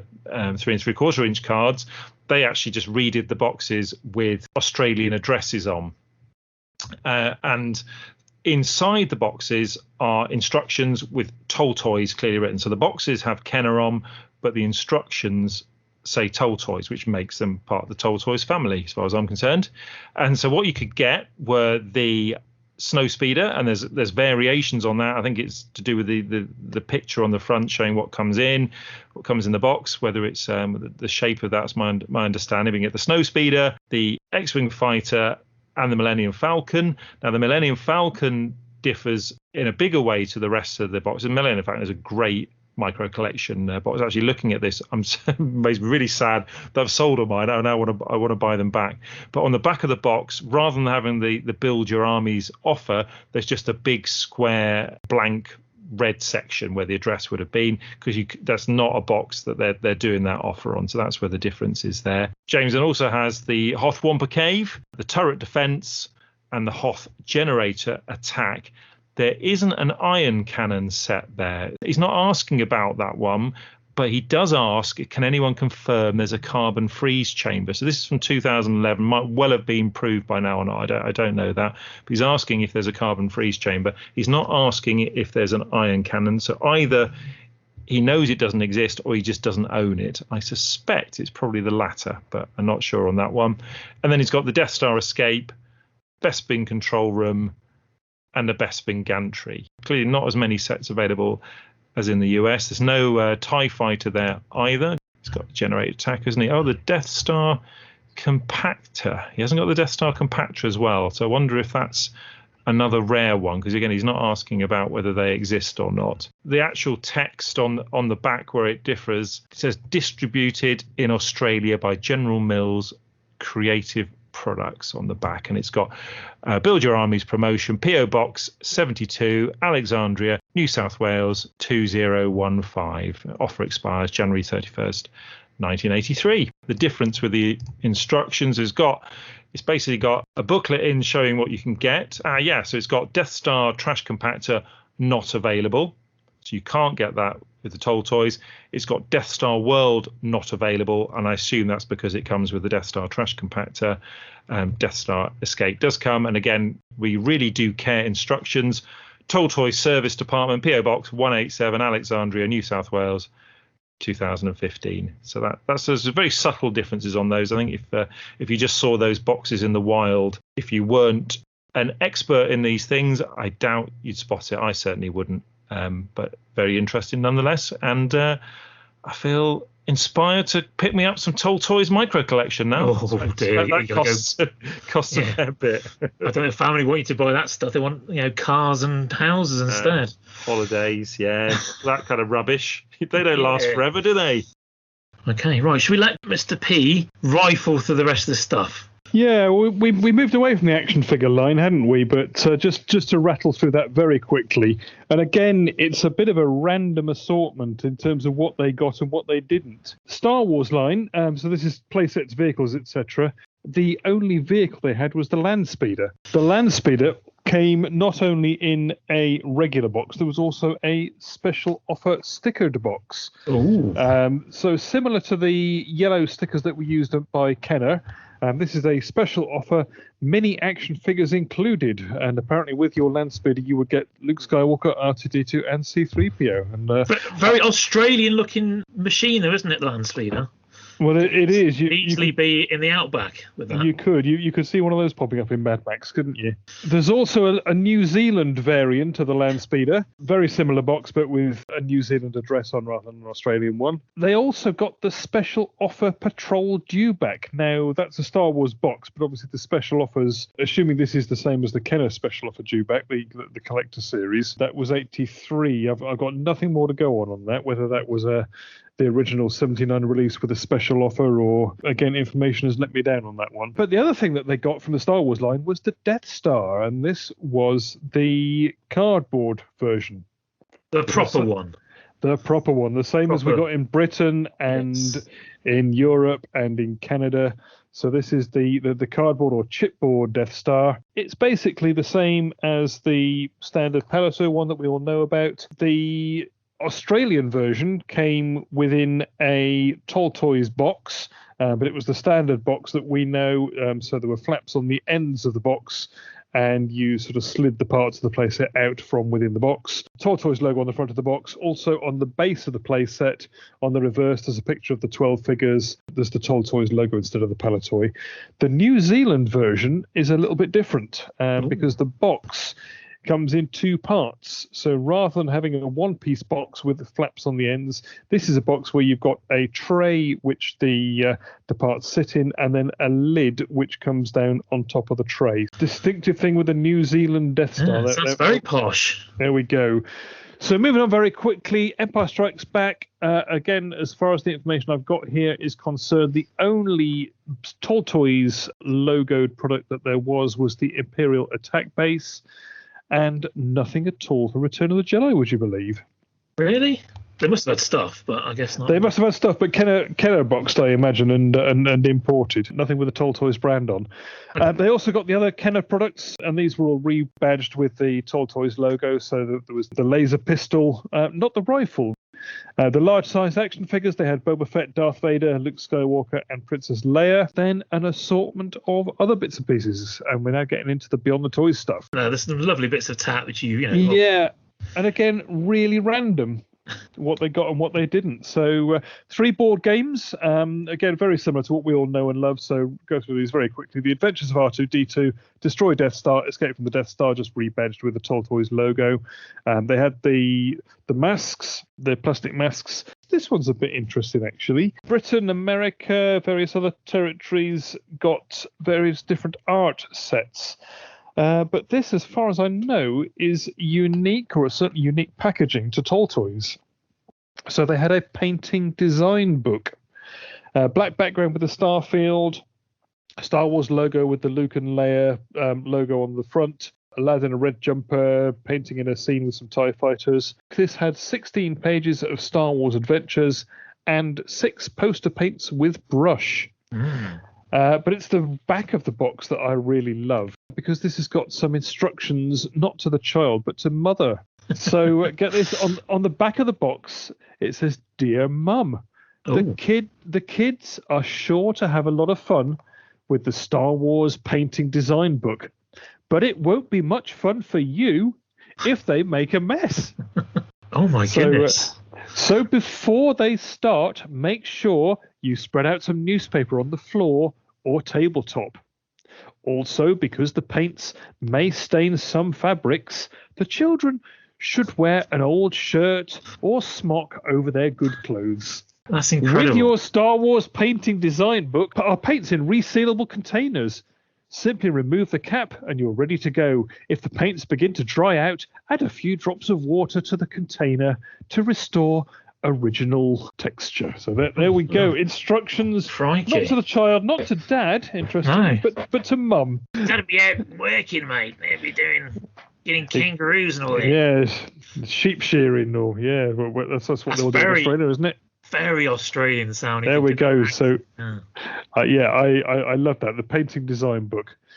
They also got the Give a Show projector. Now, projectors were available again in various territories. This is very, very similar to the one that was put out by Chad Valley in the UK. Very, very similar box, but with a Tall Toys logo. Very different from the US one. The R2 Bop bag. And then there was a series of jigsaw puzzles, 5 or 6. And these are all on similar backgrounds. You've got R2-D2 and C-3PO in the throne room on Yavin on a blue box, 140-piece puzzle.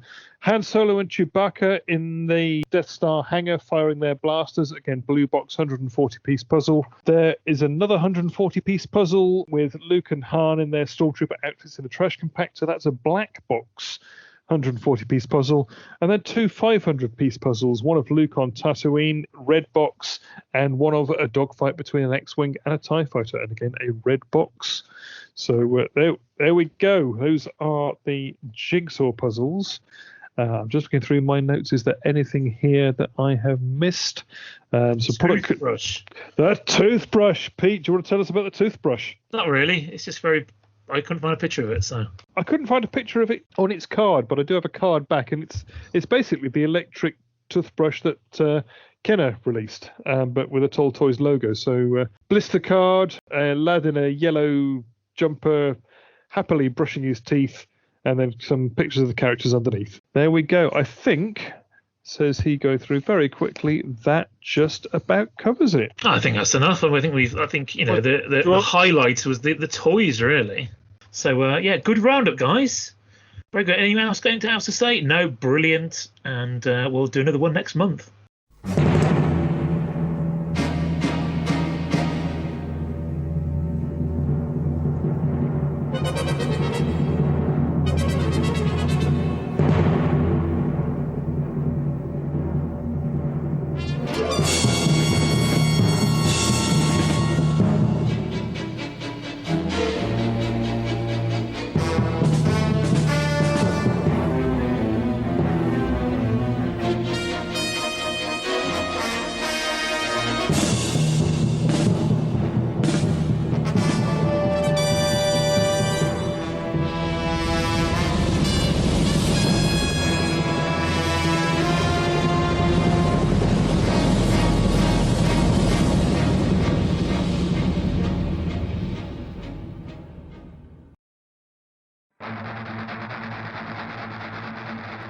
We are here with Richard Hutchinson, and we are going to do rapid fire.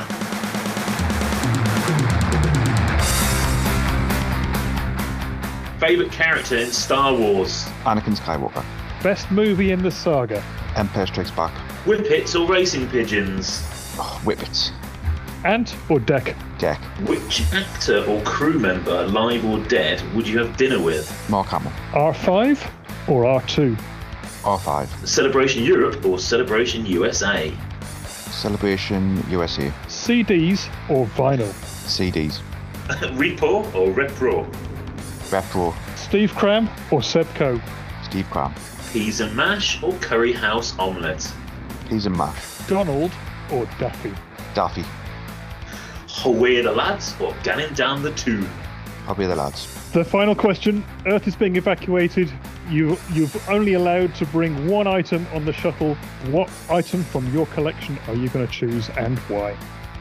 I think it would be Gus and Duncan's collectible book, which the name escapes me at the moment, which is a bit shocking. You know, the one that has every collectible listed, because I'm going to take everything in one go as a compendium of everything that was available out there. That's an interesting choice.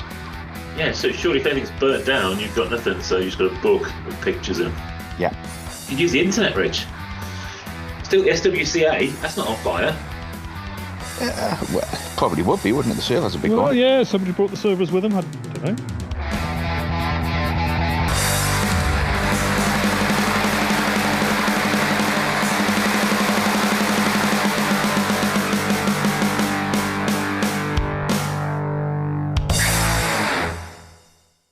Okay, guys, and so that seems to be our third episode out this month. I think the last two seem to have been so late that they were in this month pretty much, so it's good to get back on track. Thanks, guys, for everybody who's been leaving us feedback over on Stars from UK. Ian Ward, great episode as ever, guys. A special thank you from me to Andy for reading out my recent thread about being reunited with my childhood figures. I sent a link to the podcast to both my friend Miles and his brother James so that I could hear how much I appreciate having them back.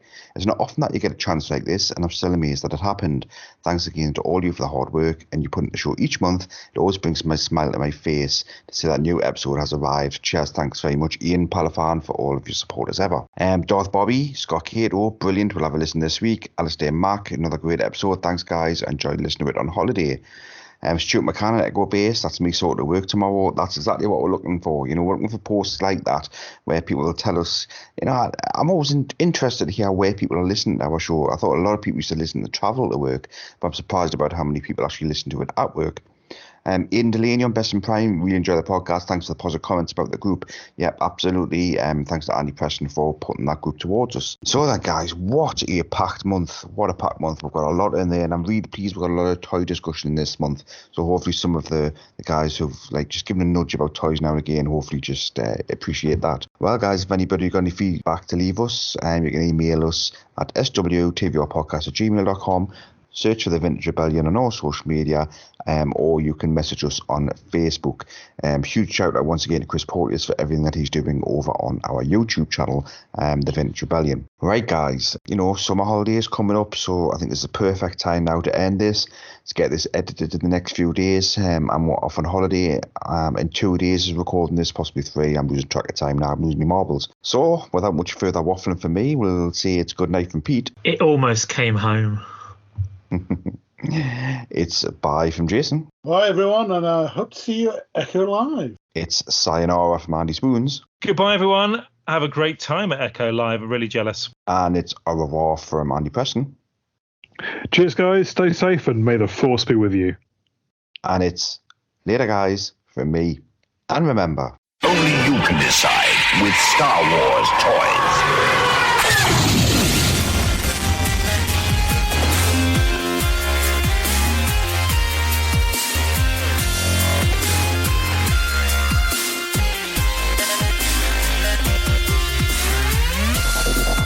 This podcast is not endorsed by Disney, Lucasfilm Limited, 20th Century Fox, or anybody who cares about the Star Wars franchise. It is intended for entertainment and information purposes only. The official Star Wars website can be found at www.starwars.com.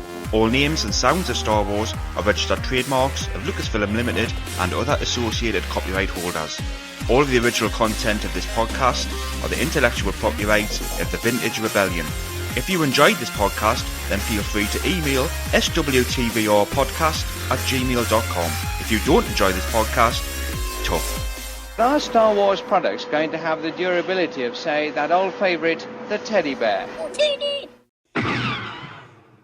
Oh, is Rich? Richard Hutchinson. I think I might take Good evening. my shirt off. It's hot. Don't share your No cameras. No. I have. Really I'm going to start recording them, so just in case we get it, that'll be a video outtake. Jason doing his some kind of like. Oh, come on, Ross Bar broke this ground years ago. Oh, that's true. None of us have ever been the same since. It's not good. It's not good. Actually, I did the Mark Cooin interview with Rich in my dressing gown. There was a bit too much flesh exposed there, probably for Richard, so like him. Oh, I reckon he likes it. Bit northern. We go, oh, that's a 5-figure man. And who can say that run isn't complete? Because I think it's absolutely great. Spiffing. Well done. Spiffing, Richard. I've heard that word for a while. You know what? I don't even know where that comes from, because spiffing is not something that's ever uttered by anybody north of probably Bradford or something stupid like that. You would get beaten up, Richard, for that. Absolutely. Okay, well, this is the second time I've had R2D2, and I'm going something again a bit different, bit off piece. Here we go. This is every time R2D2 saves the day. Okay, is that it then, Jason? No, the of course the internet's not working now. Just give me. I'm gonna redo this bit. I thought you binned him off, Rich. That'd been funny. Let's just stop it there. That's much better. I'll start again from that bit.